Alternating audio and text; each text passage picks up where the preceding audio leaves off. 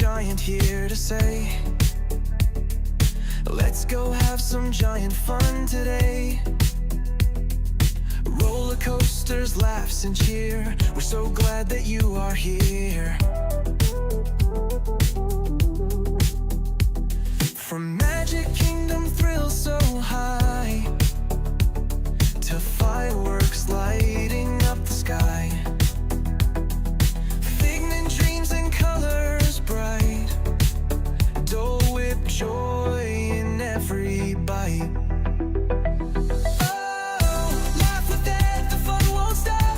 Haunted mansions, wild, we jump and hop.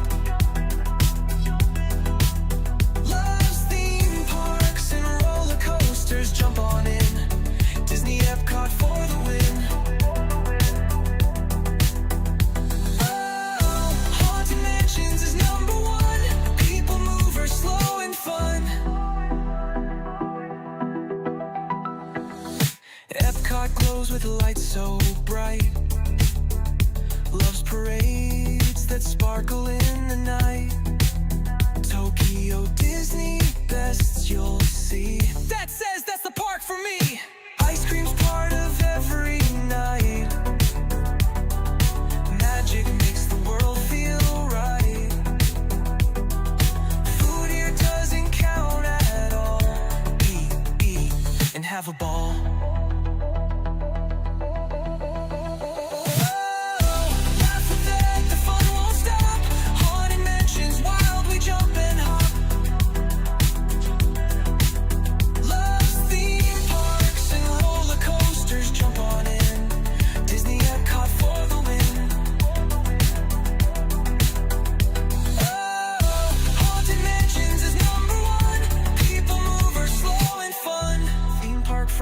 Every place,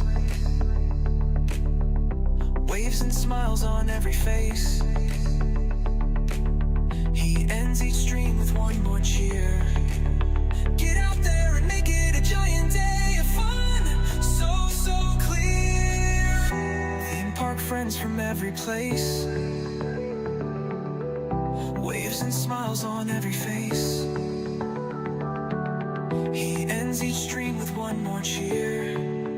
Get out there and make it a giant day of fun.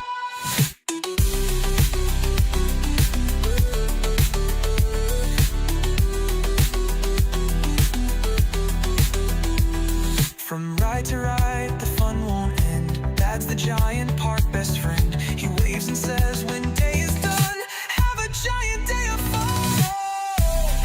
Mansions is #1. People mover, slow and fun.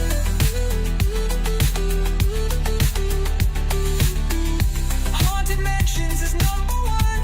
People mover, slow and fun. Wave and smile, the stream's begun. Ride the coasters, laugh and run.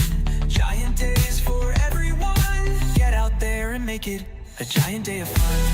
I'm Ted, the theme park giant, saying get out there and make it a giant day of fun.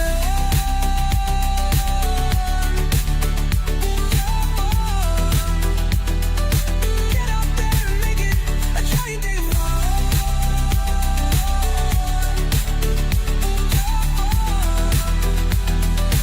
Get out there and make it a giant day of fun.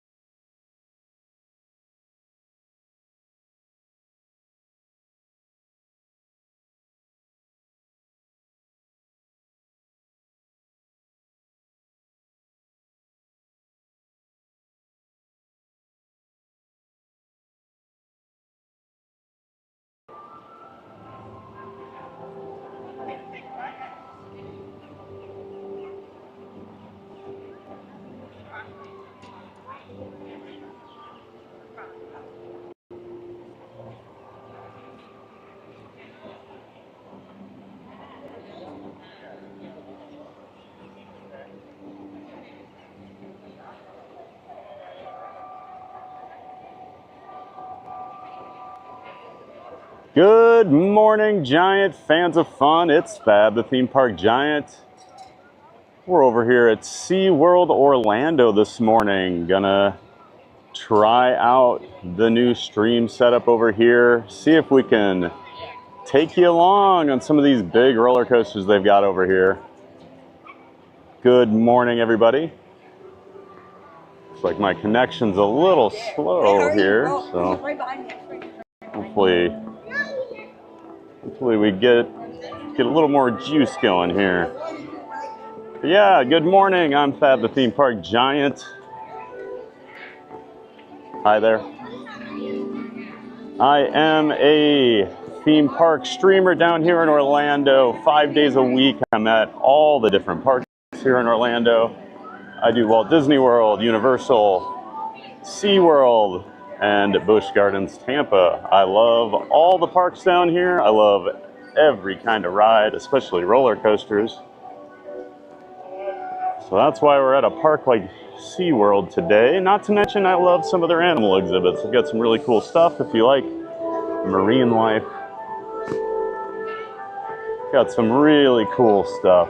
So we'll be checking a lot of it out today.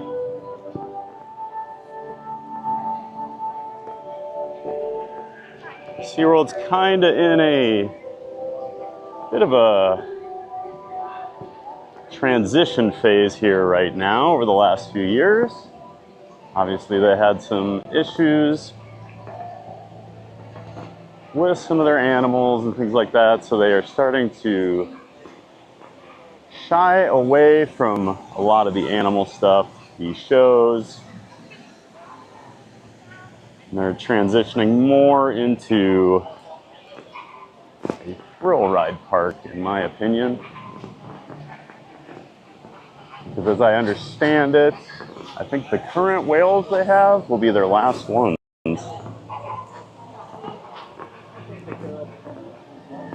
I could be wrong on that, but I thought that was the case when I did a penguin tour about a year and a half ago over here. They were talking about some of the changes that'll be happening. And as we walk into the park, one of the first things you are met with is Manta. Manta is their B&M flying coaster. B&M meaning Bollinger and Mabillard, a Swiss coaster company. Get used to hearing B&M today because SeaWorld has a lot of B&M coasters. The Busch and SeaWorld parks are big fans of B&M, so they have built a lot of B&Ms at their parks over the years. Manta, a very cool ride type, a flying coaster, as you can see here. Doesn't seem to be running right now. I haven't seen it go by. But as you can see here, you actually hang under the track and fly like Superman. So you'll get raised up into you start in a seated position in the station and you get raised up into a flying position before you exit the station. It's a really cool mechanic. We'll check that out later. And then this is just a really cool visual here when it flies over the water. As you can see, they've got all these fountains in here, so it does spray water out. Makes it look like a splash effect as you go by. Like I said, I have yet to see Manta run this morning, so I'm not sure if it's having some issues or what today. Oh, there it goes. Must just be slow load times. I would always be prepared to wait when you come to SeaWorld or Busch Gardens. I would not say that they have the best ride operations typically.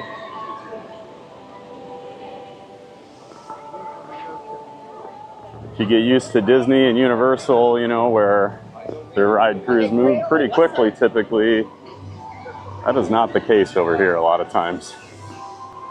So we'll hang out here so we can see Manta come by. And you'll get to see one of the cool barrel rolls that it does. Checking out chat here real quick. Looks like I I don't get to see everything that happened in chat before I go live, so I may miss some people. There's the flyby. And the final barrel roll before the ride ends. Manta is a really fun ride. The first inversion is probably one of the most intense inversions I've ever been on. And I'm talking anywhere. It is really not expected, but it's called a pretzel loop. And it's just interesting because it pulls massive G's, but with the way you fly on this ride and hang onto the track, you actually enter, we'll see it as we get over here, but you enter the pretzel loop upside down at the top, and then as you come down, you're on your back facing up at the sky. So it's just kind of a different feeling, but it is really intense. And they have this really cool entrance sign for the ride. Oh wow, they're already saying 45 minutes for Manta. I don't know, it's not that busy yet. I will likely get my, so I have a platinum pass over here. When you have a platinum pass, you get one free quick queue every time you come to the park that I can cash in. So I'll likely use it on Manta today. Manta is a notoriously long line. It's the first ride you come to, so everyone kind of goes here. Because it's one of the first ride you see as you're walking into the park off to the left. And then it is a pretty slow load, just the way it all has to work. The flying coasters are definitely not the most efficient rides on Earth, but they are fun. So here you can see more of that pretzel loop. I want to actually get to see it in action here. We got a train going up the lift hill here right above us. And they do play this.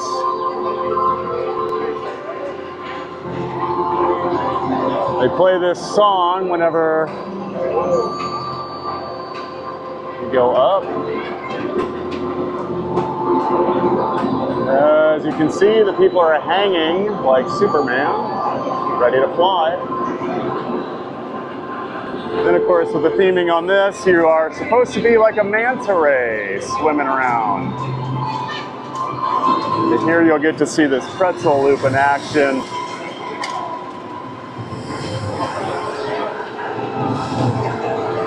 It's pretty crazy. There we go.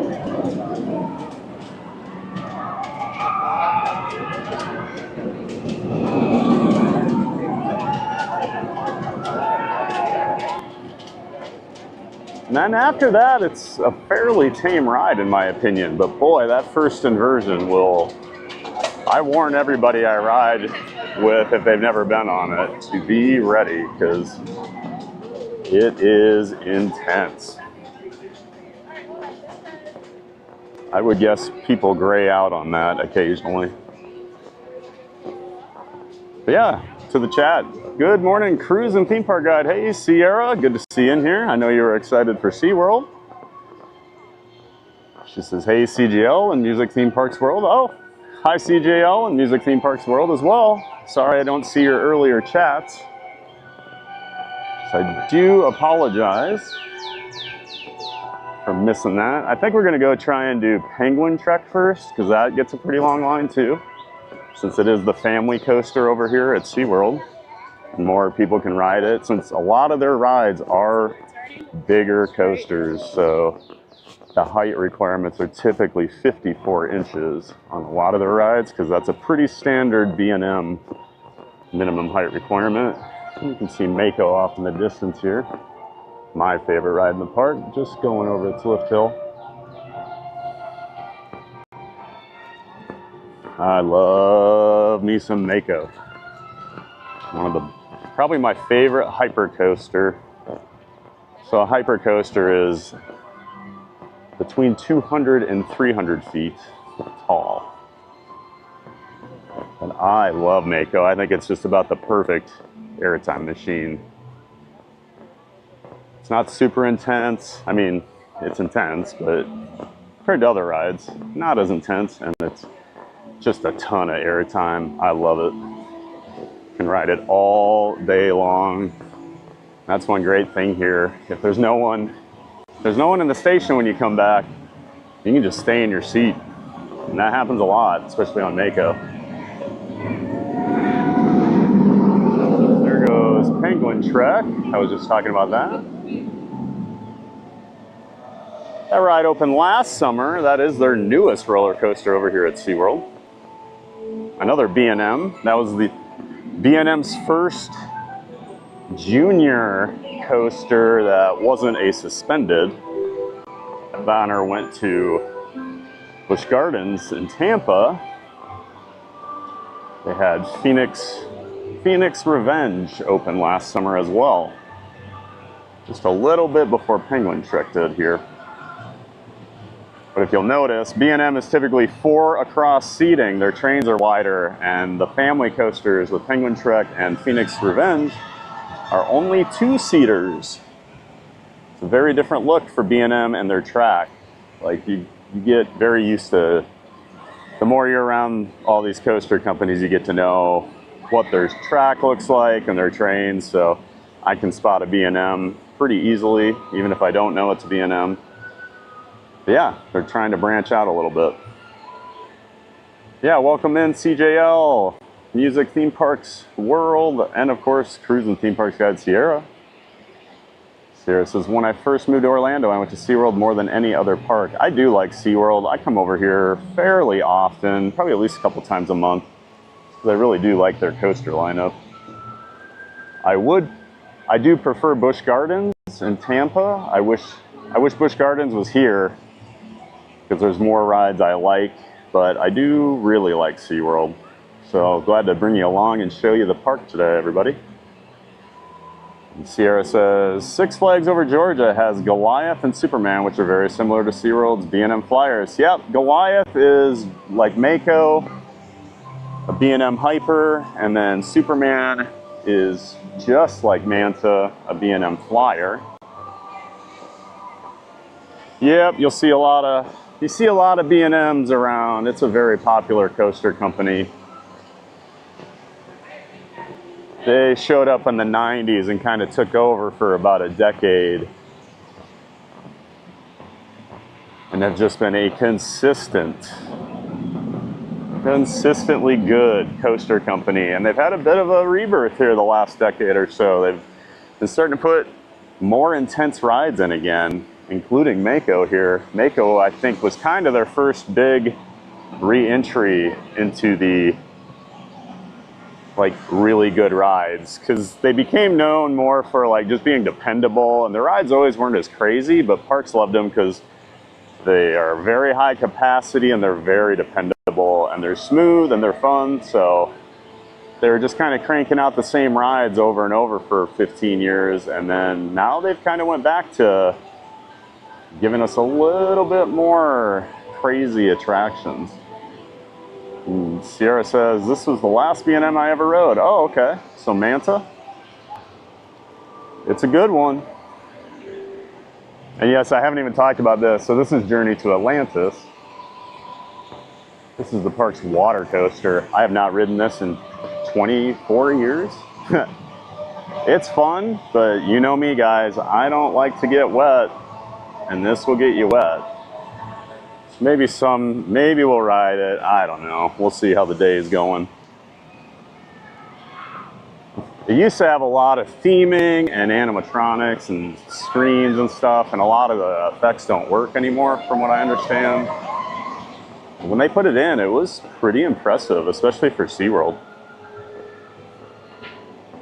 Christopher Liddell. Hey, Christopher. Good to see you, man. Been a couple weeks. Figure this park might interest you a little bit, Christopher. Got some bigger coasters over here, and I know you're a coaster guy, so welcome back, Christopher. Good to see you. Hope you're ready for a giant day of fun. We're gonna be trying out my streaming setup to see if I can take this guy, that's my Action 4 camera, on the rides and continue to stream. So fingers crossed it all works out. I think it works. Tested it out, but only at home basically. So I do have to grab a locker here. I am going to have to switch up my cameras and things, so just be patient today. It's gonna be a lot of moving parts going on with the setup, but to be able to bring you the rides, we'll have to do a little bit of flipping around here. And right now we're just waiting in line for a locker. Christopher says, yes, it's coaster time.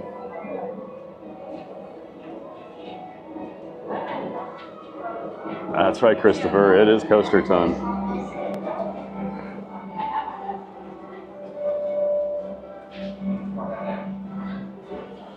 This is the only time I've ever seen a line over here to get a locker.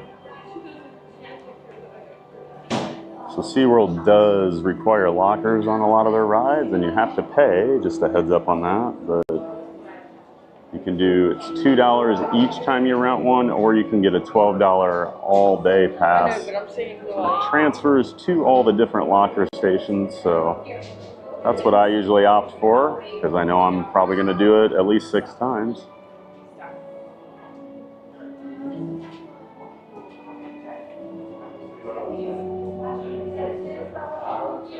And once we get this all set up, we'll be good to go.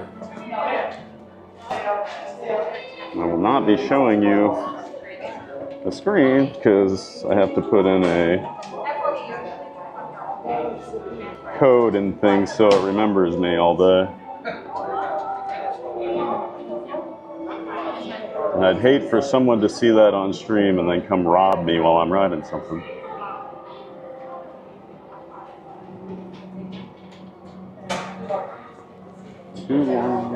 Okay.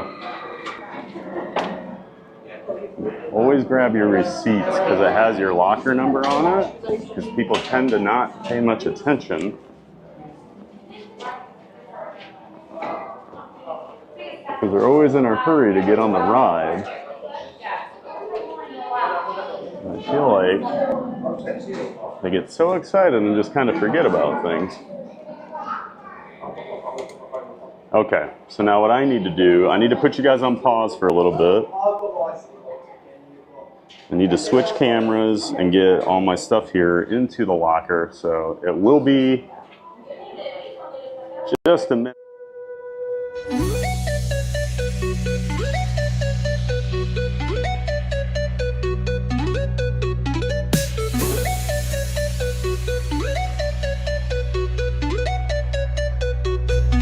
Just wait for a minute, don't you go. Theme park giant will return, you know. Magic's here, it won't fade. Back real soon, just keep the faith.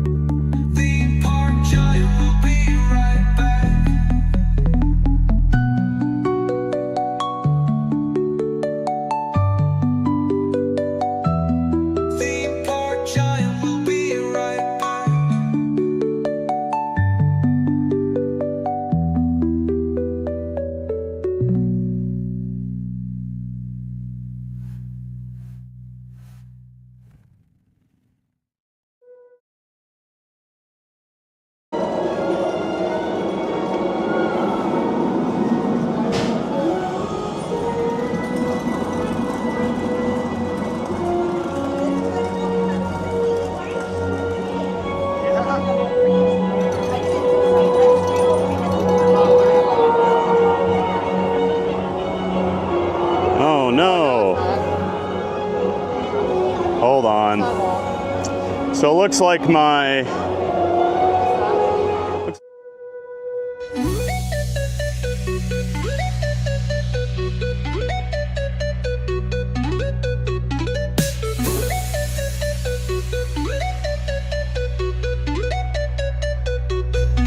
Just wait for a minute, don't you go. Theme park giant will return, you know. Magic's here, it won't fade. Back real soon, just keep the faith. But hold on tight, gotta step away.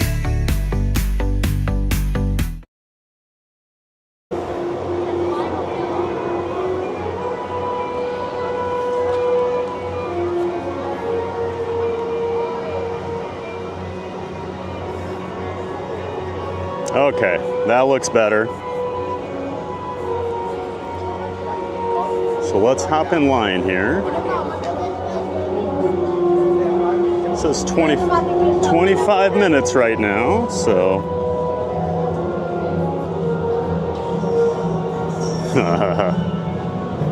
Good morning, JB and Lincoln. Yes, this is going great. This is what happens when you test out new tech setups at the park in real time, JB.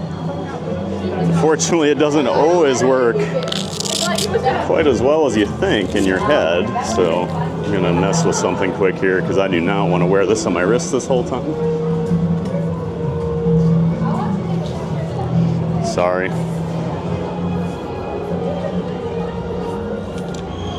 Oh my gosh. All right.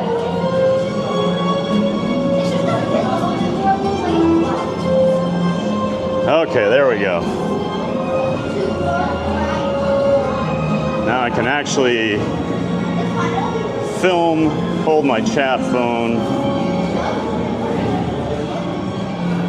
hopefully be good to go here. And I just realized I didn't take my hat off. Oh boy.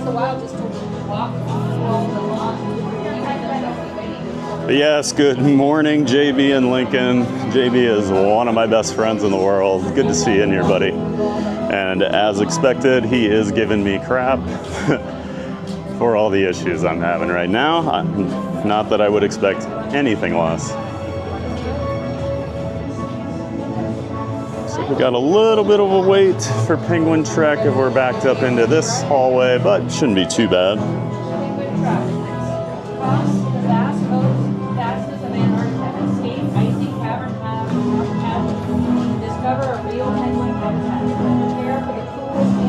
Sierra says right side up now. That's right, Sierra. We got it figured out. So with the Action 4, when I turn it on, because I had it on my wrist and it was like pointing, I had it upside down basically. So the first orientation it sees is how Moblin, my streaming app, decides that's the orientation it's going to be. So the only way to fix that is to turn it off and make sure it's right side up when I first turn it on and bring it into the streaming app.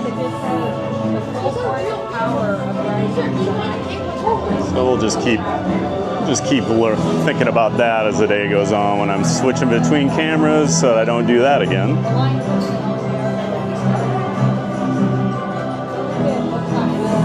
Good morning, love pugs. Hello, everyone from California. Good morning and happy Wednesday. Well, good morning, love pugs. Great to see you. Always good to see you out there in California. Thanks, as always, for stopping in and saying hello.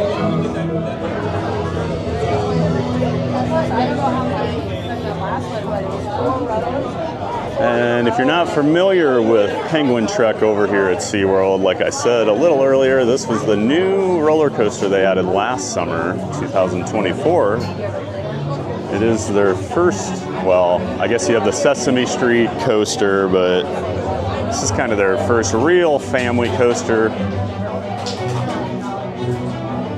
It's themed to an Arctic expedition on snowmobiles where you're going out checking on the penguins. They have a little bit of theming here at the start, and then it is a double launch coaster. To me, it is basically SeaWorld's version of Slinky Dog Dash over at Hollywood Studios. So if you're familiar with that ride, I would say this ride is very comparable. A little more intense of a launch, but for the most part, pretty similar rides. Although I do find this to be a little rough sometimes for whatever reason. It's a little bumpy. Yeah, so in here is this is like the base camp for the expedition. So I just have a lot of info on the penguins and everything. And of course, when we're done riding, you get to go see the penguins. There's a whole walkthrough area. Very cool, and you can actually do guided tours where you get to go in and meet the penguins and pet them. I've done that before. Very cool, and I did put a video out. I did that like December of 2023, I believe. So yeah, if you go check out my channel and look for SeaWorld and penguins, you will find the video and you can check it out. But I would say that tour was well worth the time and money.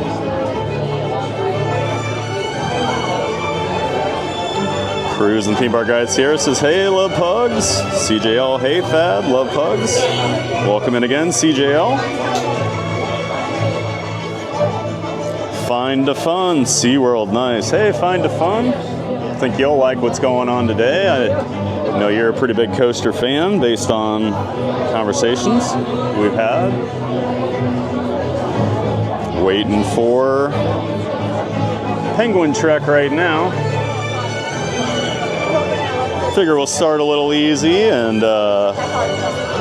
start doing some more intense rides as the day goes on, but Penguin Trek's line always gets so long, so if I'm gonna do it, I always do it right away. Manta and Penguin Trek are usually pretty long lines most of the day, and they get hit earlier in the morning. And then you also have Pipeline is their stand-up coaster. It's B&M. It's the only launch stand-up coaster in the world. But that was new in 2023, shortly after I moved down here. And that one can get a decent line just because for whatever reason that one takes forever to load people onto. There's something weird with those restraints. I've never quite figured out what it is, but it should be a pretty easy load. There's no seat belts or anything, you just pull it down, but it always seems like they have a lot of issues.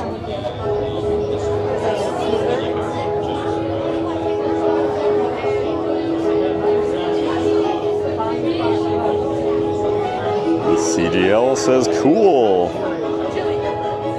Cruise and Theme Park Guide says, hey, Find a Fun. Yep, welcome in everybody. Happy Wednesday. It's hump day.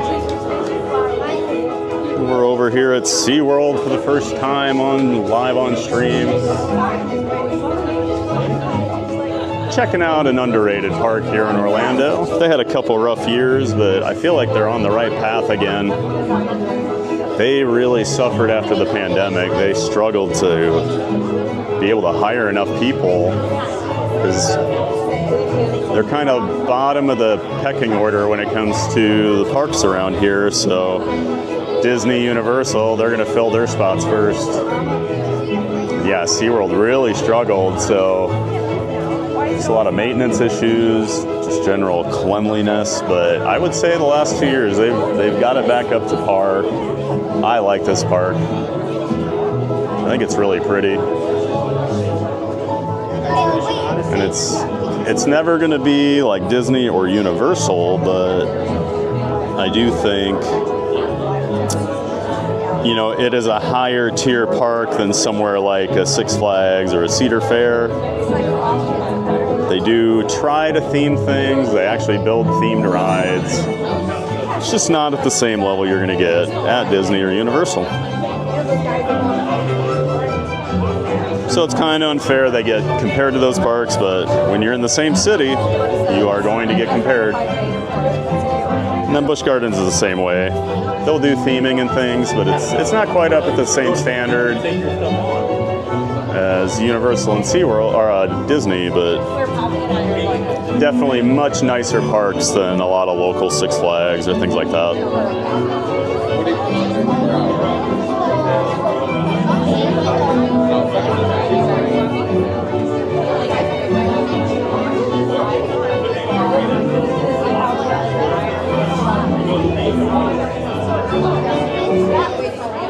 Attention researchers, in an effort to reduce your wait time, all backpacks, string backpacks, purses, crossbodies, and other large bags must be placed in a locker outside. Once again, backpacks, string backpacks, purses, crossbodies, and other large bags must be placed in a locker outside. The only bags permitted at Penguin Trip are fanny packs and waist packs and must be worn around the waist while riding. Additionally, all loose articles such as hats, phones, keys, and wallets must be placed in the unsecured storage bins. Please make sure you have all your loose articles ready to put in the bin before you enter the train. Once again, make sure all loose articles are ready to be put in the bin before you enter the train in an effort to reduce your wait time. Thank you.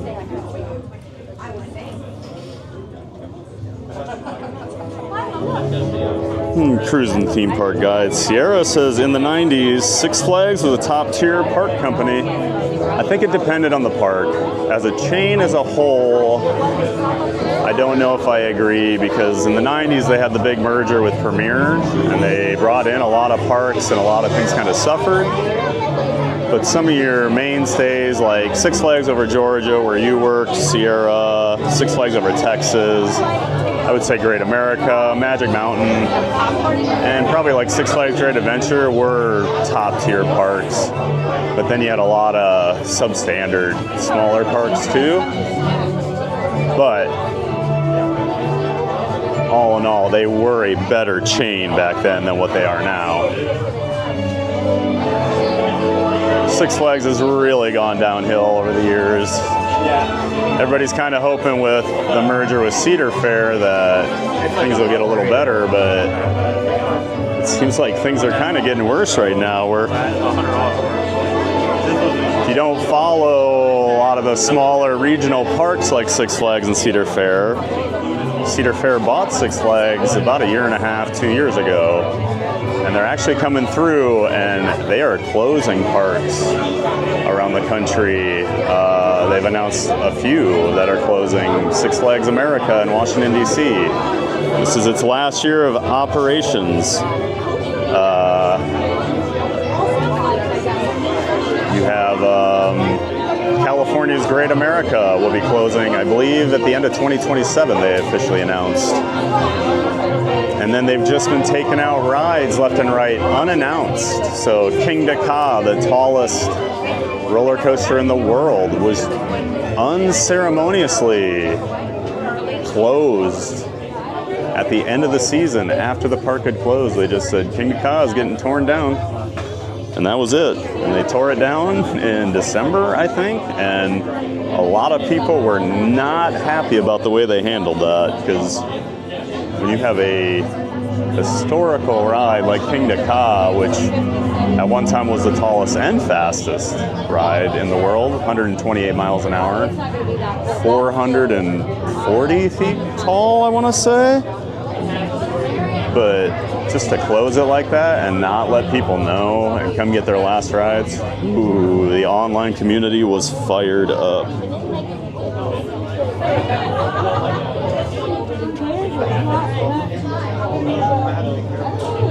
And Sierra says, I certainly am referencing the pre-Premier merger. Yep. Yeah, I figured probably, because I feel like that Premier merger is when things really started to go downhill. They added so many parks under their umbrella. I just think it's hard to keep that many parks up and running at a decent level. So Christopher Liddell says, closing parks and killing rides. That's right, Christopher. It is sad right now. We're all worried, you know, there's still rumors that there's more cuts coming. And it's like, well, what are we going to lose? Which rides? Which parks? I've still never been out to California's Great America, so that to me is a big loss. I need to get out there.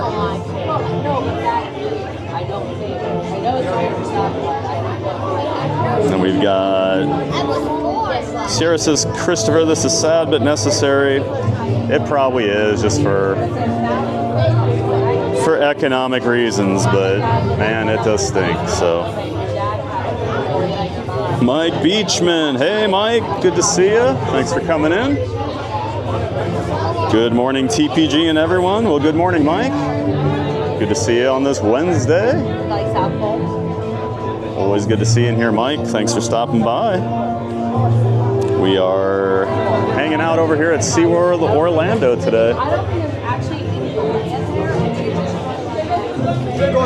Checking out a new park on the stream, at least. I've been here a lot, but never streamed it. So I want to take you guys on some big coasters today. You know TPG likes his coasters.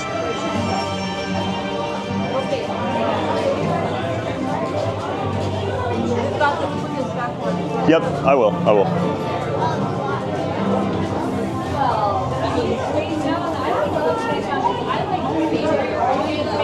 The employee was just reminding me I need to have the camera on my wrist when I ride, so it's easier to hold one in line instead of having to hold my arm up the entire time. Benny Rodriguez, what's happening TPG? Hey Benny, good to see you, man. You're gonna enjoy today. We got some coasters on the docket. So here we go into the station. You can see the B&M family train. There's the other one coming into the station after its ride. And Stephen Hawk says, hi, we're behind you. Well, hi, Stephen Hawk. Thanks for saying hello.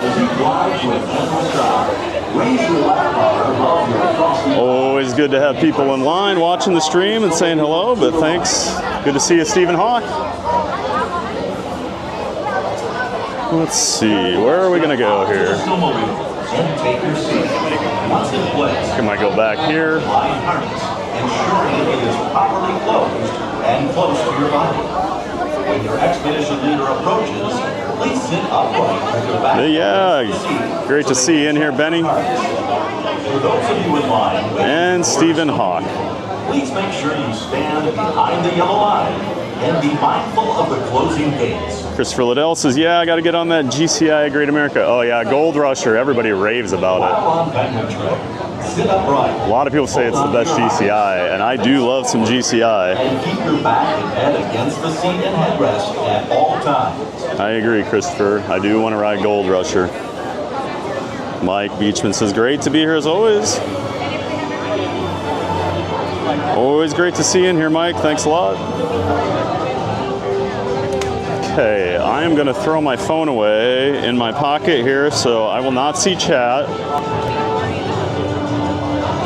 And I need to get my camera situated, so check you guys all out later, chat. Please sit, stand, climb, or hang on any of the handrails. I hope you enjoy Penguin Trek. Excuse me while I get the wrist strap situated here. All right.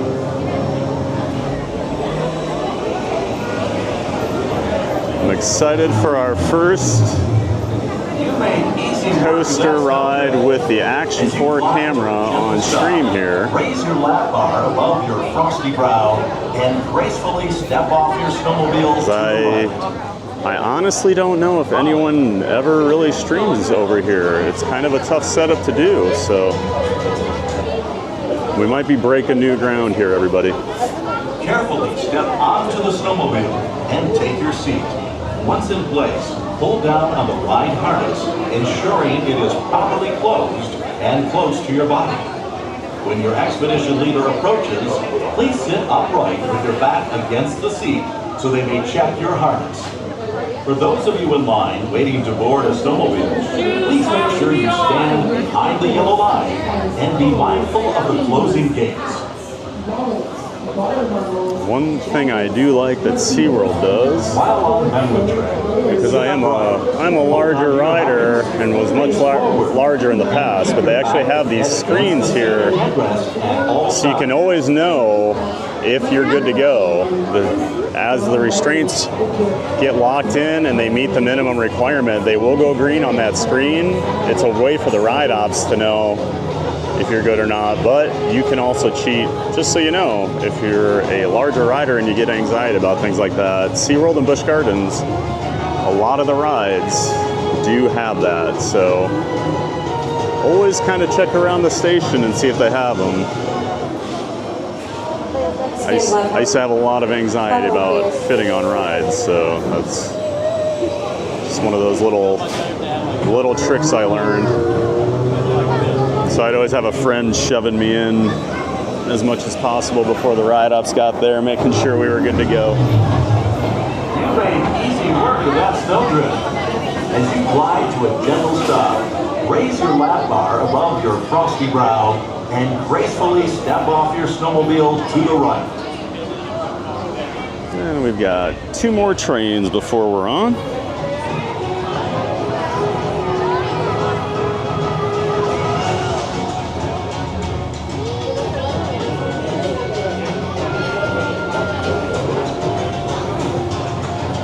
I did. Part of the reason I waited to come to SeaWorld, I was waiting on these zipped cargo shorts to show up. I didn't have any. Attention researchers. Since I do the bags must be worn around the waist. Since I carry 3 phones for my cell connection to be as good as possible, I can't take them on the rides, or I wouldn't want to without having zipped pockets, so I have to carry 3 phones around in my pockets. It's a lot of fun. Once again, researchers, as a friendly reminder, all fanny packs and waist packs must be worn around the waist while riding. If you're unable to wear your bag, it must be placed in a locker outside.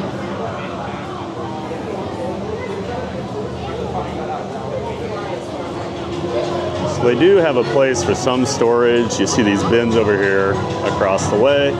You can put your hat, your phone, your keys, stuff like that, but if you have a bag, they do require you get a locker for it, and they're pretty strict about that.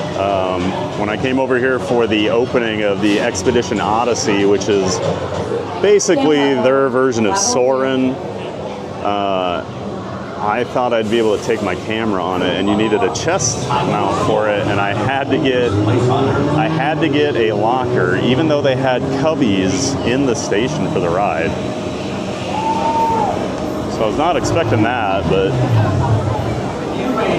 all right, we're next. As you glide to a gentle stop, raise your lap bar above your frosty brow and gracefully step off your snowmobile to the right.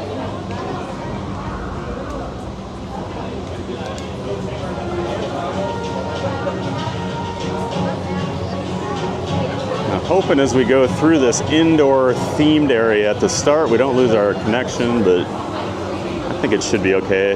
We've been okay in here the whole time. Step onto the snowmobile and take your seat. Once in place, hold down on the ride harness. Throw the TPG hat over here. Closed and close to your body.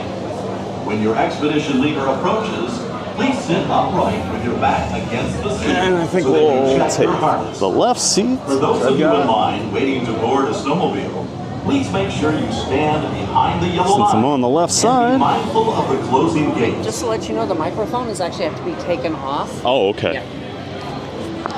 While on Penguin Trek, Let's take my mic off, everybody. hold on to your harness. Face forward. Sorry about that. And keep your back and Hopefully you can against the still seat hear me on headrest here. at all times. Not sure if that messed with the sound or not.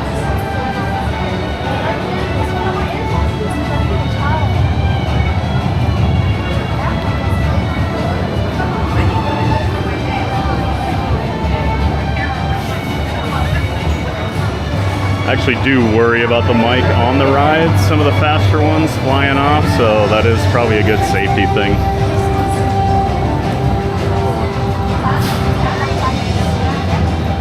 I have them I have them fall off when I'm just walking sometimes, so yeah.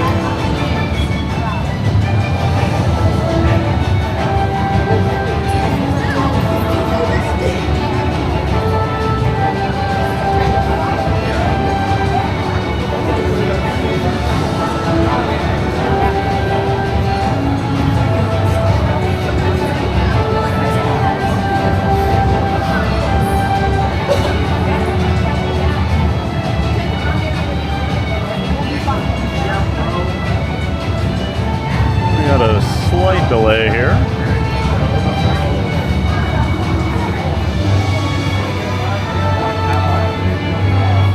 Scan platform. All right, here we go.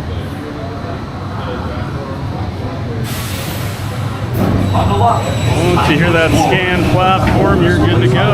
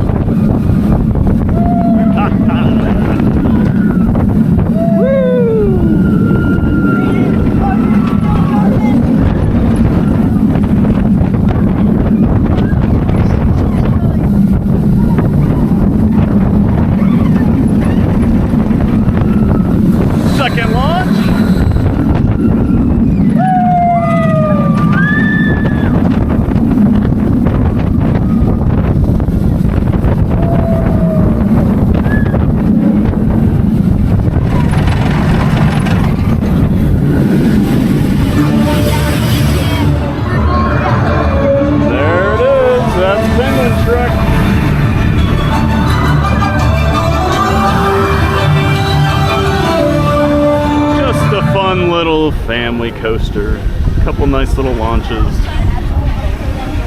Wasn't super bumpy today. That's good. This ride has some issues sometimes, especially for being newer.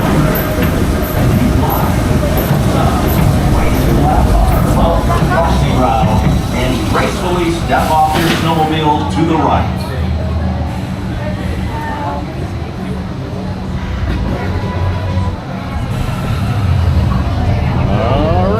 Carefully step onto the snowmobile and take your seat. Once in place, pull down on the glide harness, ensuring it is properly closed and close to your body. When your expedition leader approaches, please sit up with your back against make our way. Go see some penguins.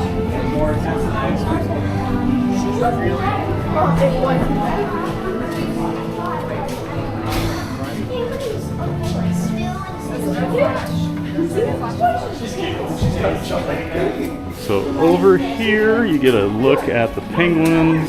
If you notice, they've got the lights toned down, so they try to mimic or give them like sunlight so they can have a sleep cycle. Yep. So sometimes you'll be in here and it's a little darker because they want their internal clocks to basically be the same as the park. You know, guys, that was a good on those things. Like, you're very naughty. Thank you so much. I'm done for the day. Hey guys, we're gonna run. Mom, you need to do one. Yeah. One annoying thing, they force you to go see the penguins, even if you don't want to. Which I think is odd, but I like seeing them. It is just really cold in here. Thank you. Well, usually they make you stay in this room. Ooh, it's so cold. Oh, God. Oh, man.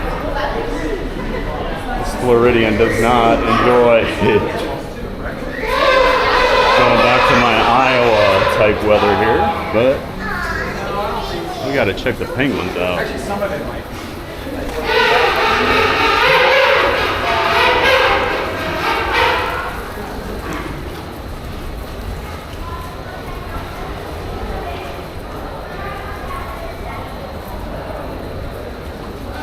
So when you do the tour, you actually come in over there in that back corner and you get to meet them. See a bunch back there.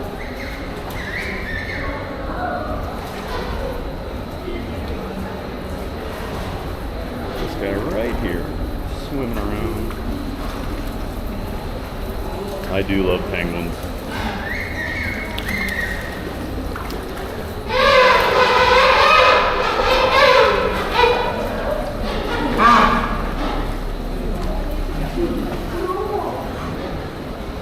Whew.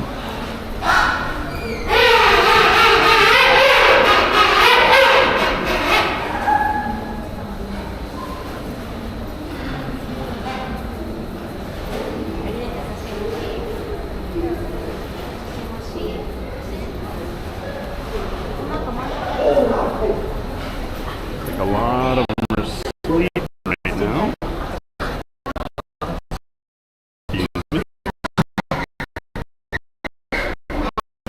Head over here.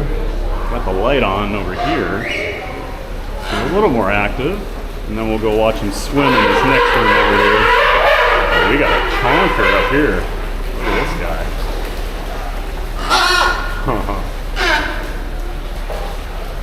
Couple big chonkers.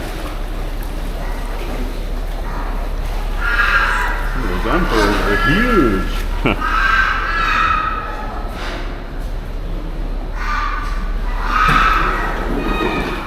Hello.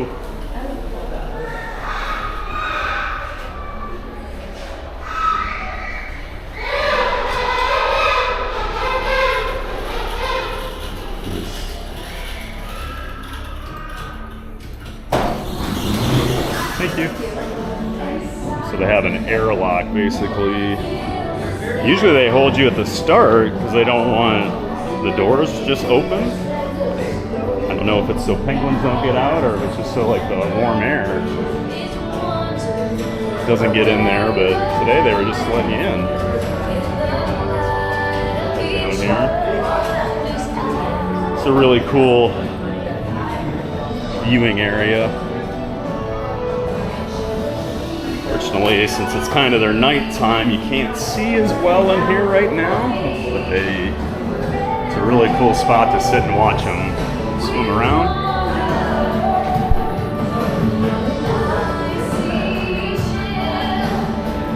Check out get back to the chat here quick.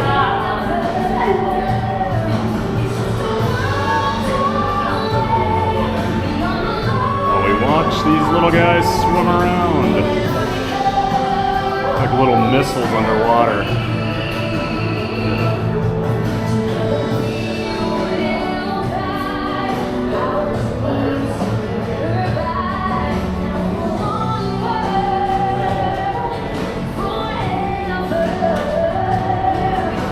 Cruise and Theme Park Guide Sierra says, the Gold Rusher at SFOG was supposed to be a surf coaster, but the re-theme was nice.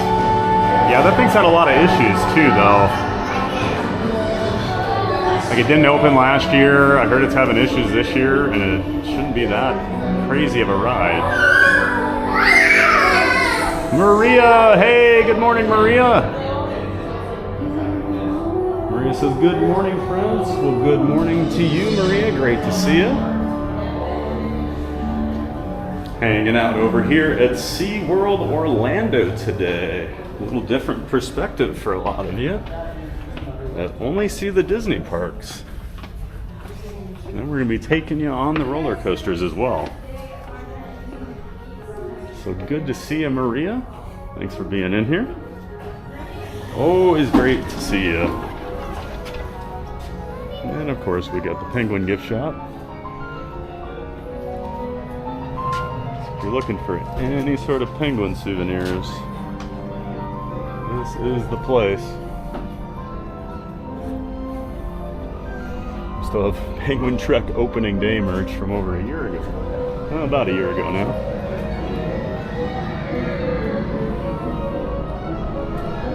A lot of penguin stuff.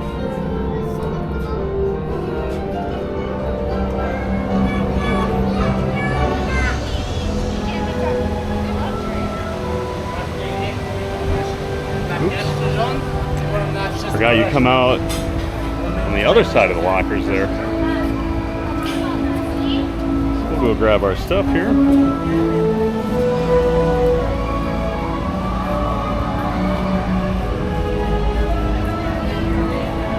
I do like the Antarctica area. It's actually pretty well themed.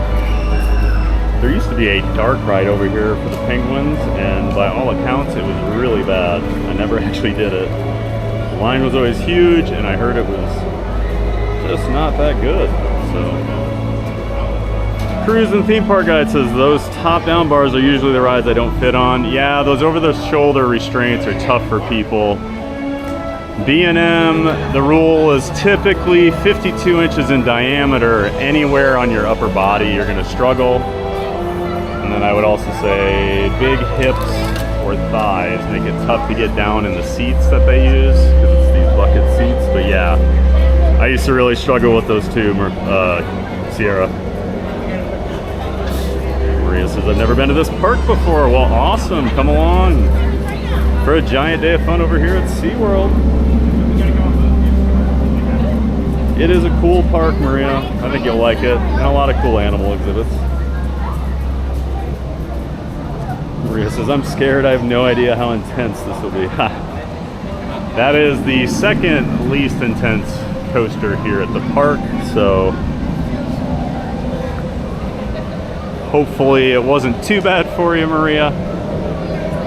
It's not quite like that scary Tower of Terror that you're going to ride next time you're down here at Disney World. And Sierra, Cruising Theme Park Guide, says, my DJI mic minis never come off. That's awesome. Yeah, if I use the magnet, they're good. I like to use the clip on my collar, so it's not as good sometimes, but I don't like wearing the mic on the middle of my shirt like some people do. I feel like it just pulls the neck of my shirt down, and I just don't like how it looks. So I always wear them on my neck. JB and Lincoln says, sound is fine on the ride, and the urge to sarcastically heckle is quite strong. Restraint is not easy for Marie. Well, you do whatever you want, JB. JB is one of my best friends, and he is a sarcastic jerk, just like I am, so I have no doubt he's going to start making comments in here. We'll see how my mods react to it, JB. We'll see. Maybe you'll get a timeout. Sierra says, sound is good. Okay, awesome. Maria says, oh, that wasn't too bad. Yeah, that's what...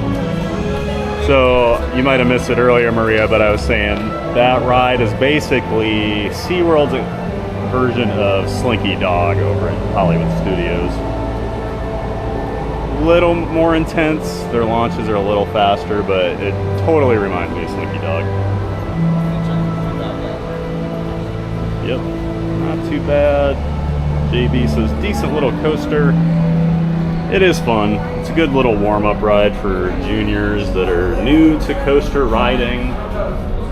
So it's a nice little step up from the Sesame Street one. And that'll kind of tell you, are you going to be a coaster fanatic or not? Depending on how you react to that when you're a kid, I guess. Okay, I am going to switch up cameras, so give me...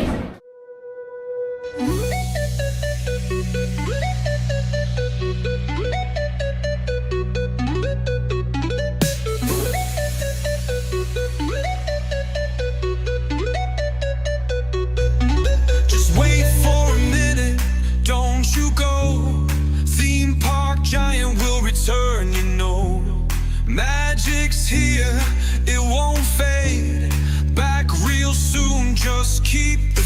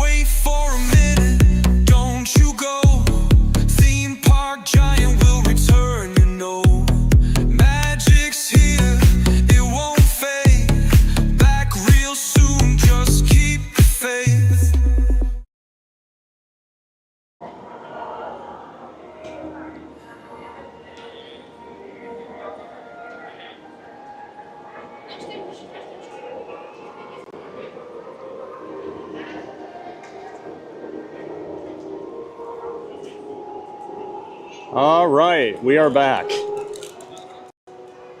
Thank you for the patience while we do all the switching around, but just makes it easier to walk around the park with this other camera. But I don't know, as the day goes on, I might actually switch and just use the Action 4 because I don't want to have to keep pausing all day. I'm sure it's annoying as a viewer. So we're going to walk through the Antarctica area here. We're not in a rush. We're not running around to all the different rides or anything, you know. We're just checking out the park. A lot of people have probably never seen it. So, like I said, I do like the Antarctica area.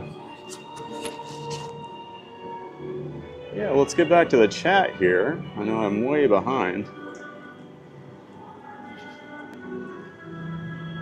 JB in Lincoln says, decent little coaster. Well, thanks for your opinion, JB. I really care. No, I'm just kidding. I know JB is a coaster expert, folks, so. Great to have you in here, JB. You know I miss you, buddy. And so here is right where Penguin Trek comes out of the show building into that first launch.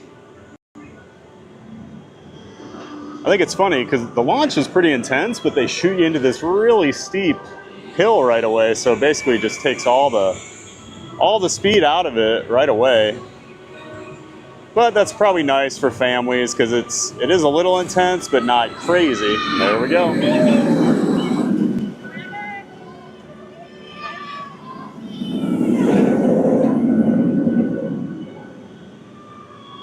Just a fun little ride. Christopher Liddell says, yes, love GCI. Texas Stingray has survived in my top 10 for a while. That is the ride nobody talks about, Christopher. I think Texas Stingray is phenomenal. And I just had a couple friends, a buddy from Australia and a buddy from St. Louis, did a Texas trip together.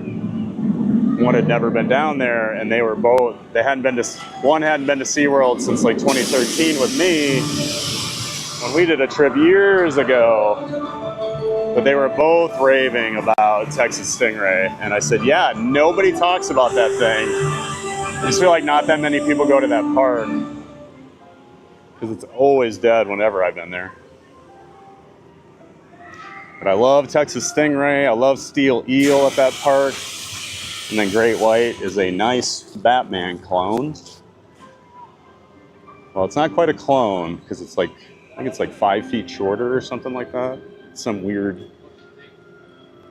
exception to the rule. I think it's just a little bit shorter, so it's not a true clone. We're gonna walk up in here to Pacific Point Preserve, go see some seals and sea lions. One of my favorite areas to come and just hang out. These guys are usually pretty fun. They're usually pretty loud, looking for fish. Didn't seem too loud this morning.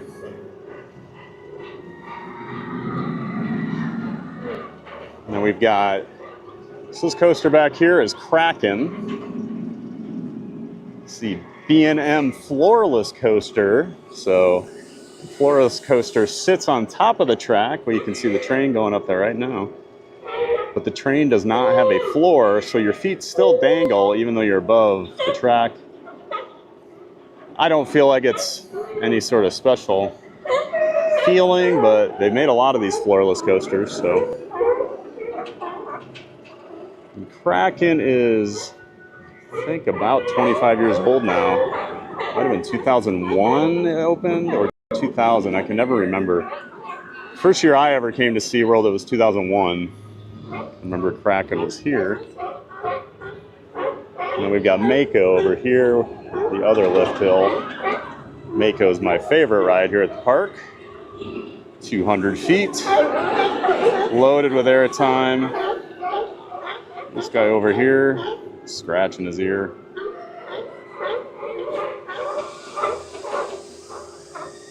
Looks like we got a mama and a baby out here, hanging out in the sun together.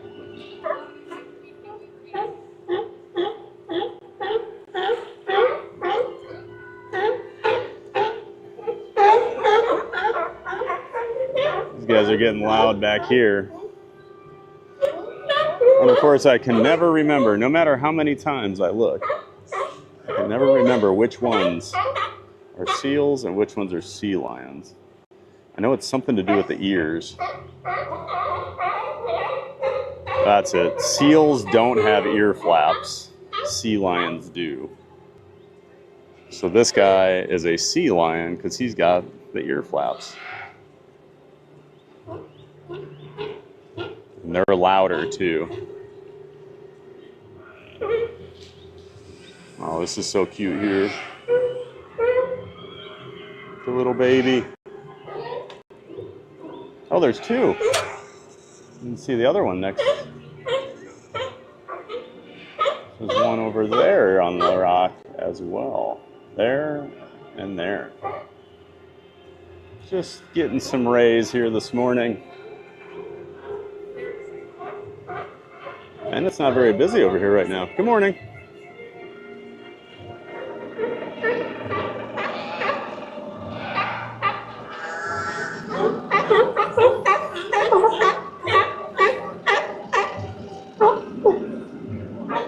Christopher says, nice coaster stream. Well, thanks, Christopher. Glad it's working. Can't wait to get on some bigger rides, especially Mako. Maria says, yeah, it was perfect. Awesome. Hoping for good connection over here just because there's not as many indoor rides. Some of the stations, I'm wondering, might be a little tough, but if Penguin Trek was okay, then we're probably good to go for the rest of the day.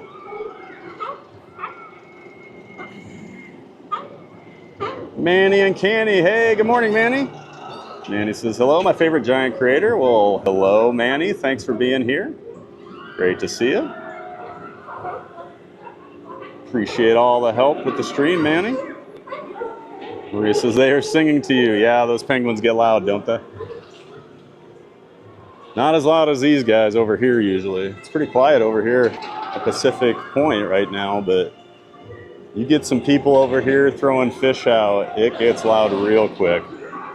And this guy's all about the vibes right now.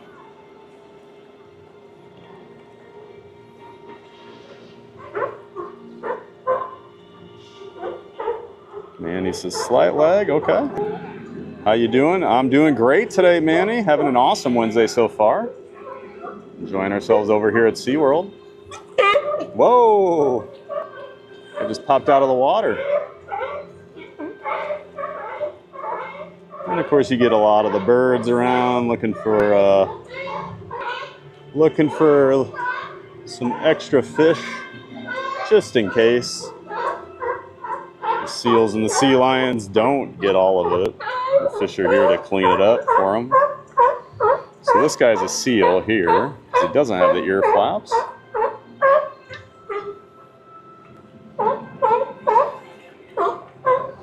And Christopher Liddell says, bro, the pause screen song is fire. Well, thank you. Huge shout out to Beach Fox Life. Got a link to his channel in the description to the stream here, but Beach Fox Life, a huge part of the streamer community. He creates custom songs for a lot of us. So he sent me my intro song, my outro song, and a couple bumper songs. One for when I'm in the Disney parks and one when I'm not. And I absolutely love them. So glad people are enjoying those. I think it adds a lot to the stream. Especially when I have to take breaks to switch cameras and things like that. It's nice to have a little bumper music going. Glad you guys like that. JB and Lincoln says the bump music is a brain worm. Absolutely, JB. Absolutely. But yes, again, huge thank you to Beach Fox Life for providing all that. About a week ago, I woke up one day and I had an email from him, and he had attached some songs and then sent me a couple more, and I was like, yes, please. Yeah, he was in my chat one day asking me very specific questions about things I liked, so I wondered if I was going to get one, and then it did show up, so. All right, let's get walking here.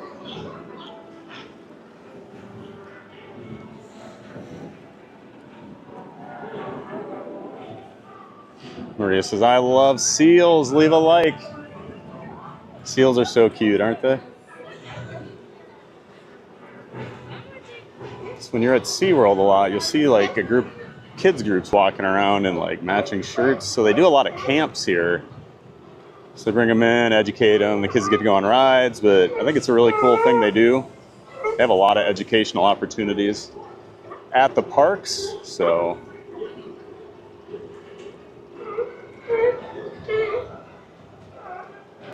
Manny Uncanny says, how's the weather there? It is absolutely gorgeous today. We've got a cold front moving in with this tropical storm or depression or whatever it's labeled that's kind of brewing out in the ocean right now. And that's causing a lot of it. But it's probably like 85 degrees right now. I mean, I couldn't ask for a better day on July 1st here. It's usually so hot, you know. And the last couple weeks were pretty brutal, but these last 4 or 5 days, we have had some of the nicest weather I've seen in Orlando in the summer since I moved down here a couple years ago. And we got Mail Media in the chat. I believe that's a new name. Hey, Mail Media. It says, hey, Thad, I didn't know you had a channel. Enjoying the content. This is Terrence from the old TPR days. Hey, Terrence. Good to hear from you. Been a while, man. Yep, I do have a YouTube channel, Theme Park Giant. I stream from the parks here in Orlando 5 days a week now. So yeah, great to see you in here, Terrence. Terrence and I did a few trips back in the old TPR, Theme Park Review days. I know we did Scandinavia together, and I'm pretty sure Texas Midwest in 2013. There's Penguin Truck again. Yeah, awesome to see you, Terrence. Great to have you. Thanks for stopping in and saying hi. Nice little surprise on this Wednesday morning. Old coaster enthusiast friend popping in.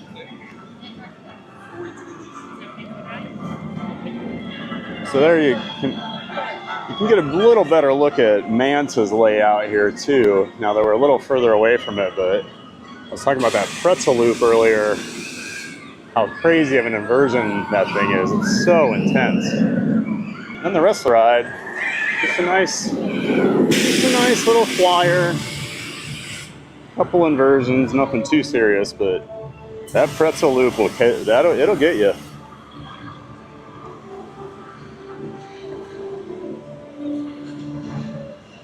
Maria says, sea lions or fins are separated in the back more like legs. Okay, good to know.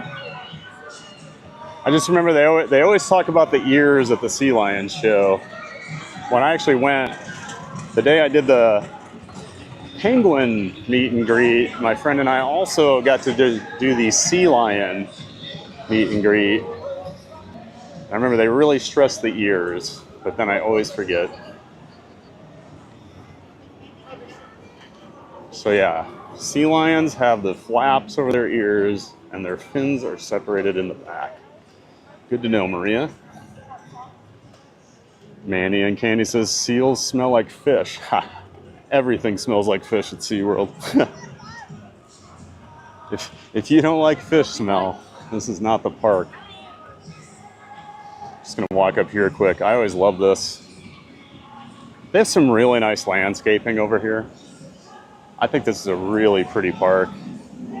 And like I mentioned, usually, well, around the pandemic, they really struggled to hire people and things are starting to go downhill, but the park is looking great again. They've been adding rides. They had a little financial trouble there for a couple years, but they seem to be back on the right track. But things were so bad for Busch and SeaWorld at one point. They had brand new rides sitting at several of their parks. And they said the pandemic was why they didn't open them, but they had liens against them, is what I'd always heard. So luckily they got out of that issue, because I do not want to lose these parks. They're both really nice down here, and then I love Busch Gardens in Williamsburg, Virginia as well. And like I've been talking to Christopher here in the chat, the San Antonio SeaWorld is really nice, has a lot of great coasters there. So yeah. Mary on the move. Hey, Mary. Good morning out there on the West Coast. Hope you're doing well. Thanks for stopping in as always. Always appreciate the help. Good morning, Thad. Had the stream on for my ride to work. Yeah, the BRB song had some good bass. Yep. That BRB one, I really like that one. Beach Fox Life knocked it out of the park. All right, I do think I am going to gamble and see if we can keep a connection here in the shark reef, because it's one of the coolest. Actually, I think it's probably my favorite animal exhibit here at the park. If you've ever seen Jaws 3D, they used this in that movie. But hopefully you've never seen it. I remember going to the theater when I was a kid with my family, and that's the only time I ever watched it, and I was terrified all day that we were going to go watch this shark movie in 3D because I'd never seen any of the Jaws, and I was a kid. And I distinctly remember the underwater tunnel scene. Yeah, great to have you in here, Mary. Thanks a lot. Glad you like that BRB song. And over here we got the Shark Encounter. Fingers crossed on our connection, everybody. If I start to see it dwindle, I might back out. So just be prepared. Because we're going underground and we're going to be underwater.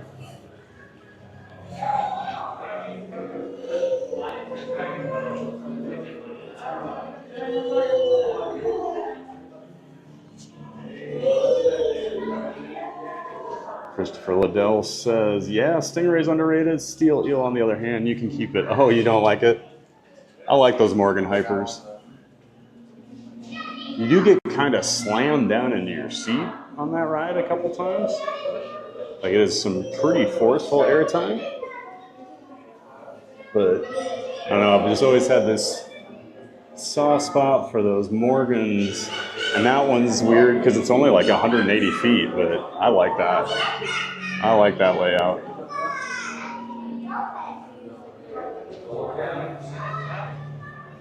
Manny Uncanny says, hello, Mary on the moon. JB and Lincoln, more weather talk. Oh yeah, JB. I thought of you this morning. I saw a TikTok. So my friend JB he chases storms for fun. He lives in the Midwest. Lincoln, Nebraska, if you couldn't guess by his username. But JB likes to chase storms and go watch tornadoes and things happen. I think he's a lunatic. And today I did see there was a TikTok where these guys had the most perfect tornado you've ever seen in your life. I thought about sending it to you, but I assume you already saw it. That would be like JB sending me a coaster clip and being like, hey, have you ever seen this? I'd be like, yeah. So I don't bother him with weather. I know he's seeing it. Yes, JB, more weather talk, my friend.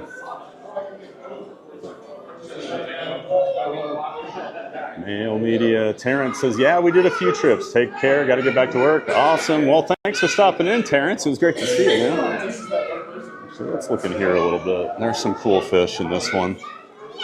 Just not on this side. Sometimes you get lobster in here. Let's see if we can find one. These guys over here. He's huge. True action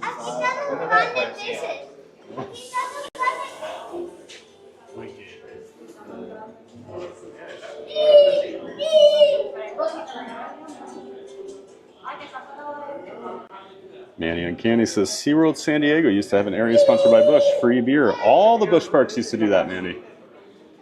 And they still bring it back occasionally I think right now, actually, I can get free beer while I'm here. I had an email a couple weeks ago, but I'm sober now, so I don't pay attention to that like I used to. But believe me, I used to go get my 2 free beers all the time. That was my dad's favorite thing about going to Busch Gardens when we were kids. So if you're old enough, Busch Gardens in Tampa used to actually have a working Anheuser-Busch factory on the premises, and you could do a tour of it, and then you would get 2 free beers at the end. So we would always do the beer factory tour so my dad could get the beer. That was like his reward for going there.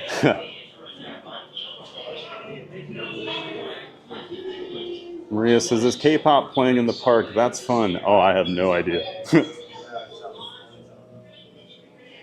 SeaWorld's the park where I always have to be careful when I would do vlogs and things, because they blast popular music in so many places and you get copyrights all over the place. So you always have to be careful where you film. So like today, I just know on the stream, I'm going to get copyrights left and right, so whatever. But if you heard some K-pop, awesome. I have no idea. Oh no. And now I wonder if we're going to lose our signal here.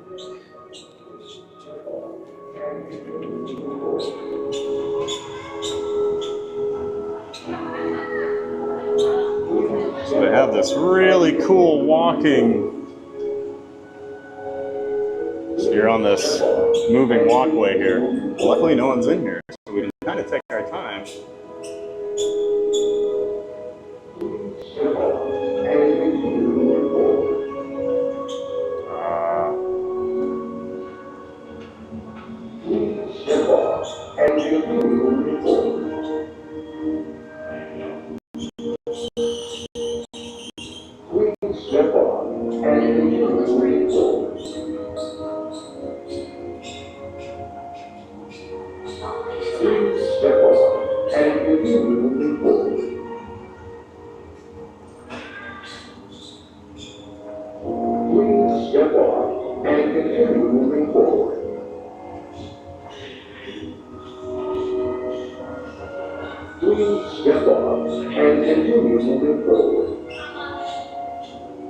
Still nobody down here by me, so we'll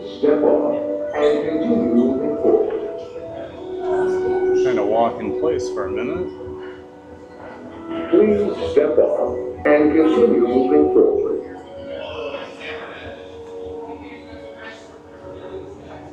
Please step off and continue moving forward. Such a cool tunnel they did. Please step off and continue moving forward.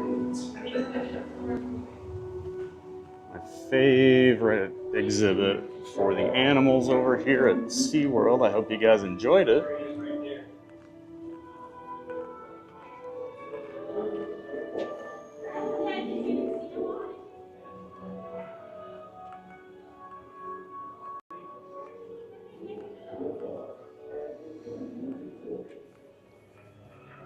Hey, hey, Lily's Life. Good to see you, Lily. Lily's a good friend of the channel. Make sure you're checking out all the great stuff she's doing on YouTube with her parents over at Lily's Life. I do have a link to her channel in the description. Lily's Life. They're in the parks on the weekends. They like to do vlogs, they'll stream. But yeah, they're always over at Walt Disney World hanging out. I've got to hang out with them quite a bit over the last month in the parks. Make sure you're checking out Lily's Life. Great channel and some great people. And when you come out here, you got some rays, some other sharks. I think tiger sharks are over here. So they've got their own little pool here.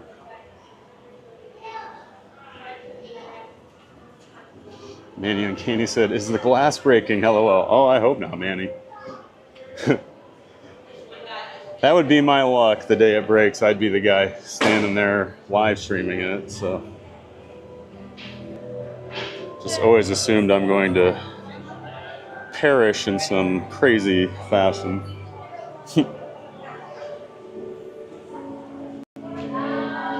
Mary on the Move says, and here we thought we had to worry about Haunted Mansion or Spaceship Earth. Apparently sharks can zap the stream too. Yeah, you gotta watch out for those sharks. They like to zap streams. So we had a couple low bit rates in there, but it looked like it held together pretty well for being underground and underwater in a probably 6-inch thick glass tunnel. And over here next to it, there is a restaurant. Never actually eaten there. SeaWorld is the park I have eaten by far the least in. Over here in the Orlando parks, I think I've literally eaten once, and it was just some pretzel bites. I was hungry, so. But they do have an all-day dining package when you come over here. A lot of people like to get. So yeah, if you're only here one day, it's pretty good value.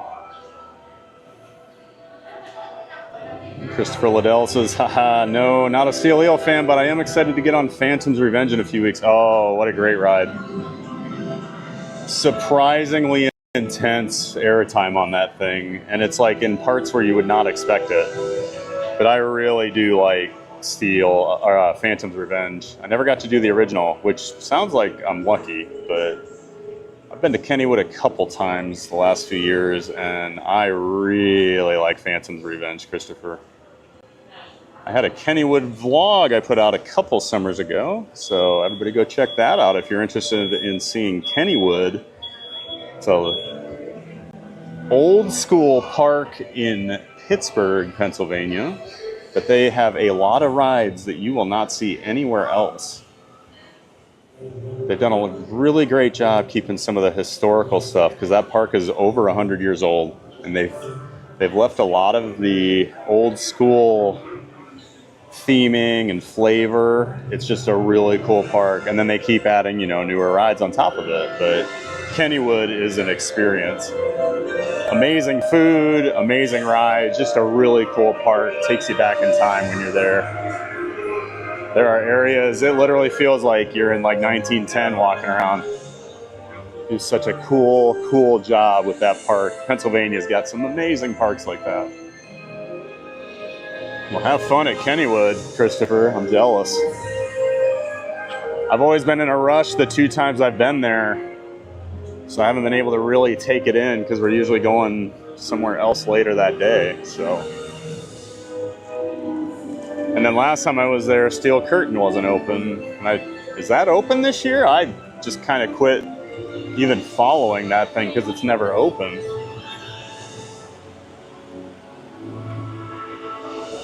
Maria says, not a drinker myself and happy there are less drunks in the parks. Yeah, it's not, you don't see too many drunk people at most of the parks. I'd say Epcot is your biggest one. And I guess I'll see it at Universal sometimes because of City Walk and things, but luckily most of the parks you don't get it too much. Now we're gonna see the ending of Mako here. Park's B&M Hyper Coaster, 200 feet tall. Airtime machine. And I love this little helix ending here on the water.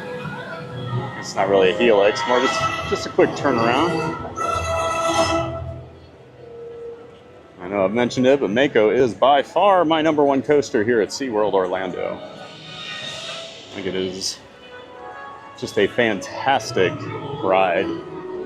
Tons and tons of airtime. Super duper smooth.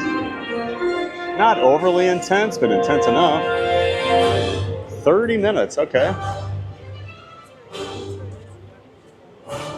We'll hop in that line here shortly. Just SeaWorld Orlando is such a crazy, the design of this park. It is not like your normal hub and spoke theme park. It just has areas that branch off. You'll just have a huge water area over here. You have to cross over on a bridge, but so as you kind of see here, So over here, that's the Orca Stadium with Icebreaker, the roller coaster sticking out over the top. This is their other stadium show, so they'll do like nighttime fireworks. They do ice skating over there during Christmas. And then we've got the Pipeline Surf Coaster in the corner there, which is, and there goes Mako. That is the B&M launched stand-up coaster I was talking about earlier. It is a pretty park, and it is huge. It is not easy just to walk from one side of this park to the other. I will tell you that much.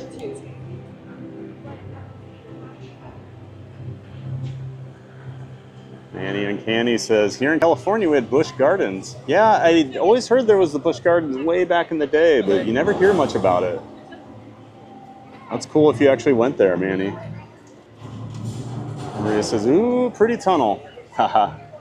That shark tunnel. What's a tunnel? That shark tunnel is pretty cool. Mary on the Move, Shark Encounter was a big deal back in the day when it opened. Oh, I can imagine, Mary. I still think it's awesome. Manny Uncanny says, definitely, Mary. Mary on the Move says, I'm in SoCal too, Manny, in the OC. Manny is in the San Gabriel Valley. Got a lot of Southern Californians in the chat. I know I like Southern Californians. They help me out a lot.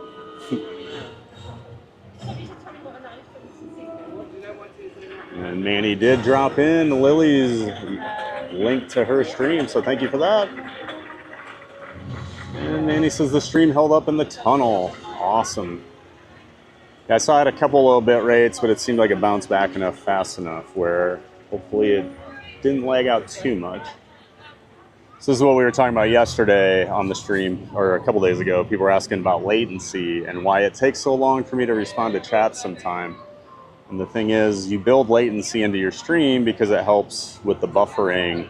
If you run into issues like that, you build this time delay essentially so that all the packets can be gathered up and still sent over, even if there is a lag. So it makes it tough to chat in real time sometimes, and especially because I take too long to get to the chat, but that's the reasoning, because we build that latency in, so when we do have a dip in our connection, it still stays pretty good. So yeah. And Christopher says, thanks. And yes, Steel Curtain is operating. Oh, awesome. That is a rarity these days. I mean, it was closed most of 2023. It was closed all of last year. I think it's been nothing but problems. And Christopher also says Mako is awesome. Yeah. Mako might be a top 10 steel ride in the world for me. I love it that much. And I love I can just come over here and ride it over and over and over usually. A lot of times I like to come here right at opening. I usually do Manta, and then I come over here and just ride this until the crowds show up. So I get like 5-6 rides in a row without even getting off. Manny Uncanny says, that is a big park. It is a huge park here. Yeah, we haven't even covered half of this park so far, walking around. Jackie, hey, welcome in, Jackie. Jackie's a friend from back in Iowa. She says, speaking of coasters, Fire Runner should be opening soon at Lost Island here in Iowa soon. Oh, I've been following the construction. I saw they were getting pretty close. And I think they were expecting a late July opening, so if you're not familiar with Jackie's referring to, Lost Island is a 3-year-old theme park that they built in Waterloo, Iowa, just before I left Iowa. I got to go there, and it is a really nice park. It is really, really well themed for being a small park in Iowa. They created their own like characters and IP. They've got theming for all the different lands. It's really nice.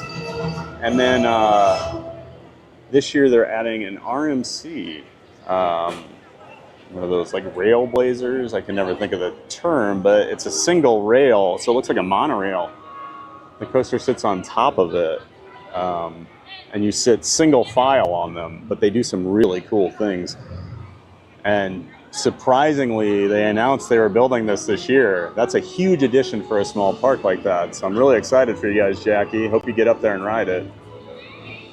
And yes, people do need to come visit Lost Island. It needs support. So Lost Island, originally they had a water park, which is an amazing water park, especially for the middle of Iowa. But it's been ranked as high as #2 in the world by USA Today. It's a really, really nice park. And then a few years ago, they announced they were going to build a theme park to go along with it. So Lost Island in Waterloo, Iowa, folks. If you're a fan of parks, you should find your way up there, because it's really nice. But it is completely empty most days. They just have not had the support like they've had for the water park. Although I did hear they are doing trams this year to take you between the parks, which I always wondered why they didn't do that. Because the parks aren't that close to each other. You can't just walk, which I thought they would have done. Manny and Canny, Dad was a beer drinker, so we went to Busch Gardens often. They had some fun rides, including People Moving Like tour throughout the brewery. Awesome, Manny. Antoine Osborne, hello, new subscriber here. Well, welcome in, Antoine. Great to see you. I'm Thad the Theme Park Giant. Over here at SeaWorld Orlando today. We're riding some coasters, we're hanging out, we're checking out some animals. Right now I'm just hanging out over here by Mako, the park's 200-foot tall E&M hyper coaster. We're gonna be riding that shortly. Just kind of catching up on chat and hanging out here. Yeah, welcome in, Antoine. Thanks so much for being here. Hope you enjoy yourself. Welcome to the Giant Fans of Fun community. Christopher says, yes, Fire Runner, so excited. It does look cool. And he says a raptor. Yes, the raptor. Thank you. All those coaster types start to run together after a while. But yes, the raptor coaster. Manny and Candy says, hello, Antoine. Thank you. Yes, thanks for coming in here, Antoine. All right, here's what I'm going to do. I got to grab a locker. I need to switch my cameras out. And I need to take a quick break as well. Since we're going to be switching out the cameras, I might as well take the time to do that right now. So, once I grab my locker over here,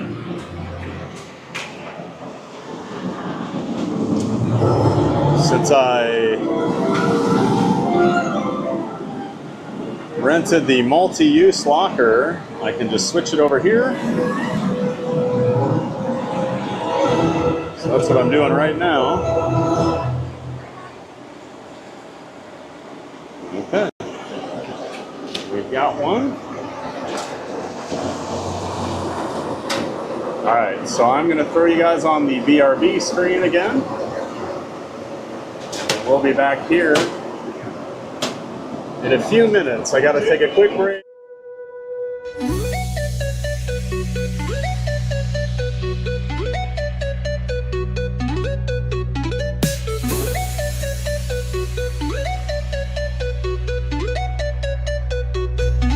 Just wait for a minute, don't you go. Theme Park Giant will return, you know. Magic's here, it won't fade. Back real soon, just keep the faith.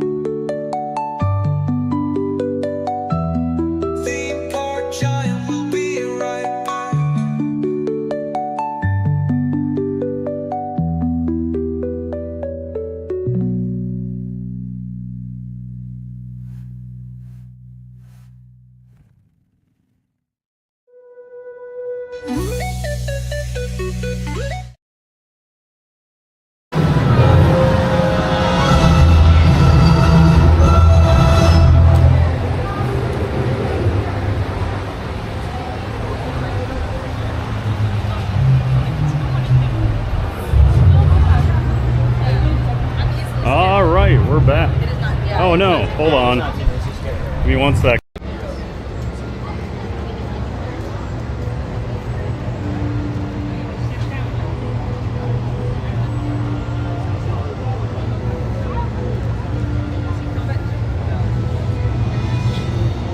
All right.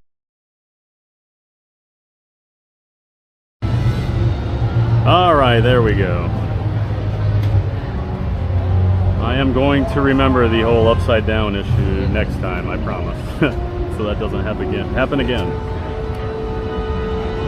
Let's go hop in the line for Mako. I saw it drop down to a 10-minute wait.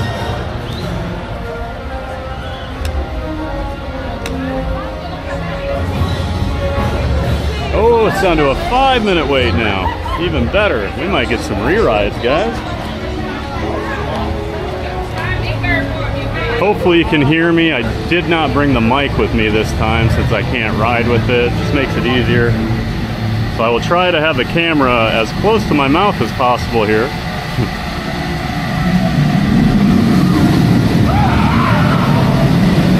Oh, we should be on Mako here pretty quickly. And then, since I am the theme park giant, I do like to talk about test seats. So, if you are a larger rider, make sure you try out this test seat. With the B&M Hypers, if you have big thighs or big hips, it can be a little tough to get back into that seat.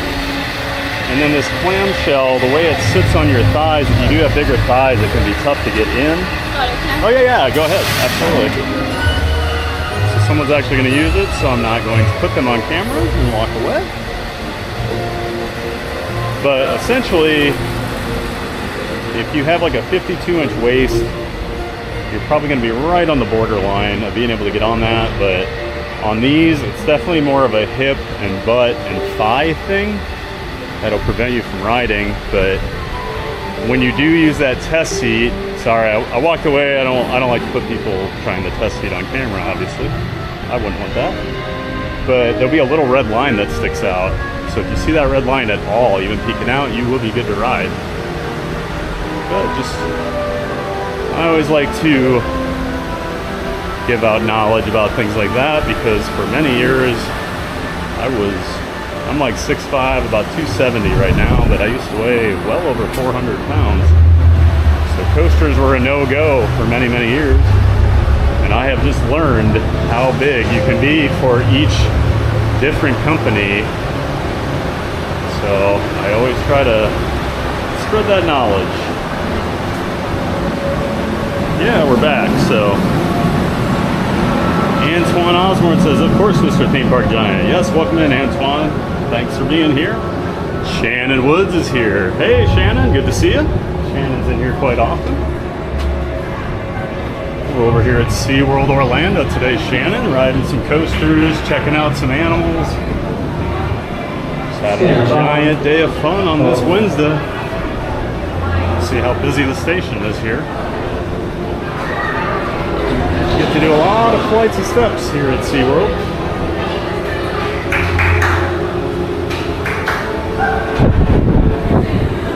Okay, first ride, we'll do a front row, because it's not that long of a wait. Stand forward. You'll get that front row POV for your first time. Spaceship Beers, hey, good morning, Spaceship Beers. Hey gang, can't chat, driving to work, listening though, hope everyone is well. Doing great, Spaceship Beers. Good morning, John.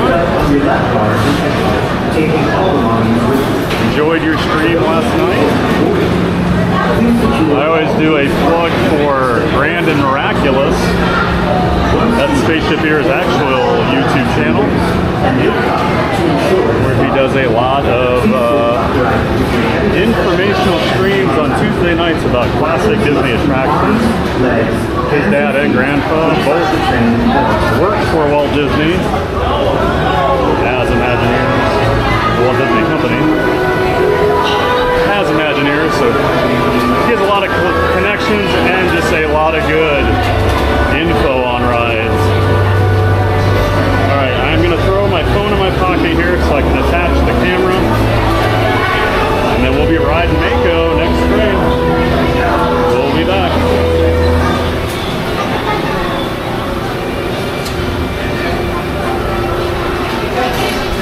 throw this on my wrist.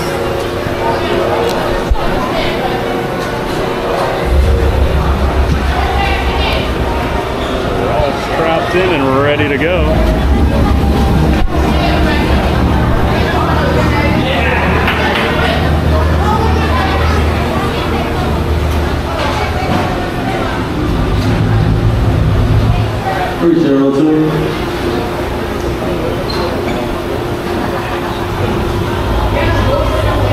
It's always unnerving because when I put my phone in my pocket, I have absolutely no idea how everything looks and sounds or if it's working. So for the next 10 minutes, nothing could be working and I won't even know.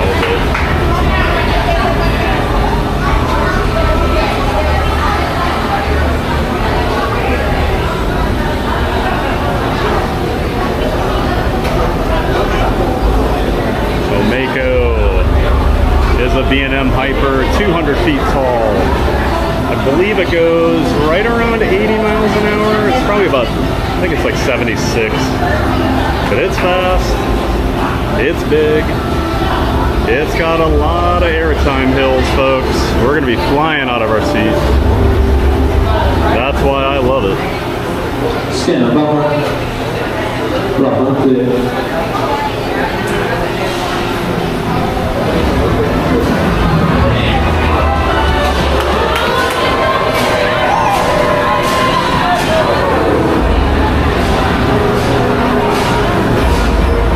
This is the one ride here at SeaWorld that has a great crew. They get these trains in and out pretty fast usually. There's days I'll be here and they're letting the trains out before the other trains even hit in the brake run, which is the mid-course run, which is crazy.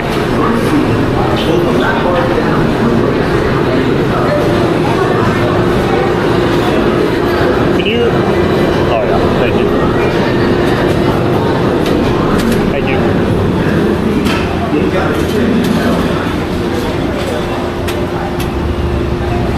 So there's that red line I was talking about. You'll see peeking out.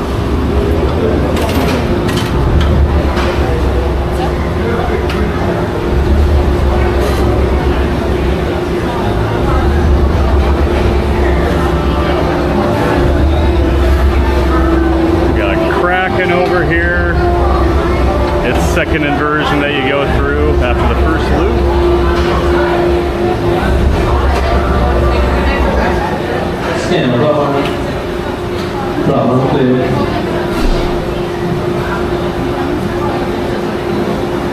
Hold on, everybody.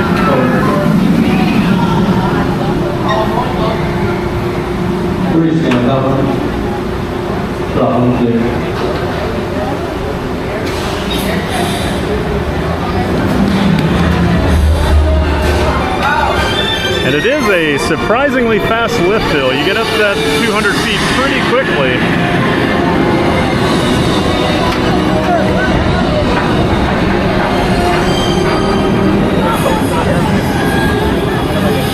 If you look around enough, you can actually see like Epic Universe over there.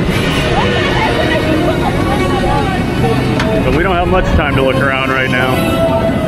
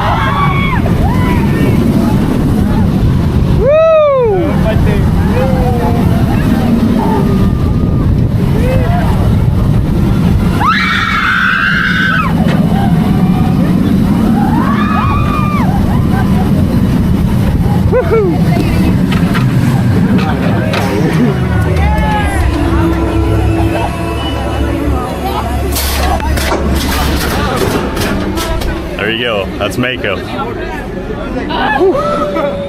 My shirt is like all messed up. My collar's blown all over. My sleeves are up around my shoulders. So good. And we should be able to hop back in line here real quick. Saw the whole back half of the train, no one was waiting for it. They usually let you re-ride. So I am going to re-ride.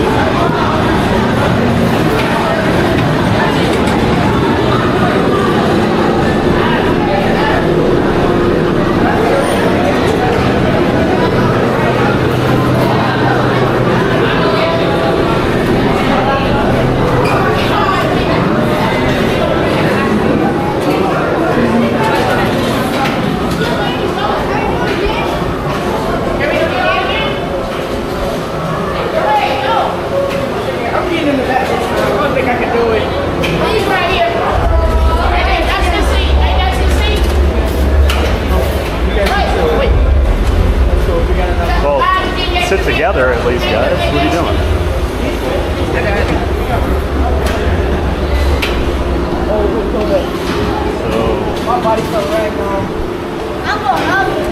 All right. So now we're in my favorite seat. At least we have 2 adults beside us.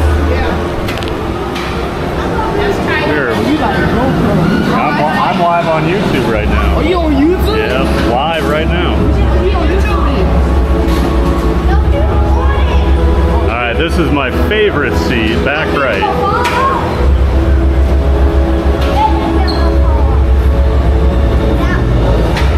That is what I love to see in the Mako station. Nobody waiting. Stand up.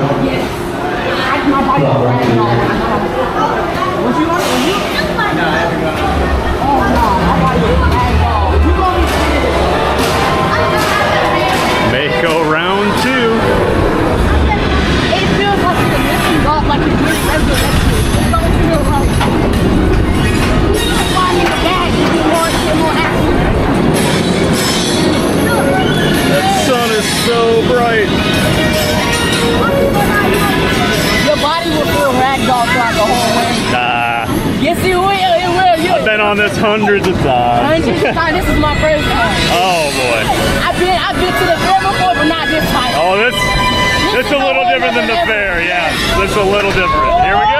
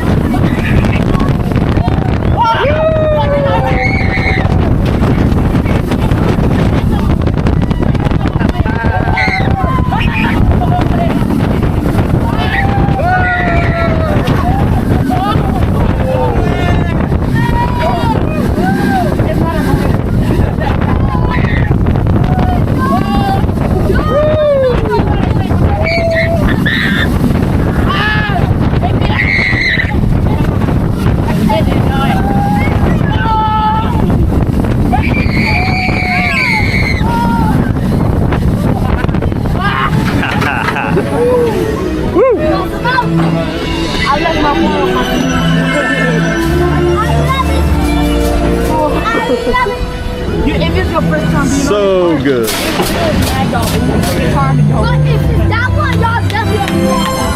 gonna try the green one. It goes all the way up to the top of this. I did. Look. It goes like this. Look, we got people waiting, so that'll end our Mako marathon.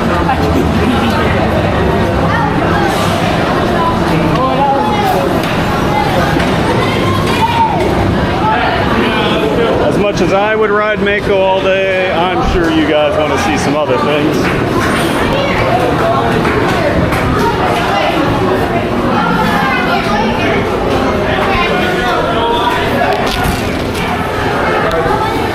Take this off my wrist quick.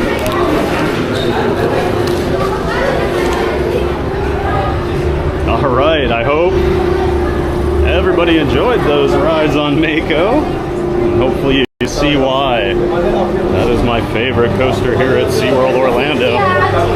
Absolute airtime machine.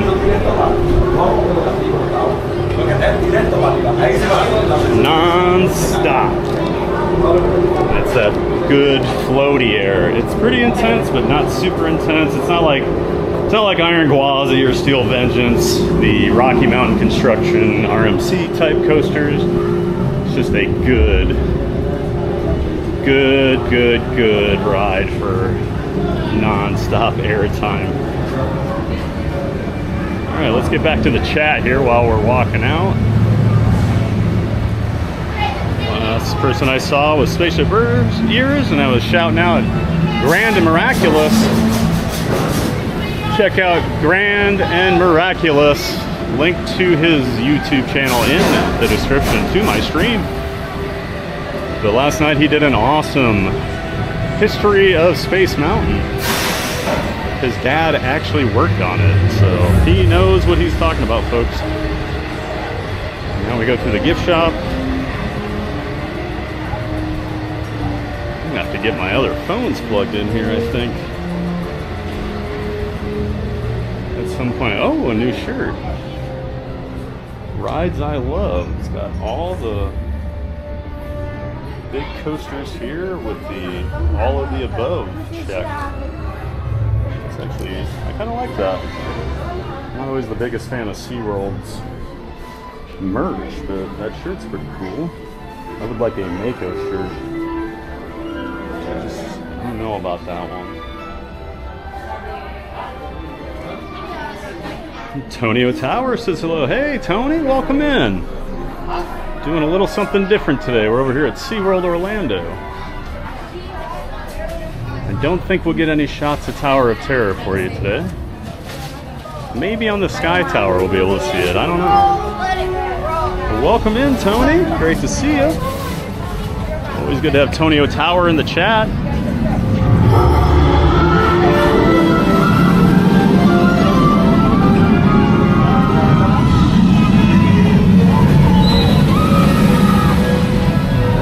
Catch up on chat here quick before we have to pause and get the other camera out and go walk around a bit. But once again, thanks for being in here, Tonio Tower. Manny and Canny with the $5 super chat. Hey Manny, thank you so much. He says quick snack fun. Well, thank you for that, Manny. Manny's been a recent addition to the mod team here. He's a giant fan of fun. But thank you so much for that $5 super chat. I will put that in the quick snack fun. Thank you so much, Manny. Hopefully everyone says thank you to Manny for that. Appreciate that so much, Manny. Thanks for that $5 super chat, bud. Tonio Tower says cheers to the snack fun. Yes, thank you, Tony. Mary on the Move says awesome. Speaking of, I didn't put the Mako thing on, did I?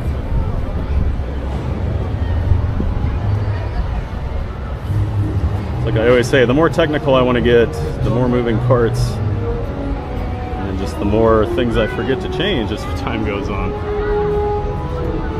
Let's see, back to the chat. Manny and Candy says, as you come in, don't forget to like and subscribe. Yes, thank you, Manny, for that reminder. He says back more like upside down. Oh, and JB and Lincoln's giving me crap too. Yes, I turned it on and it was upside down again. We got it fixed. I wish it would not do that. I wish it would know its orientation.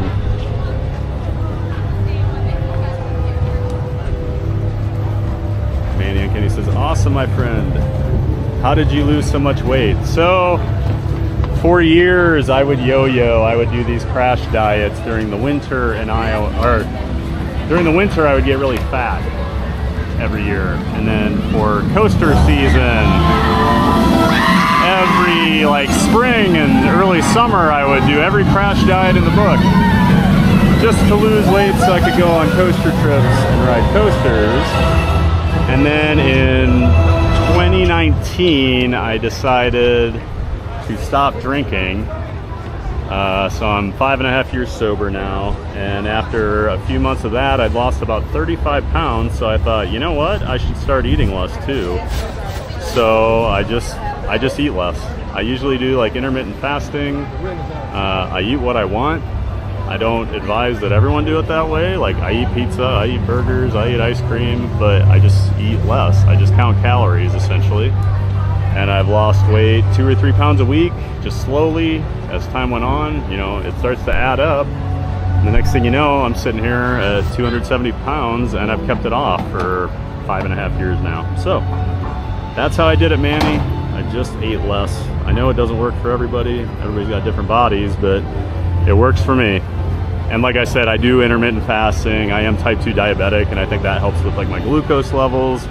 So you're only spiking them once a day instead of 3 or 4 times a day. That's where like small meals, like people eat a lot of small meals, that does not work for me. Because I think it spikes the glucose, and then you don't burn fat when your glucose is high. So yeah, that's how I did it. Spaceship here says 5-minute wait is great. Yes, I love a walk on Mako. Maria says, hey, I'm back. I'm playing catch up at work today, so not on as much. Hey, that's fine. As long as you're in and out and saying hello, Maria. We're happy that you're here. Are we about to ride a big scary coaster now? Well, it's big. I don't know if it's scary. Maybe for you, Maria, but it's not as big as Titan at Six Flags Over Texas that you've been on. But yes, Mako is a 200 foot tall ride. Spaceship here says, thank you. Yes, sir, I will always shout your channel out. Maria says, Mako is a fast shark. Yes, I believe it is the fastest shark. That's why they themed the ride to the Mako shark. Cruising Theme Park Guide. You can see my office from there. Oh, yeah, you said you're over by SeaWorld. That's right. So we had Sierra's office on camera there at some point. We won't say where. Maria says, my stomach turned just watching. Man, he says, that's a super fun ride. Yes, it is. I love it so much. The drop is the worst part, but it looks fun after that. I think most people are probably thrown off by that second hill mark, because you do that crazy overbank turn. You're flying out of your seat. I know I'm just kind of standing here in the same spot, but I want to get caught up on chat here before I grab my stuff out of the locker and switch over to the other camera. So I don't want to pause you again, since we just did that. I can walk around the area a little bit while we're just doing this. So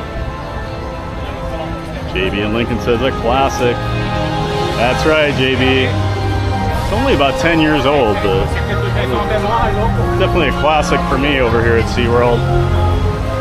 I have started to come to SeaWorld a lot more since they put Mako in. I think that was a game changer for me. I used to always find my way over here for at least one morning when I'd come down to Orlando on a trip.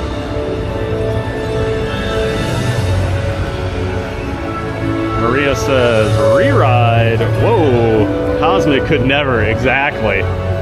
That's what I love about SeaWorld. They've got these big coasters, and I always come in the middle of the week. Even in the summer, it's never super duper busy. Like, it's July 2nd and it's not that bad over here today. Now, don't come here on a weekend. The locals with the passes will be here on the weekends, and it will be packed. So this is just a park I will never come to on the weekend. Yeah, Cosmic could never. Absolutely. And Maria is referring to Guardians of the Galaxy Cosmic Rewind over at Epcot, one of our favorite rides. My favorite ride over at Walt Disney World right now. And one of the most fun roller coasters you will ever go on. Manny Uncanny says, this is epic. I don't know. There's another epic thing just a few miles away from here called Epic Universe. But I'm glad the stream's working out. I was hoping this would work and I could bring people on the coasters over here with me, because I think it's a lot of fun over here. Glad everybody's enjoying it. Maria says those kids were great. LOL. They were funny, weren't they? He was telling me on the way up, I don't know if you could hear him, but he's like, your body's gonna ragdoll on this. You're not gonna believe it. And I'm like, yeah, it'll be all right. I've been on it hundreds of times. And then I'm sure, hopefully the mods had the, you know, the censor bleep ready. Those kids were dropping some words that aren't YouTube friendly, but they were hilarious.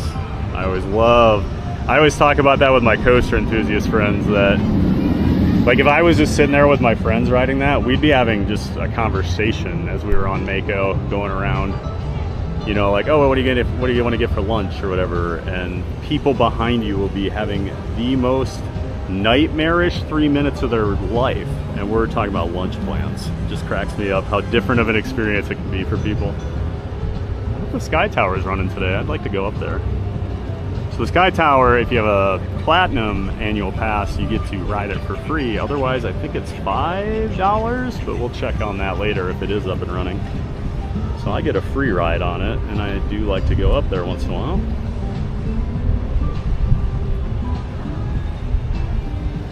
Manny says, thanks for both perspectives. You're so cool to do that. Yeah, no problem, Manny.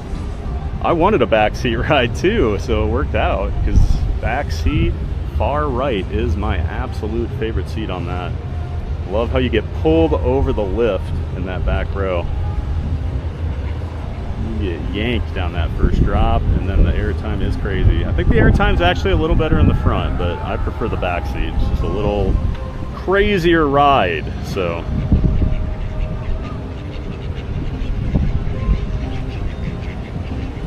Jackie says the kids next to you were so entertaining. They were a lot of fun. I always love that. Maria says, yeah, I think I could ride that if I ignore the drop, LOL. Oh yeah, we were talking about that. I think that second hill is worse for people sometimes. Although that first drop is, I think it's about 80 degrees, so it's nearly straight down.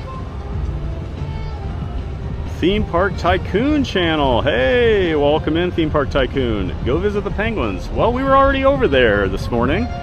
We started the day with a ride on Penguin Trek, and the exit spills you out into the penguins, so we already did check it out. So if you want to see that later on today, go ahead and rewind the stream and you can go check out the penguins.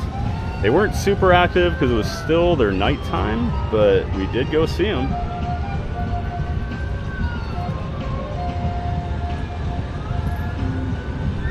Theme Park Tycoon channel says, what coasters have you been on? I have been on a lot of coasters, Theme Park Tycoon channel. I have been on 558 different roller coasters. So for me to sit here and name all the coasters I've been on would take the rest of the stream, and I don't remember them. So we'll just say I've been to about 120 different parks around the world. In I think 17 countries I've visited parks. And yes, 558 different roller coasters. So I've got a pretty decent count. I had a friend yesterday over in, I believe he was in Austria, but he rode his 2,000th different coaster yesterday.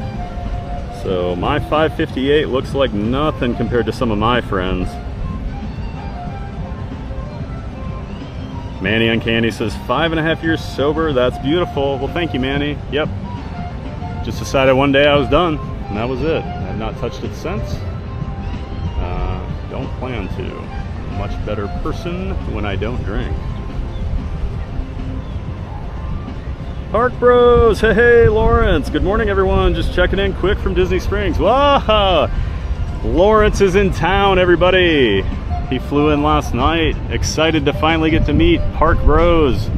Park Bros has been helping build out the new Disney Streamer network. I always want to say podcast for some reason, but the Disney Streamer network. We've got, I believe, about 25 streamers now in the network. So a lot of people down here doing theme park streams, but make sure you check it all out. I've got links to everything for it in the description to my chat.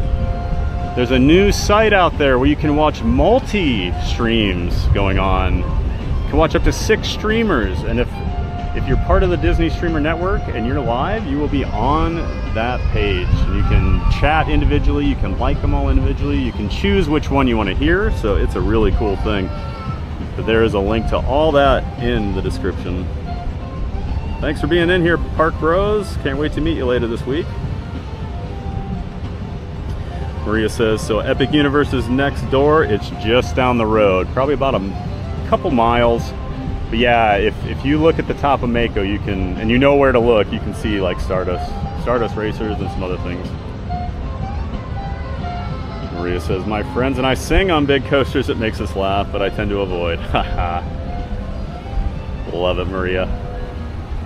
We'll have you singing on Tower of Terror next to Not So Scary Mary TV, who I see just joined as well. Yay, Theme Park Gentle Giant. Hugs to all in the chat.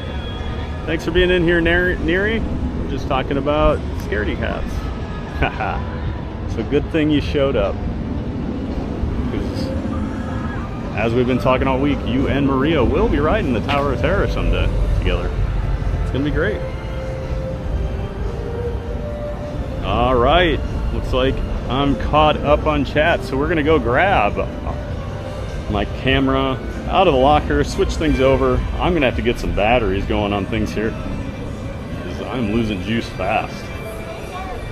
So we're gonna put that bumpin' BRB music on here in a minute when I get over closer to the lockers, and we will be checking back with you guys here in a few minutes. Be heading on over to that other side of the park we've been looking at. Probably be riding Icebreaker, hopefully Pipeline Surf Coaster, and we will go from there. Not So Scary Mary TV says, Park Bros, oh, I wish we were there to hang. We'll be there July 20th and we'll hug you then. Well, Lawrence won't be here then. He lives in North Carolina, Neri, so he's just here this week for a vacation. But I'm gonna carve out some time to go hang out with him so we can actually meet in person. Been getting to know Lawrence over the last couple weeks. Can't wait to meet him.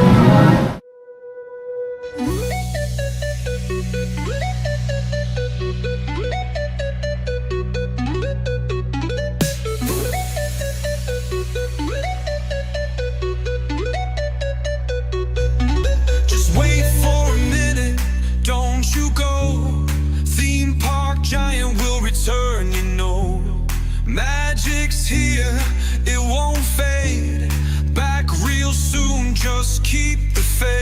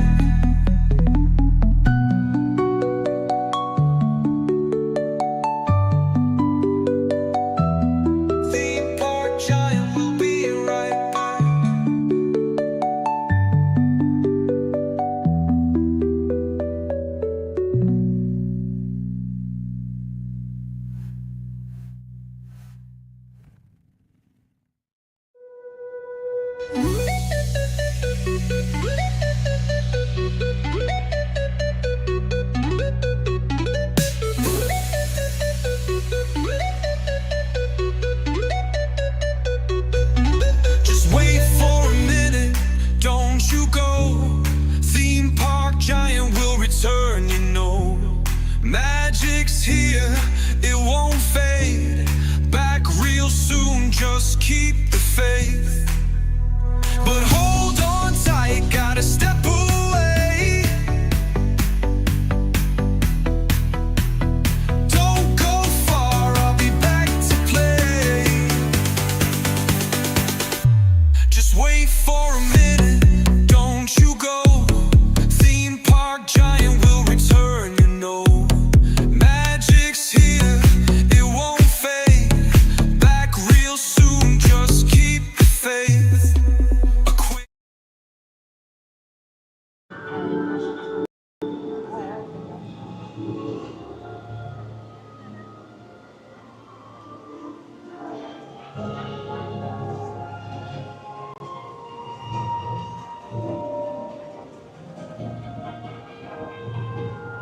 All right, we should be back. Apologies for the delay there. I had to get a bunch of things charging up here. I'm starting to lose power pretty quickly.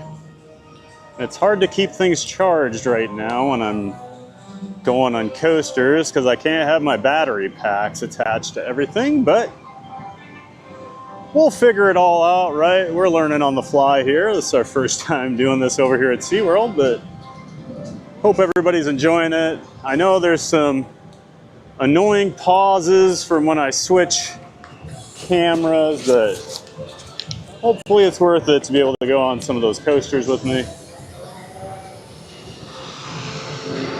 For now, I need to charge up my other camera, so that's just gonna sit and charge in my bag while I think we'll walk around and check out the park for a little bit. We'll go look at some whales while we're over here. They've got the Orca show building. And then here is the park's water rapids ride, Infinity Falls. Looks like a pretty short line today. This one will get some pretty long lines on hot days for obvious reasons.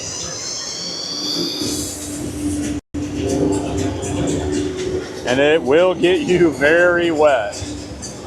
I've been on this one time. I was here last summer one day with my sister and my niece. They hadn't been over here in a long time. I don't think my niece had ever been here. She wanted to come over and try out some coasters and stuff. It rained all day, so we were already wet. So I said, all right, I'll do the rapids ride, just to see. And while we were on it, the sun came out for like the 4 minutes we were on the ride. It was the only time all day the sun was out. But we got so soaked on this. And I said, never again. I got my one ride. I know what it's like, and it is fun. It's a nice rapids ride.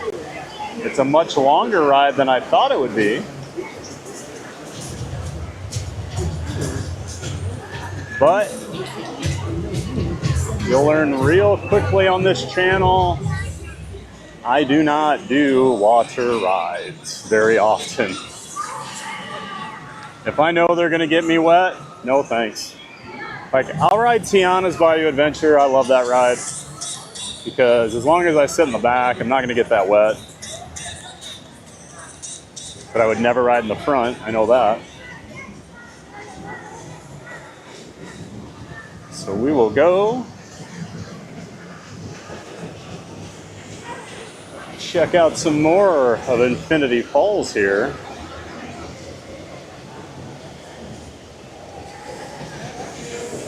So this ride actually has a vertical lift hill, like an elevator lift. You don't see those very often on rapid rides, especially here in the States. I see them in Europe.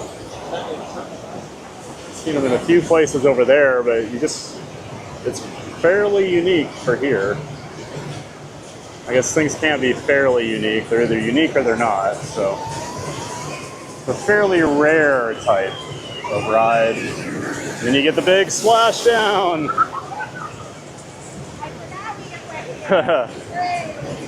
Had to take a couple of steps back there so that splash didn't get me.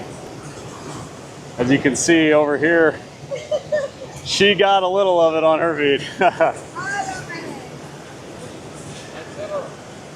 Hey, thank you.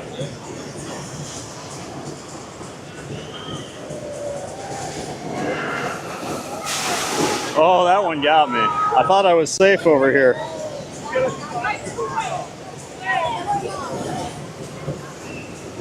You can see it's a pretty big splash there at the end. The part you don't see back here, I feel like that's where the hijinks started, if I remember correctly. Well, and that first part's pretty wild rapids you go through. So it says 25 minutes right now. I don't think it looks that long. I do like the sign they put in for that. And then so back here is the waterway grill. This is probably what seems to be a fairly unanimous choice for best like counter service, quick service. I know a lot of people like to get that dine all day deal, and I know they like to come over here, but they have a lot of like Mexican inspired food. But yeah, it's good. I've had a lot of friends eat here while I've been with them. It always looks good. Oh, earlier I said I've never really eaten here. I forgot when I came for Expedition Odyssey, the opening day of the annual pass holder previews, it never opened. So they gave us all a free lunch. We could go get it. So I did get something over there. I think I just got chicken tenders. I forgot about that. That was back in May. Ooh, that feels pretty good. Nice little spritzing. Oh, so I've never noticed this. So SeaWorld and Busch do have some max height rides. I've never noticed. If you're over 6'5", you are not supposed to ride Infinity Falls. And with shoes on, I'm like pretty sure I'm just over that. So I don't remember anyone ever measuring me or anything. Yeah. So this is Infinity Falls back here. I love the tropical setting. It is a pretty attraction. Like I said, SeaWorld is a beautiful park. I think they do a really good job with the landscaping. I mean, the theming's not like top notch, but they do a great job with landscaping. And I mean, when you're more of a thrill park, that's where theming tends to take a step back. So it's kind of a trade-off you get.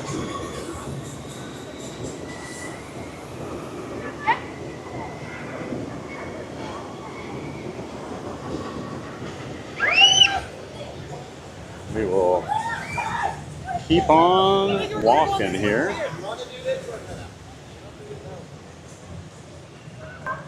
No.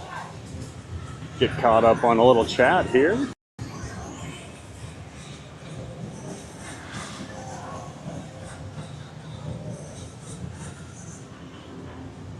All the way back to Maria saying, I wonder what song I'll sing on Tower of Terror. I look forward to hearing it, Maria. Go Hawks! You ever hear me yell, Go Hawks? Because I see an Iowa Hawkeye fan. So you don't think I have like Tourette's or something. It looks like the Orca show's going. Maybe we'll sneak in there. You guys want to go watch the orcas? I haven't seen the orcas for a while, so. Look, every time I'm over here, the show reaches capacity when I've wanted to see it. We were over here during the holidays. I had some family in town, and the park was so busy that day. Like the shows were meeting capacity like a half hour before each show happened. And not so scary Mary TV says, I'm definitely a scaredy cat, LOL, but I will ride the Tower of Terror with you, Gentle Giant. I have to have Benny on one side and you on the other. Well, we'll keep you safe, Neri.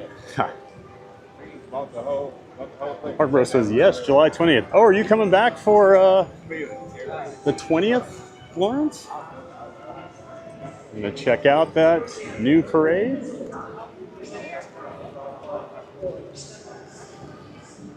Well, very cool if you are. And then Test Track opens on the 22nd. Let's see if we can get in here and get a decent spot. Looked like there were a lot of seats.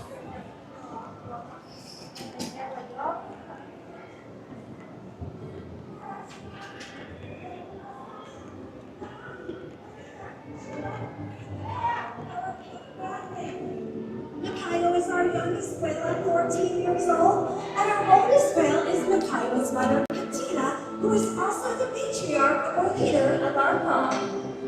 SeaWorld's animal training techniques create a language between us and the whales. It's a language of learning through positive reinforcement, encouragement, commitment, and care.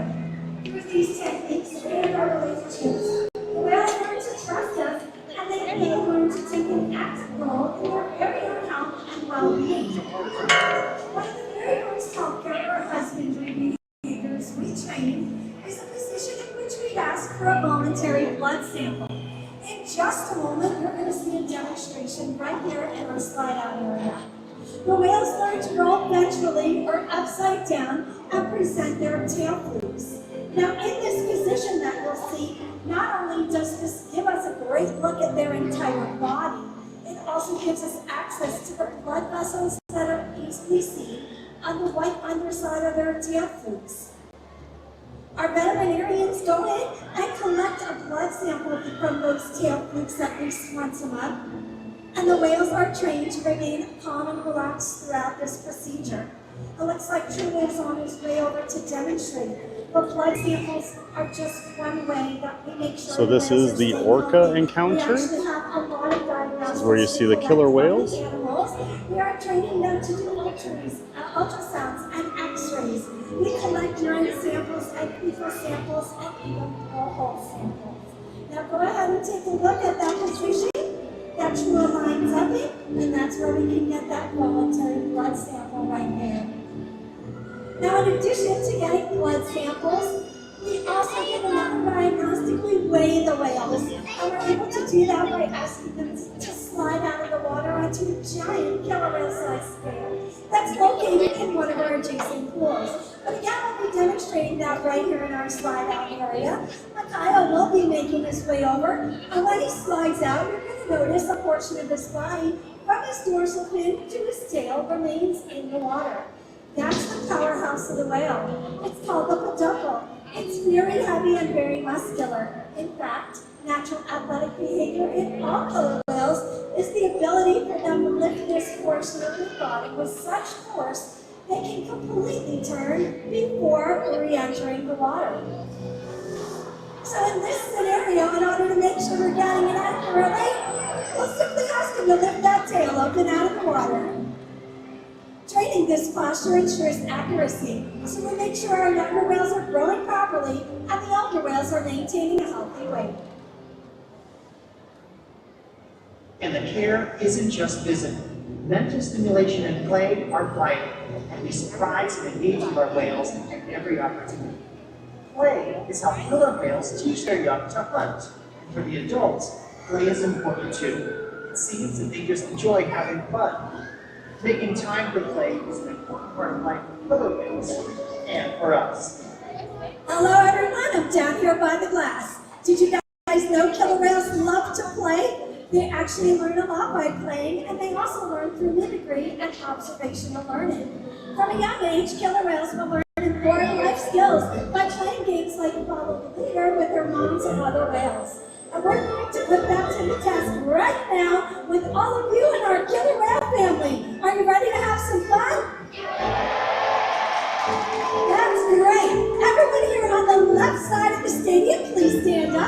gonna play a game of killer whale follow the leader, and you're the leader. When I say go, drop your hands down to your side, turn your body in a circle 2 times. Ready, set, go. Look at that, Trua got it! As you can see, Trua was paying very close attention. Killer whales have excellent eyesight and they're often seen fly hopping or jumping completely out of the water to get a better look around. We're going to demonstrate that with a behavior we call a bow. You're going to see him over at center stage. So let's give him a great big cheer! Very nice! Everybody on the right, I did not forget about you on your feet. We have an even bigger jump land for you, and your hand signal looks like this. 2 fingers out in front of you. When I say go, throw them up over your left shoulder. Ready, set, go. Excellent breach signal, everybody. Makayo is up, going down to the bottom of the board. Killer whales breach for a variety of reasons. Sometimes to scratch an itch, maybe stop their prey, but most of the time it's simply to show off and let everybody know they're alive. Fantastic, everybody! Let's hear it one more time for Trua, Makayo, and all of you. As you can see, killer whales are amazing athletes, and they use several hundred pounds of food every day. In the wild, killer whale diets depend on where they live and the time of year. Unfortunately, overfishing, pollution, and other factors are having a serious impact on some killer whale populations. Killer whales are impressive animals. It's pretty obvious why they're the top predator in the ocean. That means killer whales are invincible, right? Wrong.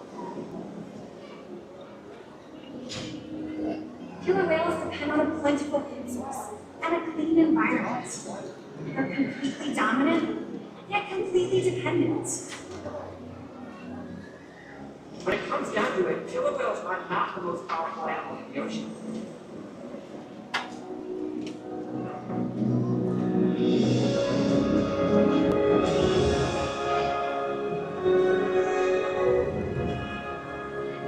Their future depends on you.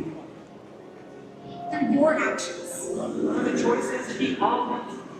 We hold the future of killer whales and the oceans in our hands. Killer whales continue to surprise and amaze us. They're the perfect ambassadors of the ocean, limitless, connected, powerful, but still vulnerable. The challenges that we face can seem insurmountable.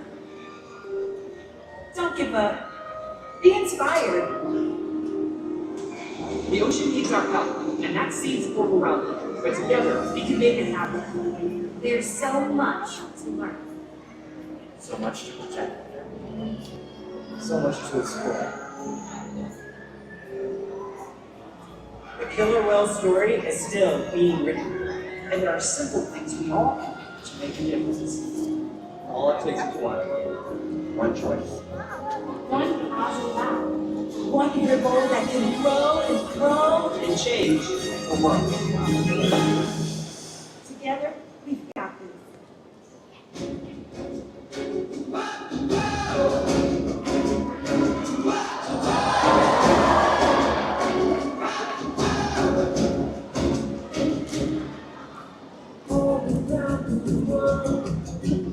It's a brand new day. Open up your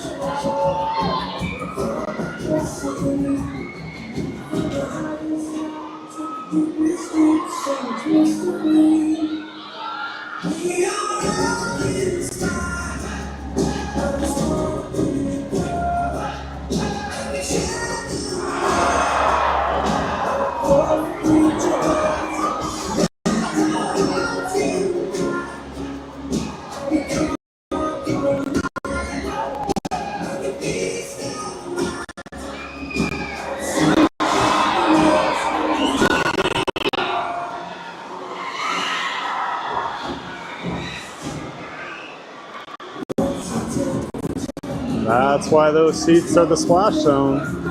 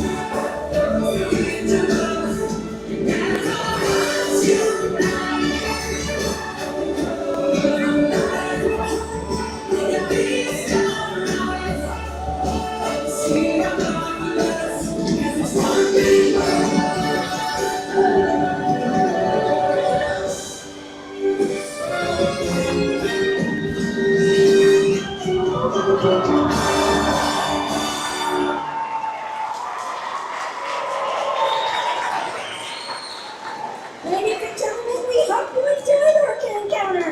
Have a great day here at SeaWorld. Goodbye,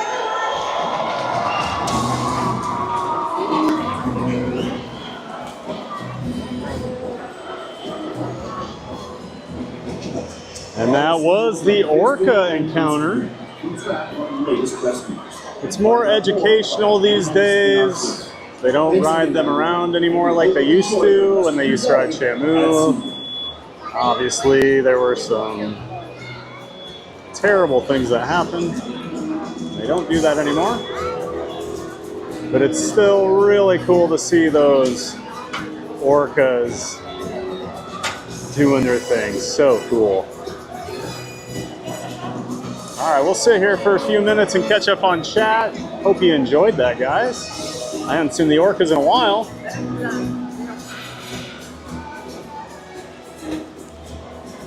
Not So Scary Mary TV says, love the music. Oh, is that the BRB music? Awesome, thanks, Mary. Maria says, Mary, we can sing together in fear. Oh, I'm looking forward to that Tower of Terror ride with all the scaredy cats of fun together. Manny says, BRB doing laundry. No problem, Manny. Did my laundry yesterday. That's why I didn't stream. Had to take care of all that normal life stuff. Not So Scary Mary TV says, oh, I won't be singing, but I'm sure I'll be screaming. That's right. You'll be screaming on Tower of Terror, Neri, right into my ear, I'm sure. Park Bros. Okay, so Beach Fox Life created the BRB song for Living in Diz and then changed it up for Theme Park Giant. Total talent right there that is spreading throughout the community. Great work. Yep, Beach Fox Life. Check them out. There's a link in the description to my stream for Beach Fox Life. Doing amazing songs for all of us streamers in the community. Seems like people are really loving the music that he's putting out, so go support him. Give him a subscribe. Beach Fox Life. Thank you so much, Beach Fox Life.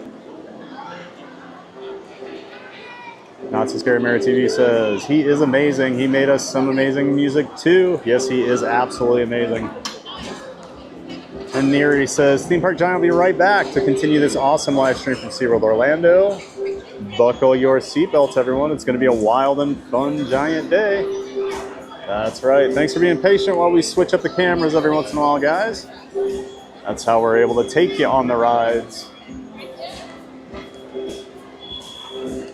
And that other camera is just not as friendly for like a walking around streaming setup as this one is, so I do like to take a couple minutes to switch it all up because I do think it's just a better presentation. So I appreciate that while we test this all out for the first time today. Maria says, Mary, I saw the Goofy incident. Oh, Goofy was a good sport. Yeah, Mary almost unalived Goofy the other day at Epcot. Go check out the video on her page. Here says, Maria, thanks for watching. Yeah, it was ugly at the moment. I love Goofy. Maria says, Goofy is my favorite of the three. I've always been iffy about SeaWorld because the whales. I watched Blackfish. Hopefully they made some changes. Yeah, they made a lot of changes. The Blackfish documentary, I don't know that everything in that was true. So I would take some of that with a grain of salt, but they have made a lot of changes. And if you talk to anybody in Florida, like the amount of work SeaWorld does around here to help marine life, I think it's almost criminal what some of the publicity they got after Blackfish, because it really hurt them, and I think they've done a lot of great things. And unfortunately that has slowed down because people don't donate as much to them. But if anything happens here, like people I know that live on the coast here say anytime there's anything with marine life, the first people there are SeaWorld to help. So I am a big fan of SeaWorld. I think they do great stuff. Are they perfect? No, they are not, but I still think they have done a lot more good than bad. Not So Scary Mary TV says, I haven't been to SeaWorld in so many years, but I really, really want to go. It's a great park, Neri. Like, I love the mix that they have, because you see they have all the big roller coasters. They've got all the animal stuff. They have a cool Sesame Street area we'll walk through here. So like, there's stuff for any age group here. I will say the rides are definitely more aimed towards like teenagers and older. It is more of a thrill ride park, but they do have some of the family stuff. We'll walk through Sesame Street Land and all that, so you'll get to see some of that, but any age can come here and have a great day. With all the animals and the shows, you don't need to ride a ride and you can have a fun time here. So I love SeaWorld. Not So Scary Mary TV says, Theme Park Giants live from SeaWorld Orlando. We're having an amazing time. And if you don't want to miss a second, hit that like button and subscribe to join our adventure. Thank you for being here and helping out, Neri. Appreciate that. Not So Scary Mary says, I'm really not a water ride fan myself. Yeah, I hear that. Oh, that must have been when we were over by, what is it, Infinity Falls? Yep. Me neither. Christopher Liddell says, yikes, so Odyssey didn't open on its preview day. No, I got here at 10 when the previews were going to start, because the park opened at 9 that day, but they were delaying it till 10. I got here right at 10.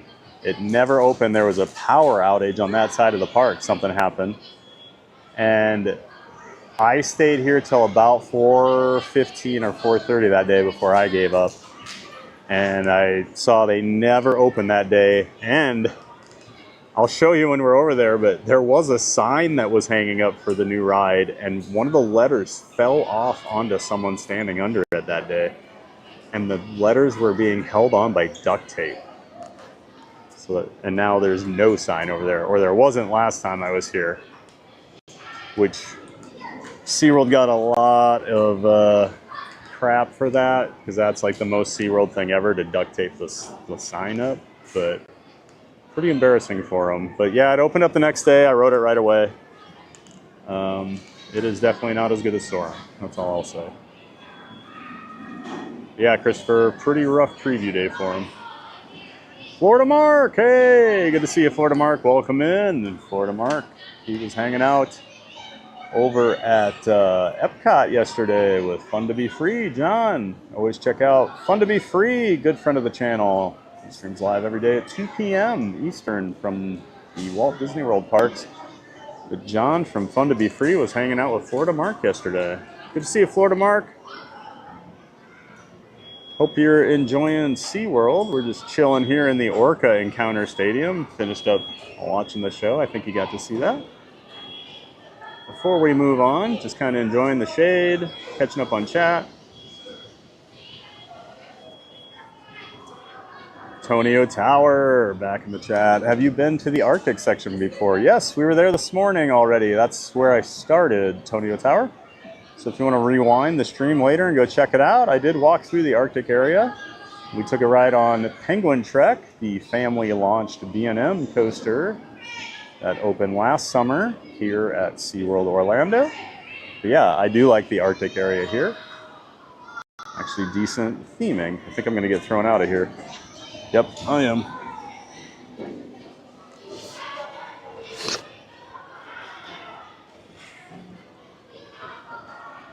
I find that these SeaWorld employees are not as friendly as the cast members and team members at Disney and Universal. He basically gave me a get out of here look and wave of his hand. So off we go.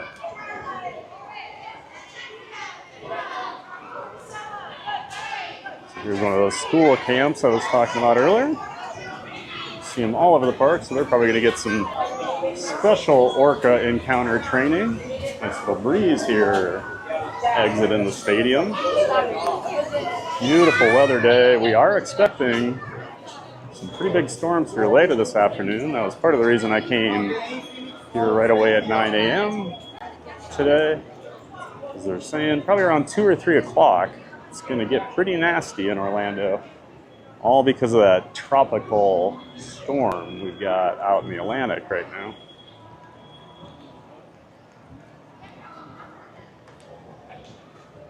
We'll head down this exit ramp.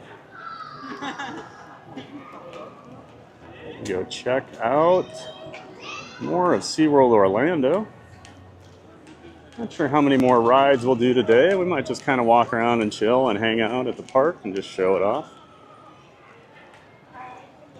I just noticed it's 12:30 already. Time is flying. Well, we're glad you're all here. Hope you're enjoying yourselves here at Theme Park Giant.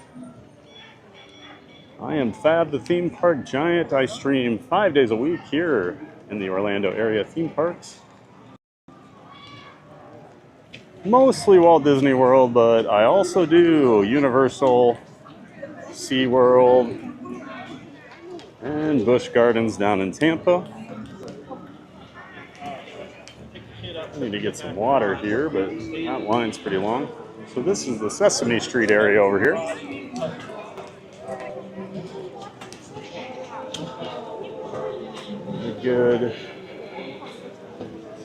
Good family area. We got Cookie Monster over here saying hello as you come in. It's pretty cool. They've got a lot of cute little theming. If you grew up with Sesame Street, it definitely is nostalgic. And kids do seem to love it. And there are they do a lot of meet and greets with some pretty cool characters. Let's see who's in here right now. I wanna.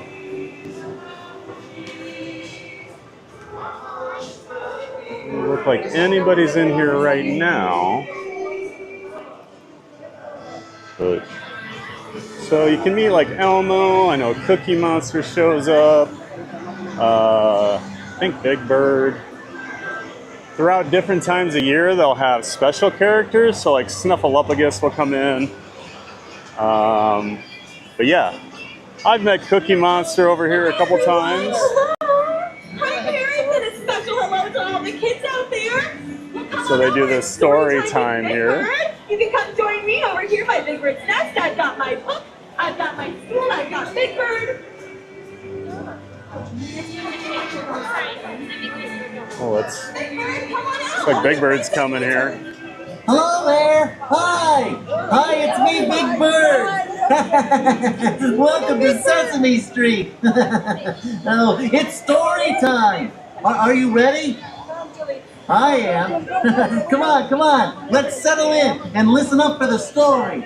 I love stories as much as I love birdseed milkshakes. I can't wait to hear this story, can you? I'm so excited. Hi everyone, my name is Jules and I'm a storyteller here on Sesame Street.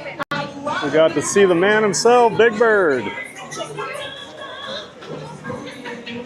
So yeah, they do a story time with Big Bird right there, as you just saw him coming out. Just do a quick lap around here. I don't want to hang out too much in here because parents start to look at people with cameras pretty funny in these kids areas, so I don't want anybody thinking I'm a weirdo. I mean, I am, but I don't want them thinking that. Here's the Grover's Soapbox Derby. This is their kids coaster here, or boxcar derby. Excuse me. This is actually a little bigger than most of your like family coasters you'll see at a park like this. Usually they're like Vekoma roller skater size. This one's a little bigger. It's a custom model. For some reason they got a different one. And then I do love this kid's drop tower here, the cookie drop. Named a Cookie Monster. Super cute area. Yeah, they got a carousel over there too.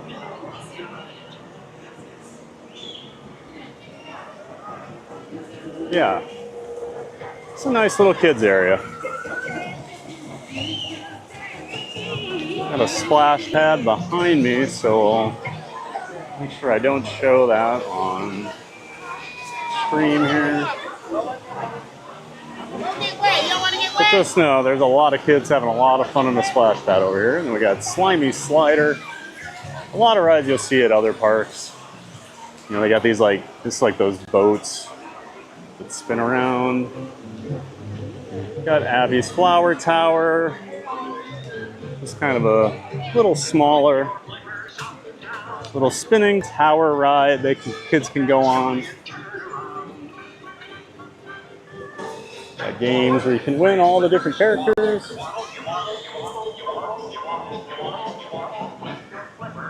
Got Hooper's Store over here. It's a gift shop. Yeah, they did do some theming, you know, based on the actual show. Yeah, pretty cool little area.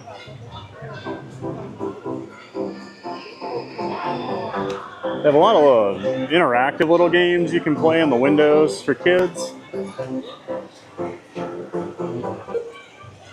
So you're supposed to stand here and jump back and forth to make that bicycle move left and right.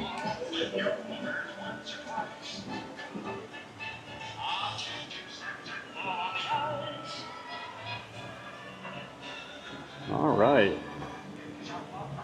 Back to the chat while we walk over here near the Wild Arctic area. Well, what used to be Wild Arctic, this is the Expedition Odyssey area now with Icebreaker.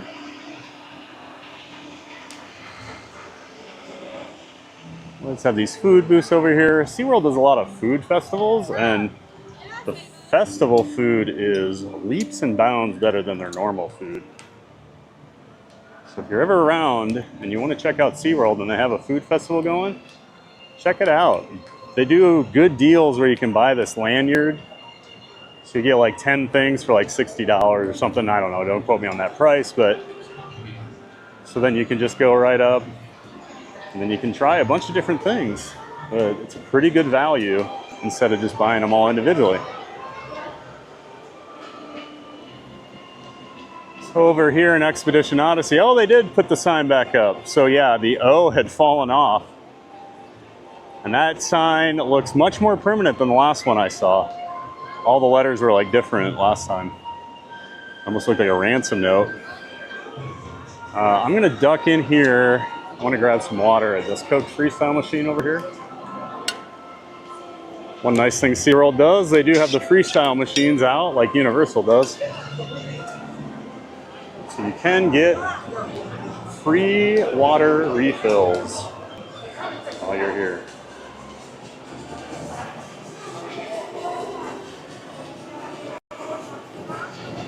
And of course, you can just get Coke Freestyle flavors as well.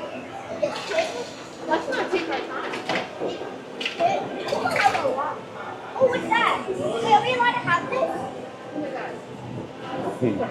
Thank you.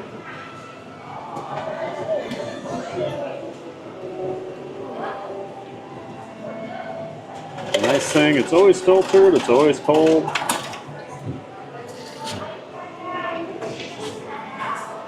I'm starting to put them in the DVC lounges more often over at Disney World, but I'd like to see them out in the parks. Anytime I'm at Universal or SeaWorld, I will bring that up. I would like to see that at Disney World.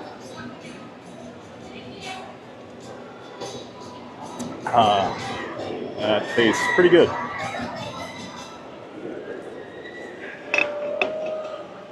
And then I think, so Expedition Odyssey, like I said, this was their answer to Soarin'. The ride mechanic's pretty cool, like the theater, you have your own little theater for each ride vehicle. And when you get in it, it ends up, it rotates back 180 degrees, you spin, and then the screen is actually behind you. So the mechanism's cool, the problem is the video's really blurry. Like, especially for a brand new ride. I thought maybe my ride was just maybe something off with it because I was over there the first day anybody from the public was riding it on the annual pass holder preview day. But everyone I've talked to that's come over has said the same thing. So I'm not sure what happened with their video, but it does not look great. So what I think we're gonna do, they do have a habitat walkthrough. It's got some Arctic animals, so let's go check that out. We can do that walkthrough and we'll hopefully keep our connection. This one does kind of go underground and stuff, so fingers crossed as we head in here. But I can't ride Expedition Odyssey unless I have my chest harness, and I did not bring that today. I only brought my wrist strap for my Action 4, so unfortunately you guys will not get to see how underwhelming that attraction is. Here's the queue. They have this separate where you can bypass the ride and everything and just go, because the exit of the ride dumps you out into the habitat stuff. They give you the option to just go see the animals, so that is the option I took.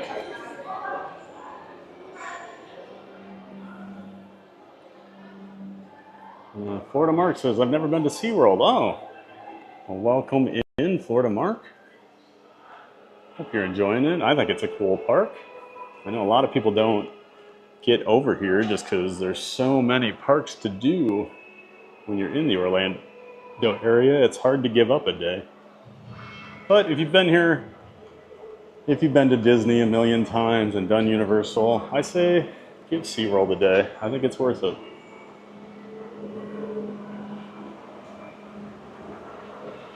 Antonio Tower, what show is this? And I haven't been either, Mark. Antonio Tower, that was the Orca Encounter.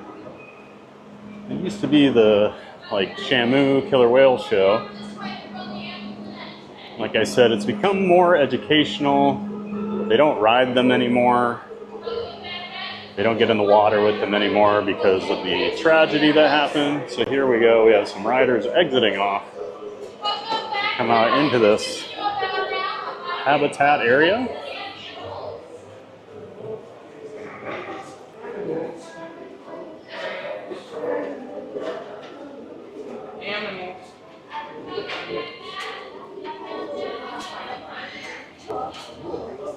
Viaja Alex. Hey, Viaja Alex. Cheers from the cold 38 degrees Fahrenheit, southern Brazil. Oh my. That's right, it is winter down there, isn't it? I always forget about those pesky hemispheres. It's like I have a bunch of Australian friends and they're complaining about how cold it is over there. And I'm like, oh, it's so hot here. It is a little chilly here in this building. Let's see if we've got anything swimming around in here today. I believe this is the beluga whale, which I'm not seeing. They might be just hiding back there in their holding area today. It's the thing with animals, you never know if they want to hang out or not.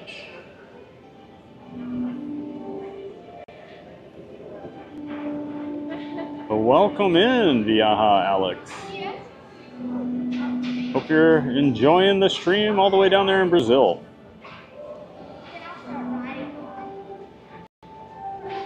Mariana Padilla. Hello, Mariana. Not So Scary Mary sent me, and I just subscribed and I liked. Love SeaWorld. I'm so happy you're streaming there. Thank you. Well, welcome in, Mariana.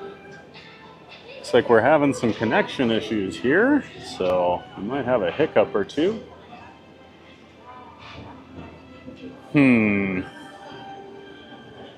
Not sure if I want to go downstairs or not, if I'm already struggling to keep a connection, but I'll keep my eye on it here. If it keeps dipping, I'll dip out.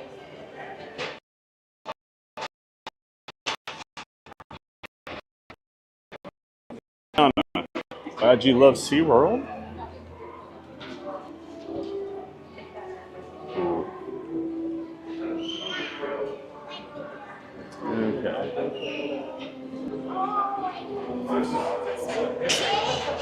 Okay, unfortunately, does not look like we're going to be able to go down there and keep our cell signal. So I don't want to do that and have the stream get zapped by a beluga whale on accident.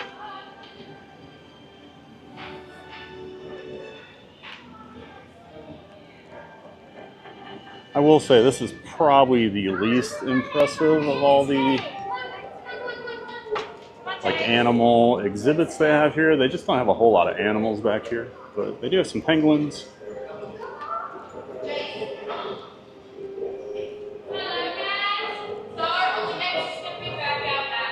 So we have to go all the way through?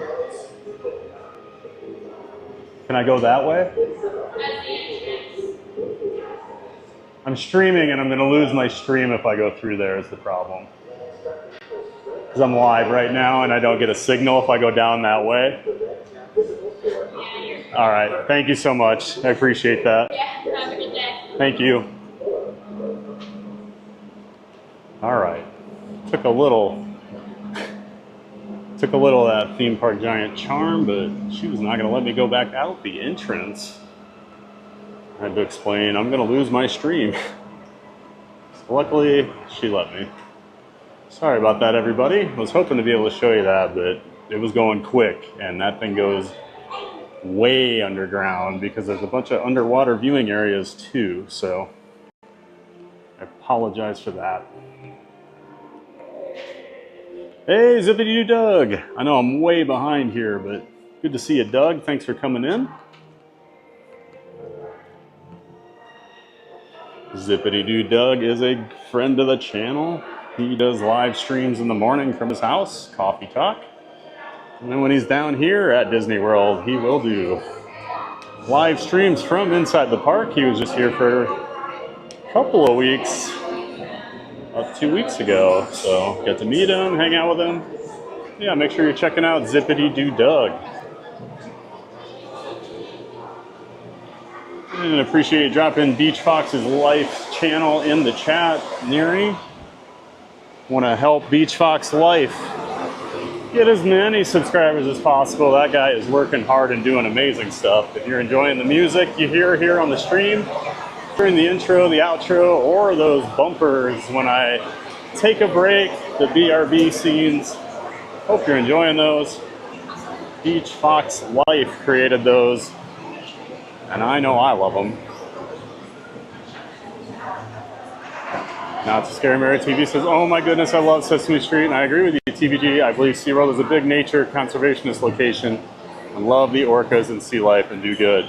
Yeah, I agree, Neri. They got a lot of really bad publicity nationally, but to a T, everyone I talk to down here that's lived in Florida for years, you know, and knows about marine life says they do so much good here. You know, they're always rescuing manatees, rehabilitating them. I'm gonna enjoy a little water here. Probably get a refill while we're over here. It's a good place to come and have a conversation right in front of me.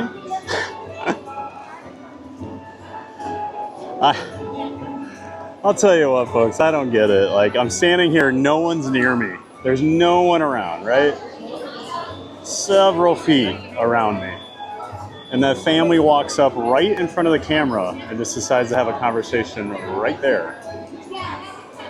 Go Hawks! Go Hawks! A lot of Hawkeye fans today. That's good to see. But I totally agree, Mary. SeaWorld does a lot of good. Christopher Liddell, duct taped and falling signs. Oh man, a nightmare for all involved. Hopefully running smoothly now. It does seem to be running a lot better. I haven't really heard of any issues outside of the blurry video. Christopher, you get up to SeaWorld very often. I know you're a big bush guy, living in Tampa, the Tampa area. Easy drive up here and a lot of great coasters. Yaha Alex says, what happened to the area formerly known as Cypress Gardens? Wow, that turned into Legoland a few years ago. So they did keep a lot of the garden area and then put a lot of Lego stuff and some rides in. And it is pretty cool. I went there a couple years ago. Only been there once, but cool park. I've been to the Legoland over in Denmark as well, where Lego is from, in Billund, Denmark. And that was a really cool park. That actually surprised me how much I enjoyed it. So not a Lego guy. I thought it'd be more, I mean, it is a kid-friendly park, but they actually had a lot of rides and it was really cool. Yeah, I would check out Legoland. It is a fun park. It is nowhere near Disney World though. It's a good hour, at least hour drive, and the roads kind of stink getting there, but it is way out there. Not So Scary Mary TV says Cypress Gardens in Central Florida closed in 2009. The site was purchased by Merlin and Legoland Florida now operates. Yep, there you go. Legoland bought it. And Viaja Alex says, thank you. I've been to Florida for the first time in 1988 when I was 13. And that time there was only Magic Kingdom, Epcot, SeaWorld, Cypress Gardens, and Busch Gardens. I remember those days, Alex. I remember those days. We were talking the other day, a few of us were hanging out at Epcot. We remember when Epcot opened. Like, I mean, I was only 4 years old, but I remember when Epcot opened and it was exciting that there's 2 Disney parks and the monorail goes to both of them. And then Neri says, hopefully you'll be back soon, Alex, but isn't it wonderful that we have Theme Park Giant taking us along so we feel like we're there? That's right, Mary. Bringing everybody along with me to all these amazing theme parks here in Central Florida. Hope everybody's having a great day. Hope you're all enjoying it.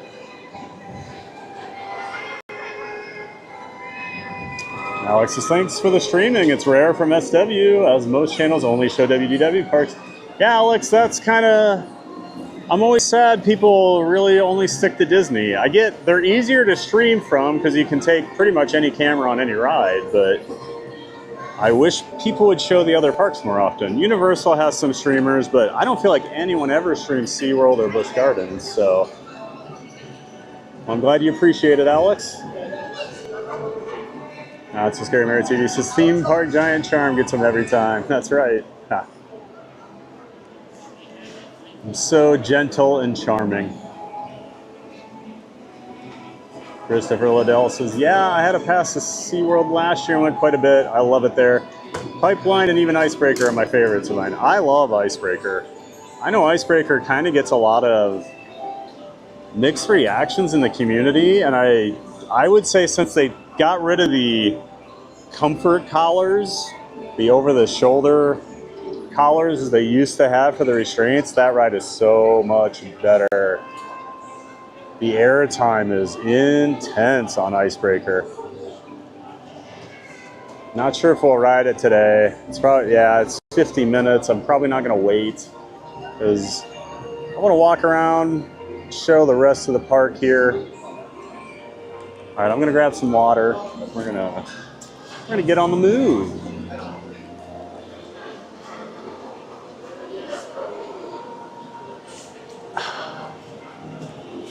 Refreshing.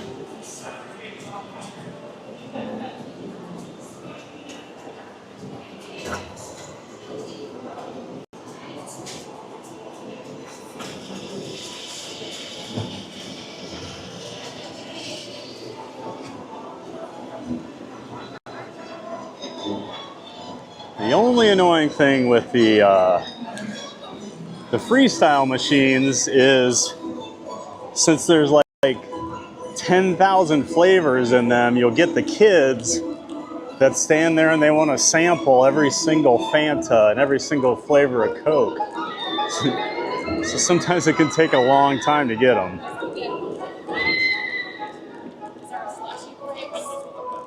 So this is Icebreaker.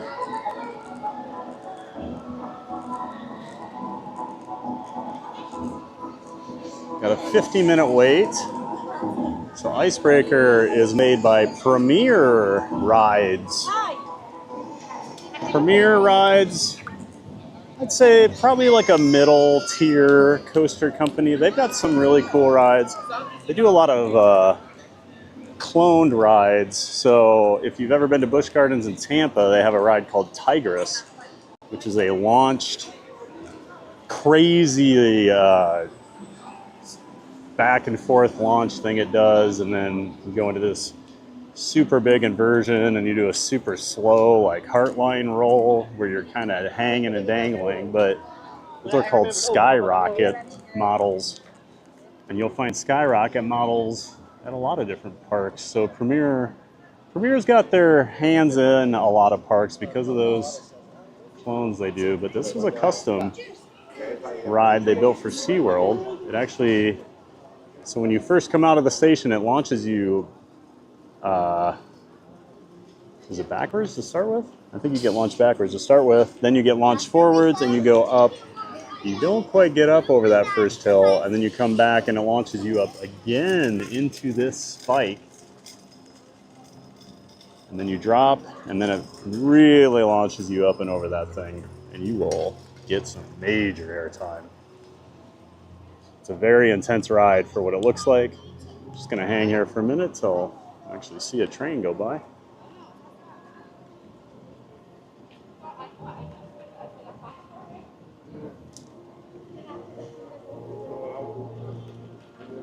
Manny and Kenny back to be with the Giant. Hey, Manny's back. Awesome. Hope you got that laundry done. Not So Scary Mary TV says, I can't wait until you stream Busch Gardens also. SeaWorld and Busch Gardens are great, and I'm so glad you stream those locations. I love Busch Gardens. I think it's one of the best parks in the country. The zoo part of it with all the animals, so cool, because it's African themed, so you get a different mix of animals. Down there, they've got the whole Serengeti area. The train takes you out. You get to see things. They've got the sky ride running again, so you get the aerial views of it. But on top of all that other stuff, they've got some absolutely insane roller coasters down there. I think they have one of the best coaster lineups in the world, top to bottom. Just a great variety of rides. But Iron Gwazi, easily the king down there. I love Manta, the inverted B&M coaster. A little delay here on launches. Kumba's a classic, the first B&M coaster. Is Kumba running right now, Chris? I know the last couple times I've been down there, it has not been running, so I haven't been following it. Okay, I hear the ride going now. They do a cool little transfer track thing when you come out of the station for nerds like me.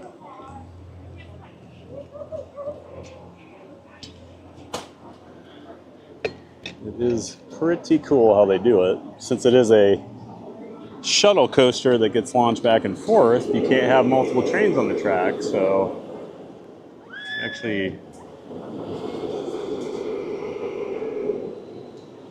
when you first exit the station, you get put on a transfer track, and then you get transferred over to the actual ride track before you get launched. There we go. Coming back for the second time, and now you really get launched. I don't think people are prepared for how insane that little hill is, because it's some of the most just insane airtime you will ever get. Ejector air is the term we use in the coaster enthusiast world for airtime like that. And whenever I talk about airtime, I don't think I've explained this today, but negative G forces. So when you get that feeling of weightlessness where you fly up out of your seat, that's airtime. That is the thing a lot of coaster enthusiasts are looking for on a ride. That's why I love Mako. It's an airtime machine. So yeah, whenever I'm talking about airtime, that's what I'm talking about, that negative G force. Magical Mike, hey, he says hello, TPG. Welcome in, Magical Mike. Good to see you, Mike. Mike is a friend of the channel. He and his wife, Jen, do magic adventures. Live streaming from the park. They do fun live streams from their house. Make sure you're checking out Magic Adventures. Got a link to their channel over in the description to my stream, so you can check out Magic Adventures. Thanks for stopping in, Mike. Good to see you.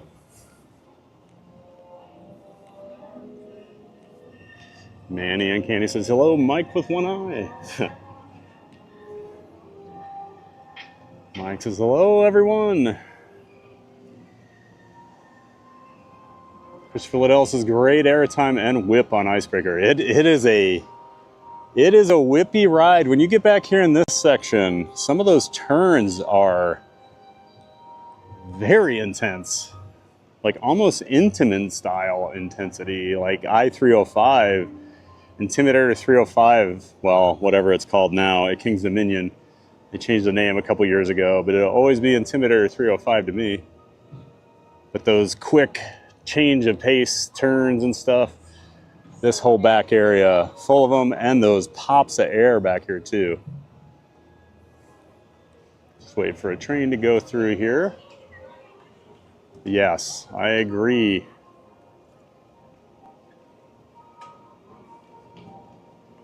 Magic Adventures, hey Jen, there's Magic Adventures. I'm so glad you're showing SeaWorld. We want to go. I love SeaWorld, it's so good. Just showing the park off. We did a couple coasters earlier, stream those.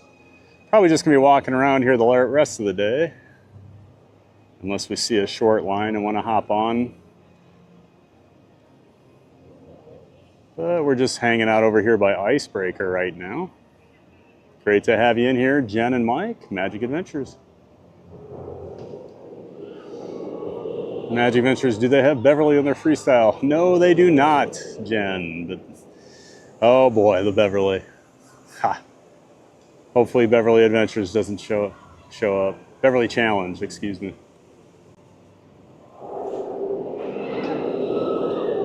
Here we go.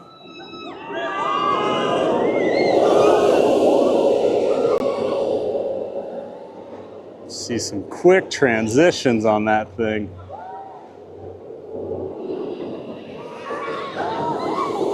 That's what I always think about with Premier. They're not always the biggest rides. They don't look that crazy, but they're usually really intense and pack a punch. Those skyrocket rides I was talking about earlier, they're nuts. They are absolutely nuts. The first one I ever did, I was over in Germany at a park called Holiday Park. And that park is known mostly for an Intamin hypercoaster called Expedition G-Force. Actually, it may not actually be a hypercoaster. I think it's only like 190 feet tall. But Expedition G-Force has some of the most ejector airtime you'll ever see on a roller coaster. So it was #1 in the world for many years by a lot of coaster enthusiasts. So we went over when we were in Germany to ride that, and then they had one of these premier skyrockets I've been talking about, and I was blown away at how intense it was.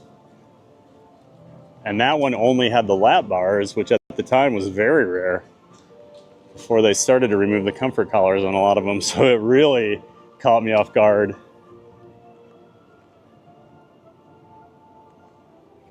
Christopher Liddell, speaking of those premier trains, I'm excited about the new restraint style on Alpen Fury. I'm going to have to go look at that. I don't think I've seen those because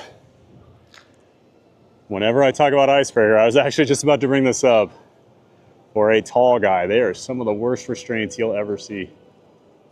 There's no leg room at all in them. You can barely get to your seat in some of the rows, and that's like normal people.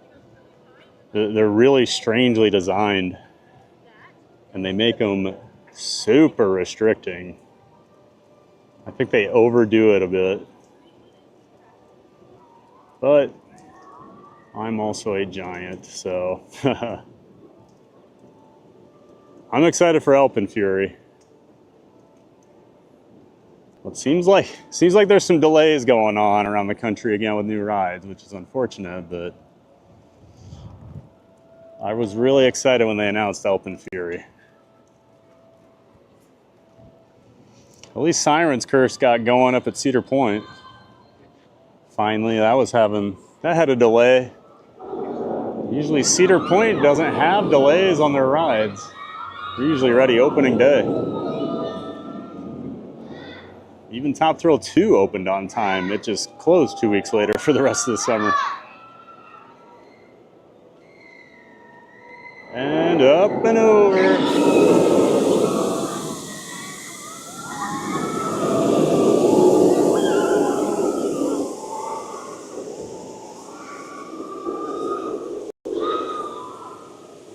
These little trains do some really tight turns.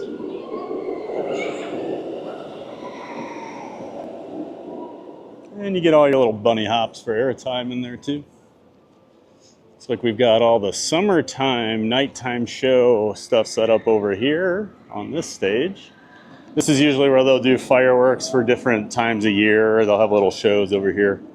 I've never been over here for the nighttime summer stuff, but SeaWorld's Christmas stuff was awesome. This was the first year I came over and checked it out. Came over a couple times. Yeah, they do a whole ice skating show and everything, and then they do a big firework laser presentation out here on the water, and it is really, really cool. And the park is decorated from top to bottom in Christmas stuff. A surprisingly good Christmas, for Orlando, they compete with like Universal and Disney with how much they go all out for their Christmas decorations. I love it over here.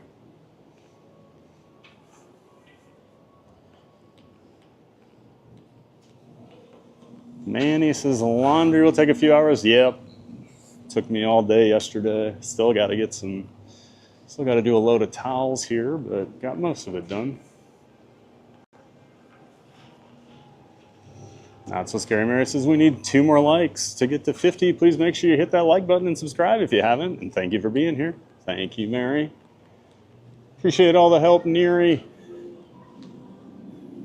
I like how I alternate between Mary and Neary for your name all day. I'm sure that's not confusing at all for people.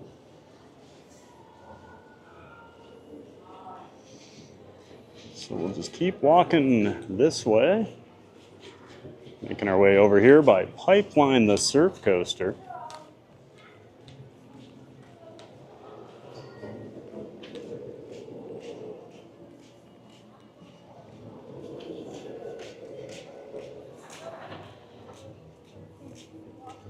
Magic Adventure says, I don't think I can ride this ride. Oh, you don't think you can ride Icebreaker? Is it the restraint or just too intense. The restraints are weird. There are certain body types that cause more issues than others, and I think it surprises people sometimes. I feel like hips and thighs make that one tough. It's a lot like Mako.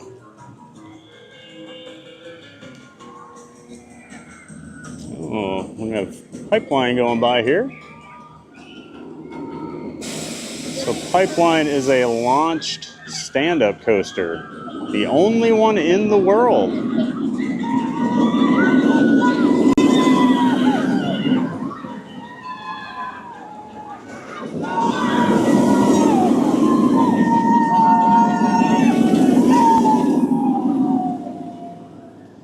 And if you're like me, and you've been riding roller coasters for a long time, you know stand-up roller coasters are not always, what's the word I'm looking for? Good? They're usually terrible. So in the 90s, stand-up roller coasters had this huge explosion. They'd always just been these smaller, 70, 80 foot tall rides, maybe one loop, maybe one corkscrew or something, but nothing too exotic with them. And then out of nowhere, B&M, who built this and many other rides we've talked about today, showed up on the scene and started to build these massive stand-up coasters. I'm talking 150 to like 180 feet tall. They're enormous. They'd have 6, 7, 8 inversions, and they were brutal. There's no other way to put it. Even when they were brand new, they were painful. They were just too intense of a ride to do a stand-up with typically.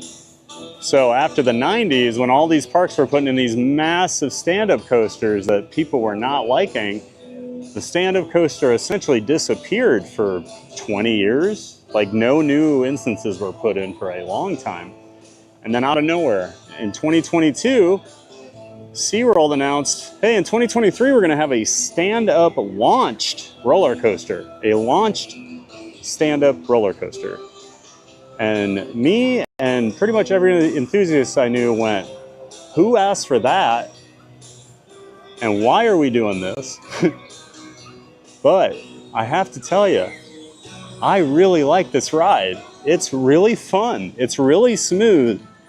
And the cool thing they did on it, so typically you're locked in on your restraint, but they're spring-loaded restraints. So as you go on the ride, you'll bounce up and down with the motion. So that's why they call it the surf coaster. You actually stand on a surfboard, and it's supposed to mimic surfing, which I don't know about that because no one faces forward while they surf. It's more like a paddle board. But so yeah, this thing is really good. It's intense, it's smooth, it's fun. You get air time while you're on a stand-up coaster. Like I get thrown around. You know I'm a big guy, guys. I get thrown around like a marionette on strings. It's crazy. And all my friends, when I first rode it, they're like, oh, how was it? And I said, oh, it's really good. And no one believed me. And then one by one, they've all come down. And they're all shocked after they ride it because it is really fun.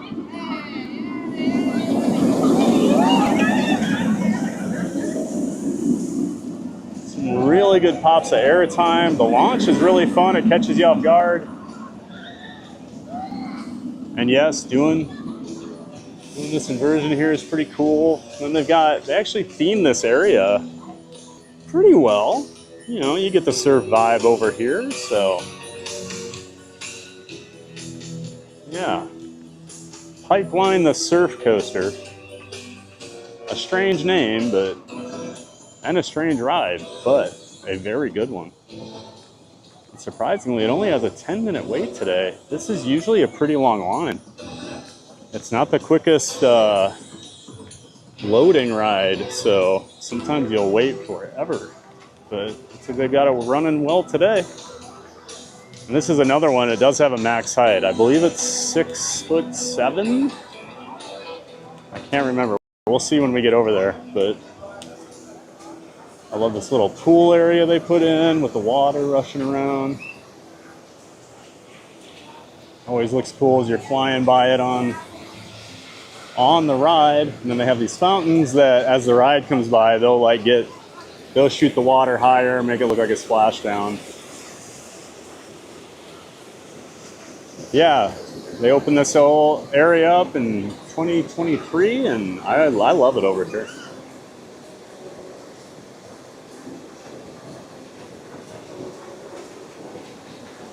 Manny says he'll be in and out for a while. That's cool, Manny. Thanks for letting me know.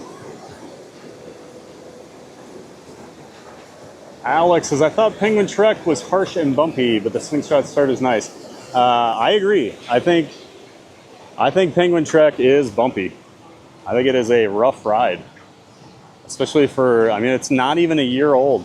And if you ride further in the back on that thing, it can be pretty rough. I don't know what the deal is. I don't know if it's because B&M is typically four seats across on their rides, but this is only 2 here and it doesn't have issues. And I guess Phoenix Rising down in Tampa doesn't have issues, but something about Penguin Trek, I don't know what the deal is, but that thing is much rougher than it should be.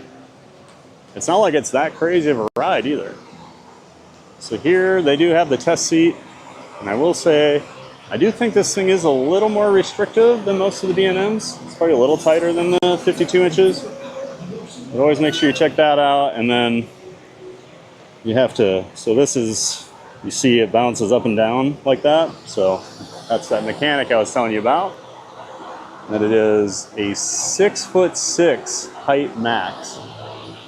Oh, so here's the launch. Catch a train taking off here.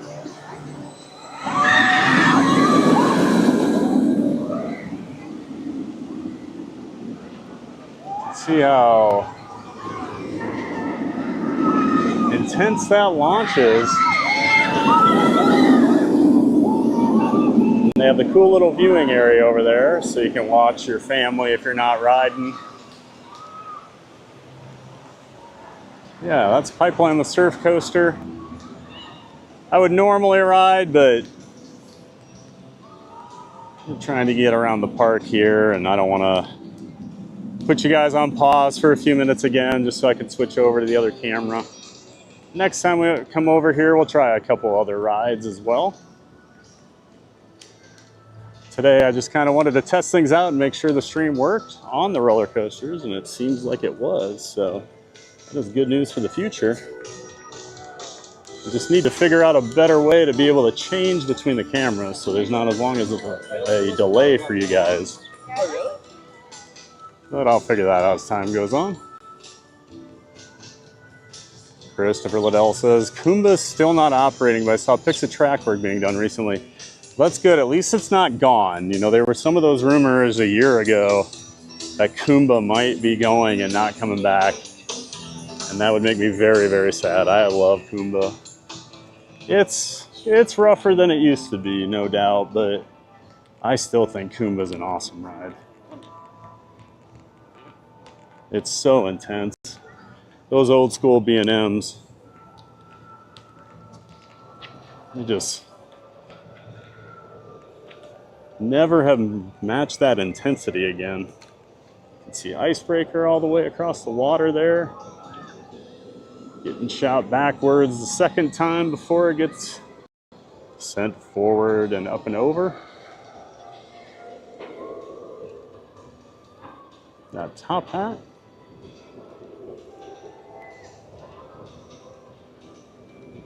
Thanks for dropping in Magic Adventures link there. Not So Scary Mary TV, appreciate that. Make sure to check those guys out, friends of the channel. Oh, Manny dropped it in there too. Thanks, guys. We are up to 52 likes. Thanks, everybody. Awesome.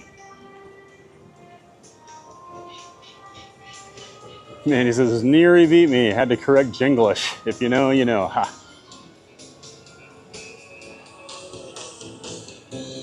Appreciate all the mods in here helping out. Could not do it without the mods and without the rest of the Giant Fans of Fun community. So thanks for everybody in here watching and chatting and modding, and even if you're ninja watching, it's great to have you in here. Hope you're enjoying SeaWorld Orlando today.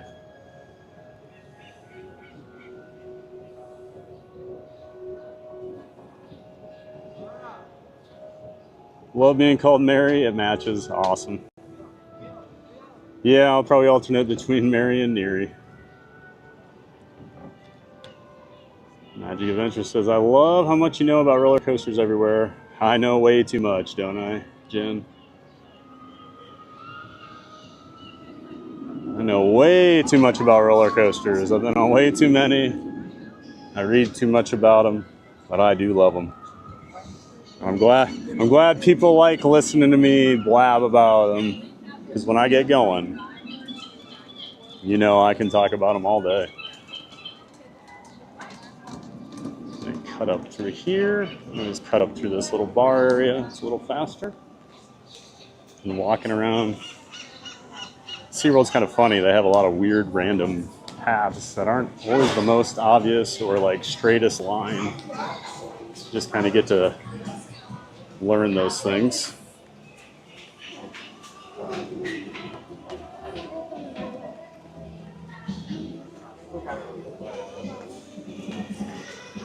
haven't really walked through this area yet.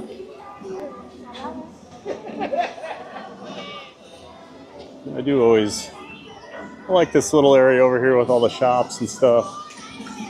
They do things during their Halloween, geez, what do they call it? I can't think of Busch Gardens and Hollow Scream. Their Hollow Scream event. SeaWorld's only been doing it a few years. I've gone the last 2 years. I like it.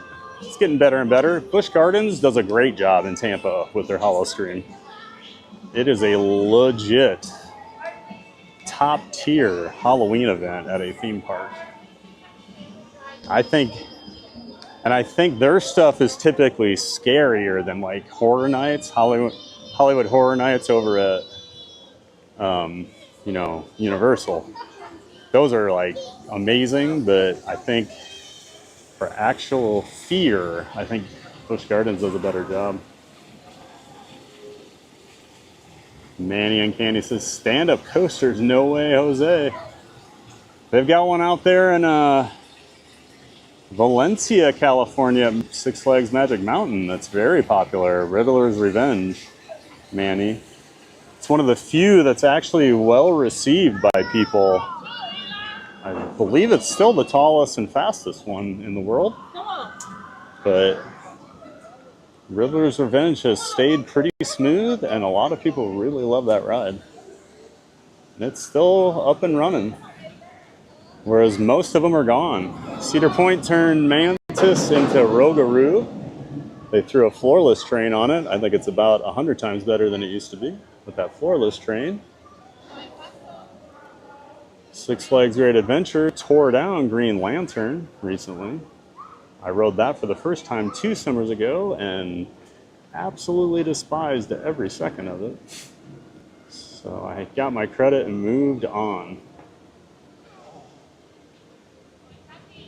And Magic Adventures Jen says, oh, if I didn't have my back problems, I'd ride that in a second. So it's a back issue. I got you. I got another streamer friend who's got some back issues, so he does not ride coasters like he used to. He loves them, he just doesn't ride them as much. So this over here, I didn't explain, is the Dolphin nursery. So you got the baby dolphins over here. But they do little educational things over here throughout the day. Right now, nothing's going on, but you actually get the trainers and the guides out here. You see some of the pod of babies swimming around together here. But they'll come out and they'll do training with them so you can watch how they train them. Like they come out over on this, out in the island, and they'll, give them treats and have them doing tricks for people. The other dolphins are on the other side of the park. We'll walk over there before we leave so you guys can see all that. And the manatees and the turtles. because that stuff is all really cool too. But I always like coming and checking out the little baby dolphins while we're over here. Too bad there's not a training thing going on. That's always fun to watch. Well, they're just swimming around together, having fun. That sun is starting to beat down.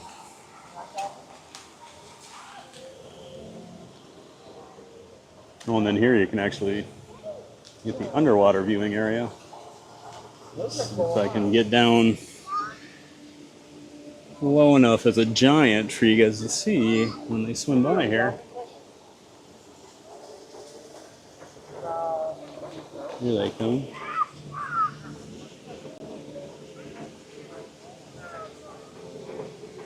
There they are.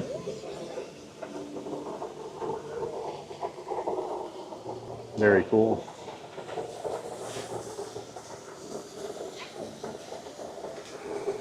I always love this little water feature over here.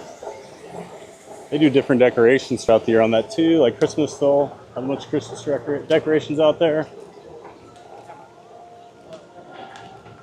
And so after that, all that walking around, I'm sure you're all confused if you've never been here, but we're up by the front of the park again. The main entrance is just on the other side of that SeaWorld store.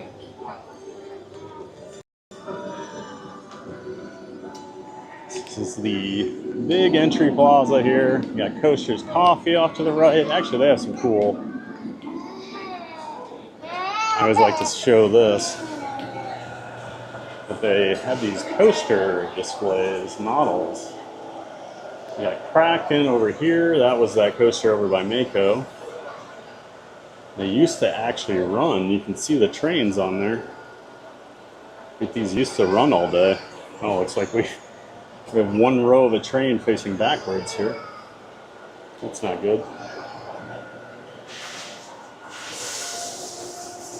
And over here we have Mako. And this is the one we all rode earlier together. 73 miles an hour, 200 feet tall. My favorite ride at SeaWorld Orlando. One of my favorite rides in the world. Probably, it's in my top 5 for Florida coasters. I would always love to walk through Coaster's Coffee and see those. They're a lot cooler when they used to actually work, but still cool to look at. Drinking a little water here. All right, let's go check out the last area of the park we haven't really walked around in yet. Wait for these guys to get a picture.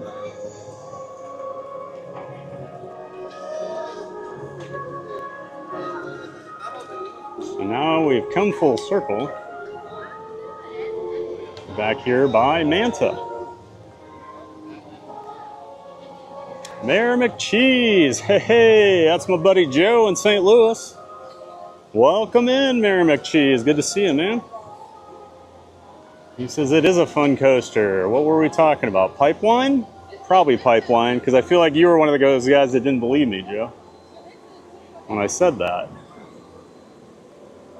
And then, so Christopher Liddell, I was telling you earlier, I had a couple friends that were just in Texas because we were talking about Texas Stingray.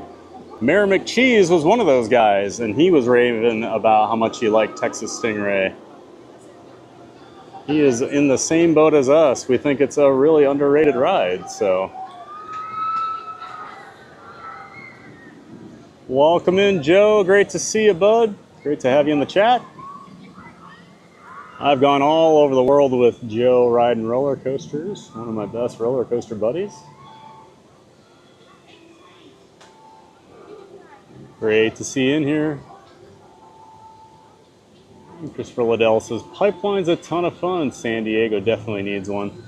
Yeah, I need to get out there. I want to try their Manta. That always looks so fun. I love mock.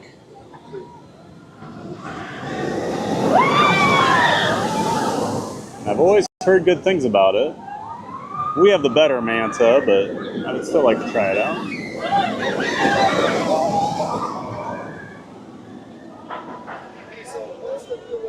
Not so scary. Mary TV says, no way for a stand-up coaster, Manny. Yeah, I don't think you're hopping on the stand-up coaster either, Neary. If you think Tower of Terror is gonna scare you, wait till you're getting launched on a stand-up coaster and getting thrown upside down. Manny says, no, Neary, I prefer to sit.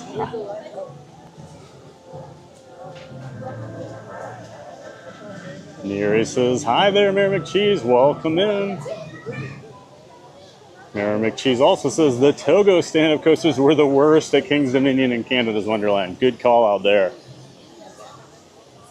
So the original stand-up coasters were made by a Japanese company called Togo. Kings Island had King Cobra. King's Dominion had, was it King Cobra there too? I can't remember. And then Canada's Wonderland had one also, and they were atrocious. Just really, really bad rides. And so other companies went, oh, look at that. They made bad stand-up coasters. Let's make bigger ones that are worse. Yeah, I'd forgotten about those Togos, Joe. Man, they were bad. Whew. PC Gamerware, welcome in. Good to see you, PC Gamerware. I think you're a new name. I don't think I've ever seen you in the chat before, so welcome in. Fab the Theme Park Giant. We're over here at SeaWorld Orlando today streaming. I live here in the Orlando area. I stream 5 days a week from the theme parks here in Orlando, whether that be Walt Disney World, Universal, SeaWorld, or even Busch Gardens in Tampa. I stream it all. So if you love theme parks, you're in the right place. And I will even take you on the big coasters here at SeaWorld. We were riding Mako earlier. We were riding Penguin Trek earlier. Manta going up the lift hill. Gonna head over here and look at the rays, go see the dolphins, check out the manatees, and then we'll probably wrap up here in the next 30, 45 minutes after we see the rest of the park, because as you can see off here in the distance, we're starting to get those gray clouds, and that usually means storms are coming. We do have some big storms coming here over the next few days. 4th of July weekend might be a little rough over here in Orlando, but we'll be out there. We'll be out at the parks. We'll still have a giant day of fun, even if it is raining.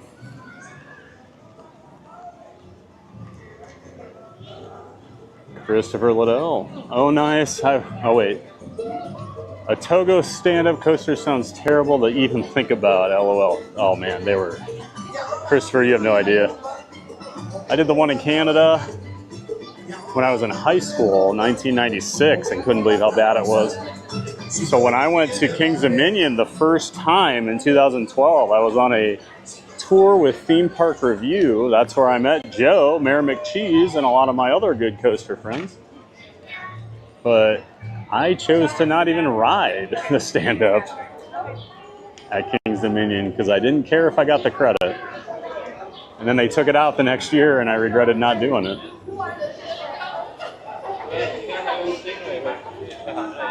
So over here,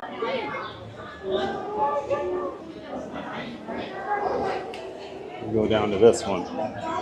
So you see all these people here. These are like stingray pools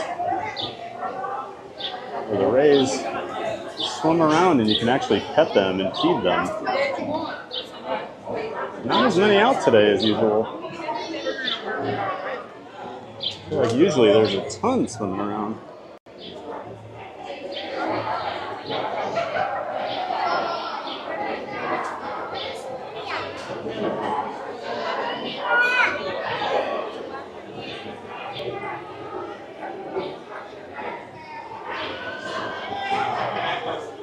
So hope they come swimming down here. So we got a few over here.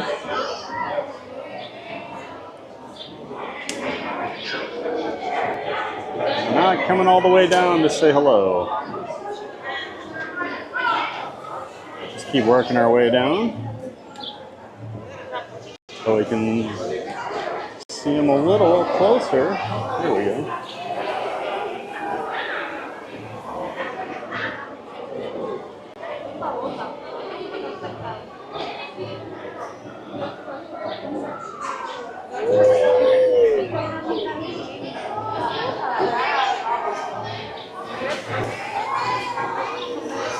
Just look how smooth they look swimming.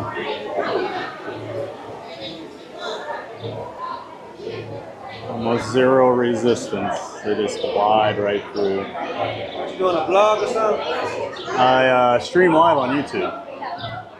Live right now. Where are you guys from? Bama. Bama. All right. Welcome. Where you from? I live here. I'm originally from Iowa, but lived here a couple years now.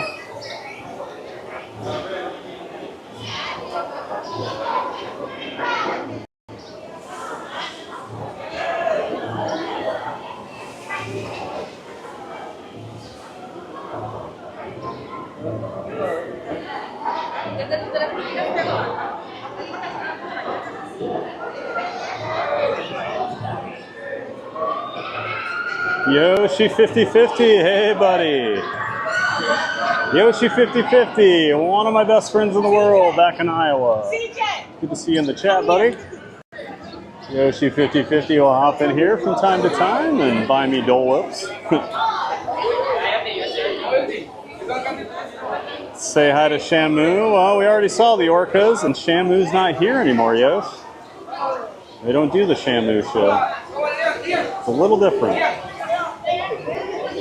Buy the giant lemonade. Oh, you buying me a lemonade, Yosh? Good to see you in here, Yoshi. Thanks for stopping by, bud.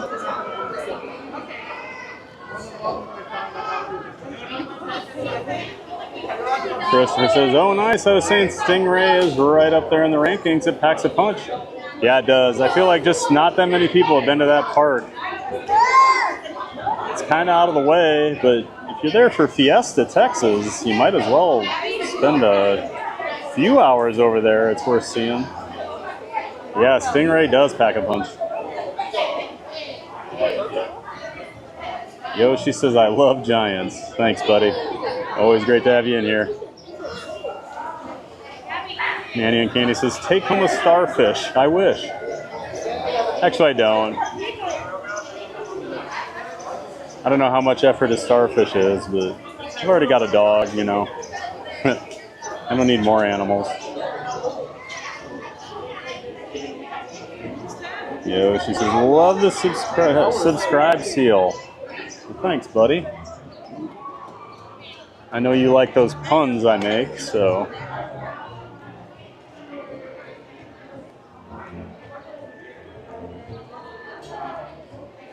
But yeah, thanks for being in here, Yoshi 50-50.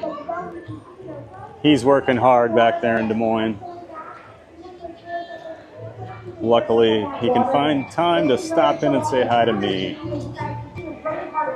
Always good to see you, bud. Now we're working our way over here to the Dolphins.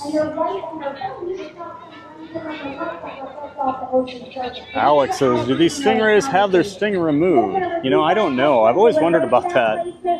I'm weird with stingrays because I just remember, you know, that's how the crocodile hunter was killed. Steve Irwin got killed by a stingray. So he's doing an excellent job. So I always freak out about that. But everyone says there's no need to really be worried. That was a freak accident, but I mean, it still happened. But we do want to thank each and every one of you for coming out here today. So they were just doing some dolphin training. They do these educational shows throughout the day, do some training with them. So these are the adult dolphins. We saw the babies earlier over in the nursery. And there they all go. They're waving goodbye to us. They're doing the theme park giant wave. Goodbye. And then there's just a shoe on the ground. Not mine.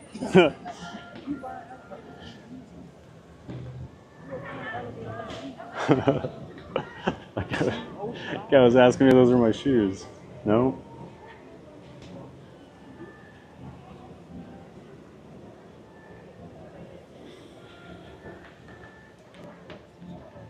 We're gonna head over here. They have a really cool underwater viewing area of the dolphins. A nice little island out here too. You can go watch them. Ooh, this guy's pretty active over here.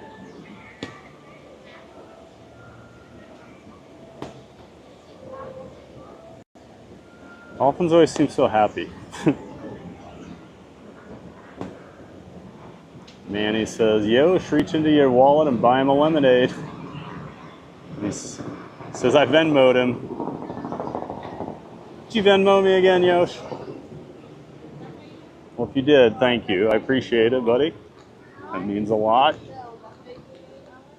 I still have to get that Dole Whip next time I'm over at Magic Kingdom that you bought a couple weeks ago.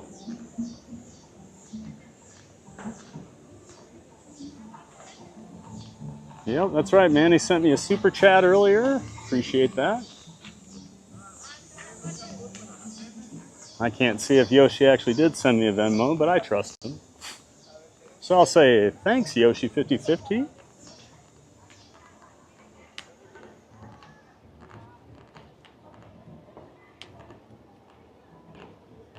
Go out to this overlook here. Not many people make their way out here. A lot of them go to the underground viewing.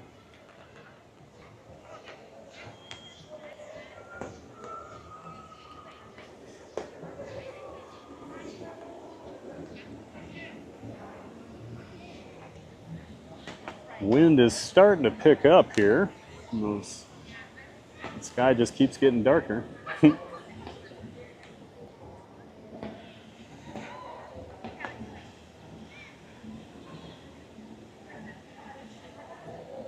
Hope you're all enjoying SeaWorld today. I know a lot of people don't get over here, so wanted to show it off. I think it's an awesome place.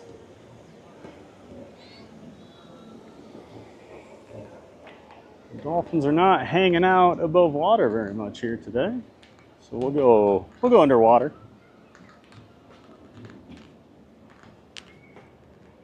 And then we'll get over.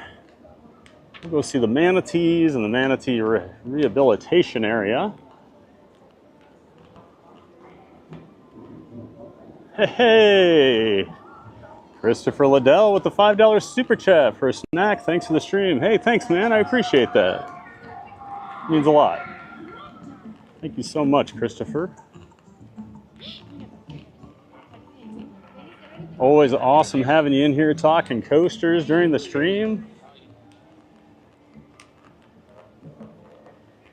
I got to meet Christopher about a year ago. We were down at Busch Gardens in Tampa for the annual pass holder previews of their new coaster last summer, Phoenix Revenge.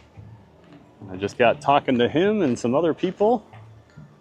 Swaggy Thrills was another guy. But had a great chat about coasters while we waited in a really long line for that front row on that thing. But we were all adamant we had to get that front row ride the first time, even though we could have basically walked on any other row. And we'll hope I don't lose my signal down. Thank you. Oh, that super chat. Looks like I'm losing my signal.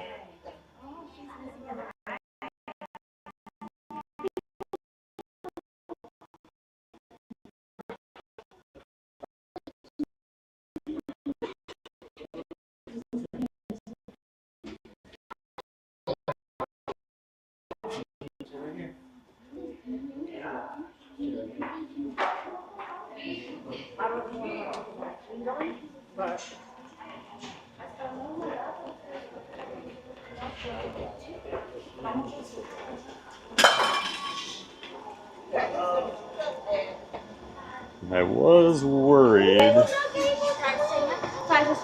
About keeping the signal going under there, and it looks like it went out pretty quick, so not sure how much of the dolphins you guys got to see before it cut off, but I was hoping when I got closer to the window it would pick up the signal again, but it didn't seem to.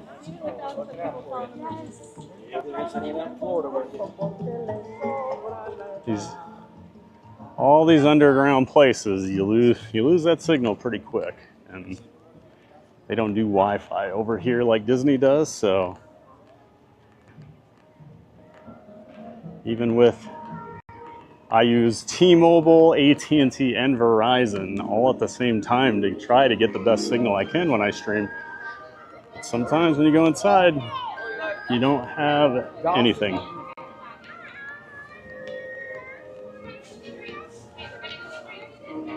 And the last spot, we do have the Manatee. This is the SeaWorld Rescue Center, one of the world's largest marine mammal rescue centers. So they do manatees, sea turtles over here. And then there's actually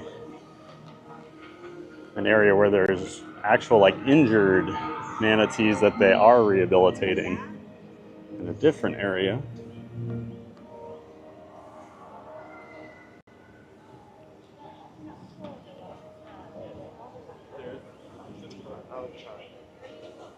Got some babies up front here. I feel like they have a lot more in here than last time I was over here.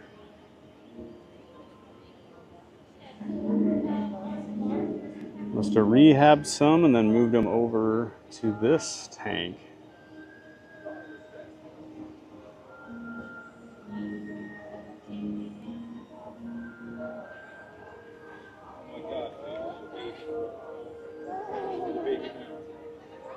Love the manatees.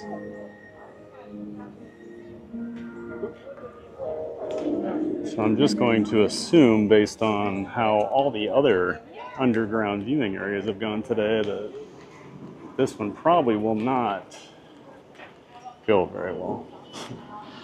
So I don't even know if I'm going to attempt it. I did have, about a year ago, a somewhat viral video on TikTok when I was here and I was in the underground area. They were cleaning the tanks and a manatee almost squished one of the scuba divers that was in there. And it was a pretty funny video. So yeah, check out my TikTok, Theme Park Giant. You'll see it. It's one of my pinned ones. I think it's got about 2 million views now. And it is pretty funny to watch.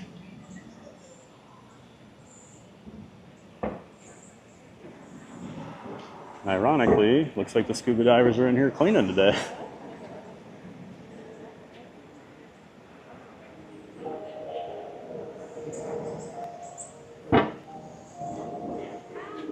Hey! Disney cast crew member Monique's here. Welcome in, Monique. Always great to see you in the chat. Nice to have you here. We're checking out SeaWorld Orlando today. Just about to wrap up the stream. Got some weather moving in, and we're just about to complete our full lap. Got some turtles over here. I love turtles. That one is huge too.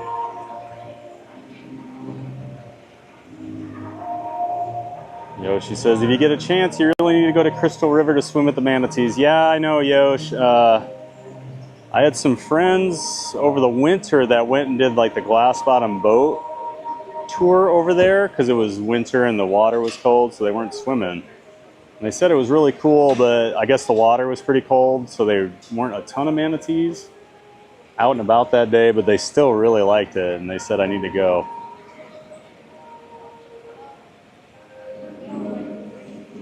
Yeah, that's up there by Ocala.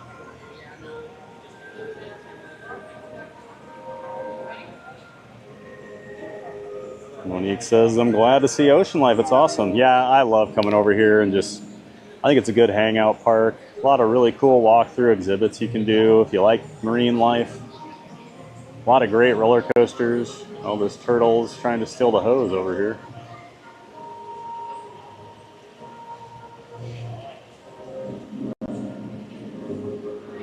Trying to make a break for it. And get up out of there and make a run. Yoshi says, technically they are snuba drivers. Oh, divers. Explain, Yosh. Explain what a snuba diver is. I'm assuming that's what this apparatus is here. That makes it a snuba instead of a scuba. All right. Against my better judgment, I am going to try. I'm going to go down here.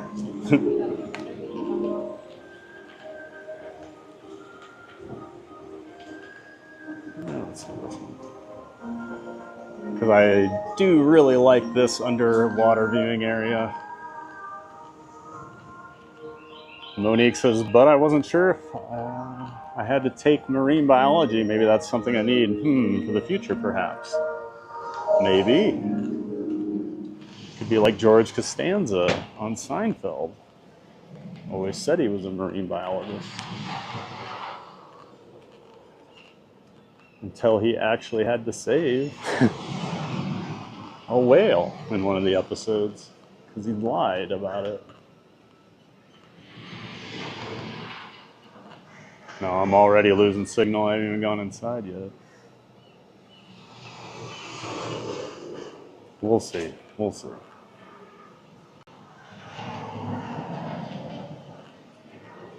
Fingers crossed, everybody.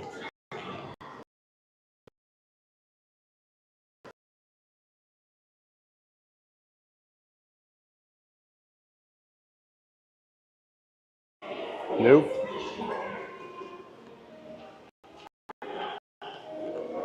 I knew better.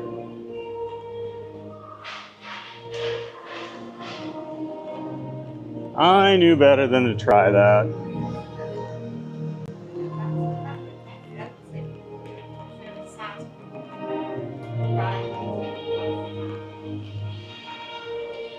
You know, doing the shark tunnel earlier got my hopes up for the rest of the day since that went totally fine. And then since then, we have not had any luck with the underground areas. But I get it. You know, those aquariums are built real strong. Imagine the pressure that water has on the other side of that glass wall. So you know that whole area has got to be fortified. I'm guessing in Living Seas at Epcot, I keep my signal because they have the Wi-Fi.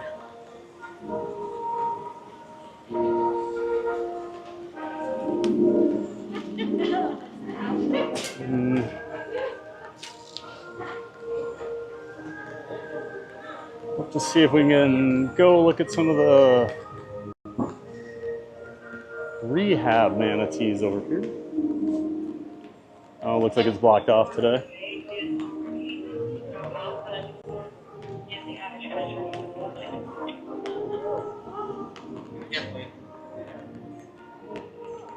So yeah, most days over here where they got this rope up, they got manatee rehabilitation. So it's a special area back here where you can see they've got these, you walk up there and there's some observation decks, but those are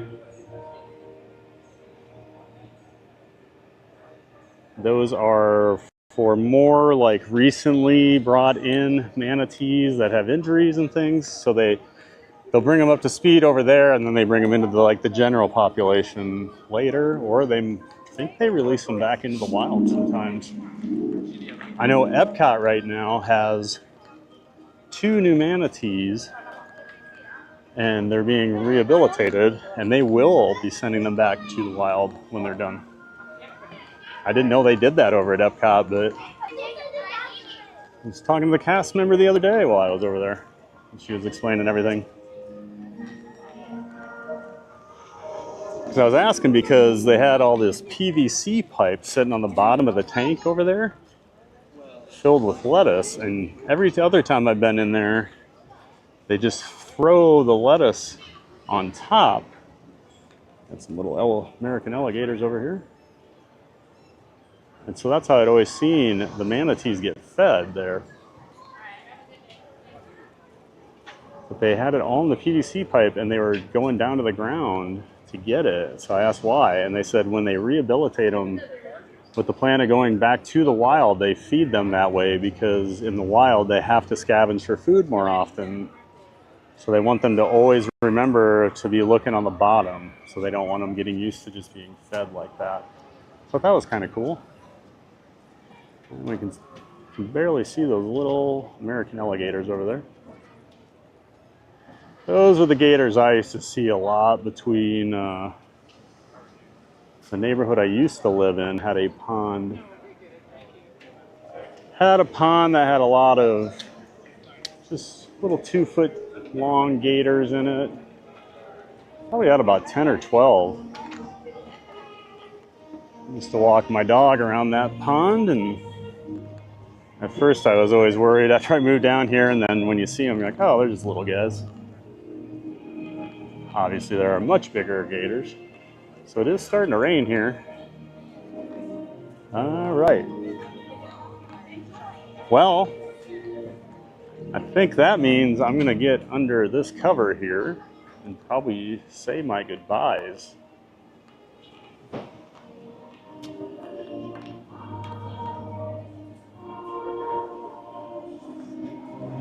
Because I need to take my camera apart so it doesn't get wet. All right, everybody. Just a quick look at the chat here before we sign off for the day, but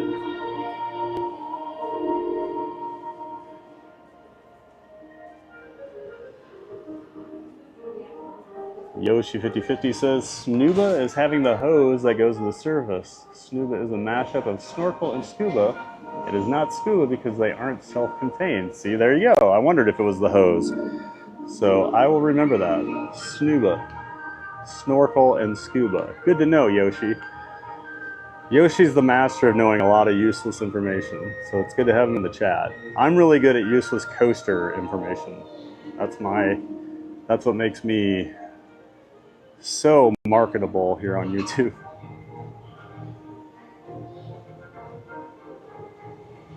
Hey, Jalen. Good to see you in here, Jalen. Sorry we're just wrapping up here, but thanks for stopping by and saying hello. Good to see you, Jalen. Thanks again. Always good to see you in here.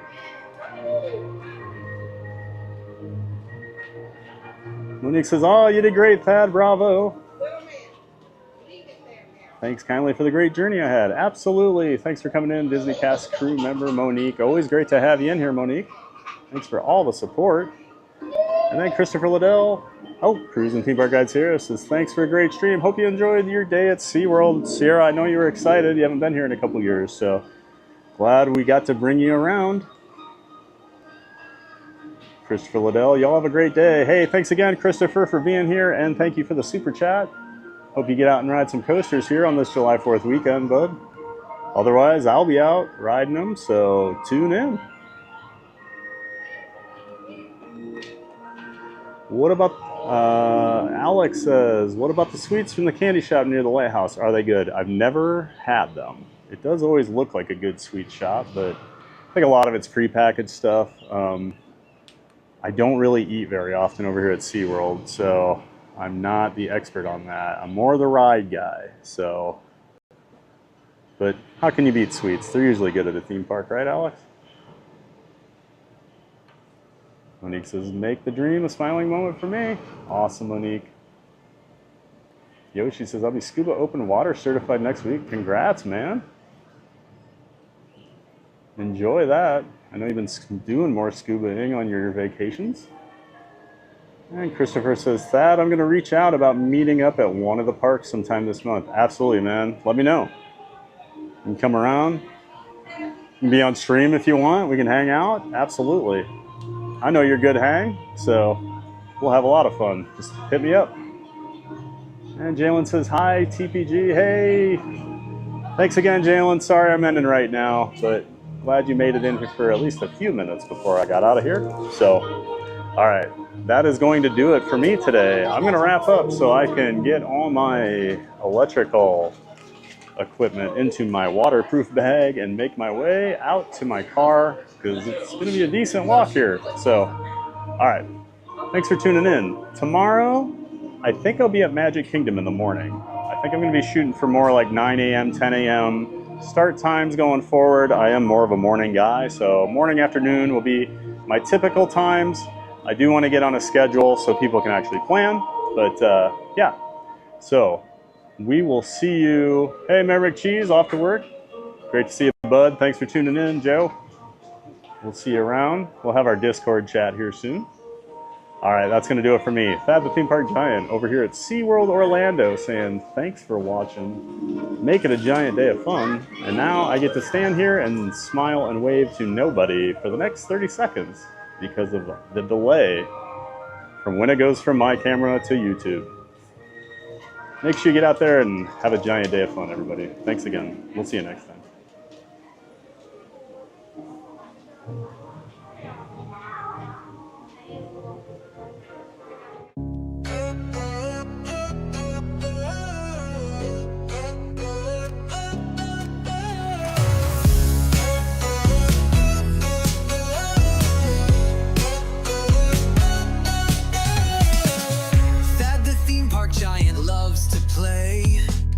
Let's have fun in a giant way. Theme parks full of rides and cheer. We're so glad that you are here. The Magic Kingdom thrills so high, to fireworks lighting up the sky. Figment dreams and colors bright. Dole Whip joy in every bite.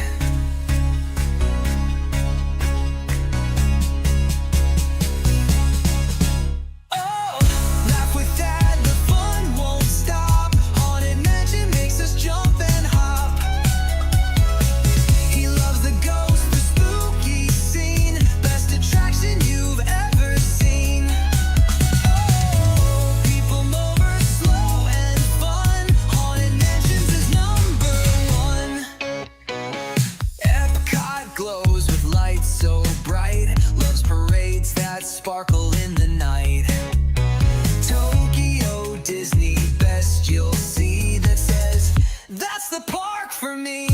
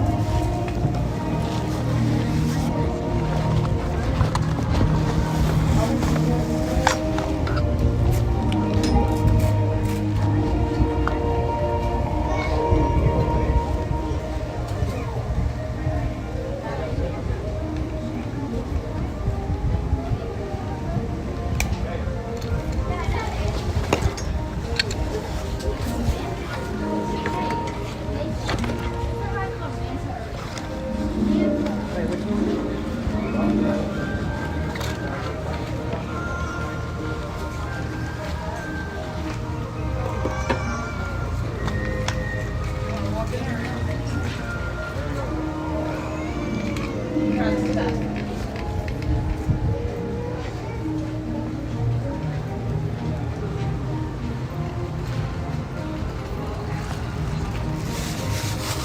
in there. Okay, we're gonna wait out. We're gonna go this way.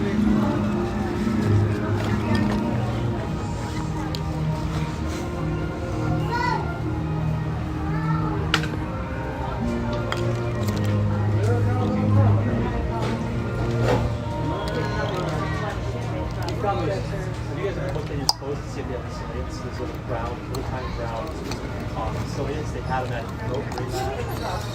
They're not like bugs. You literally can't like. They're not like ants or bugs. They're like little tiny, like these smallest brown slates. They look like you eat them or just sit. So we believe that all of those show up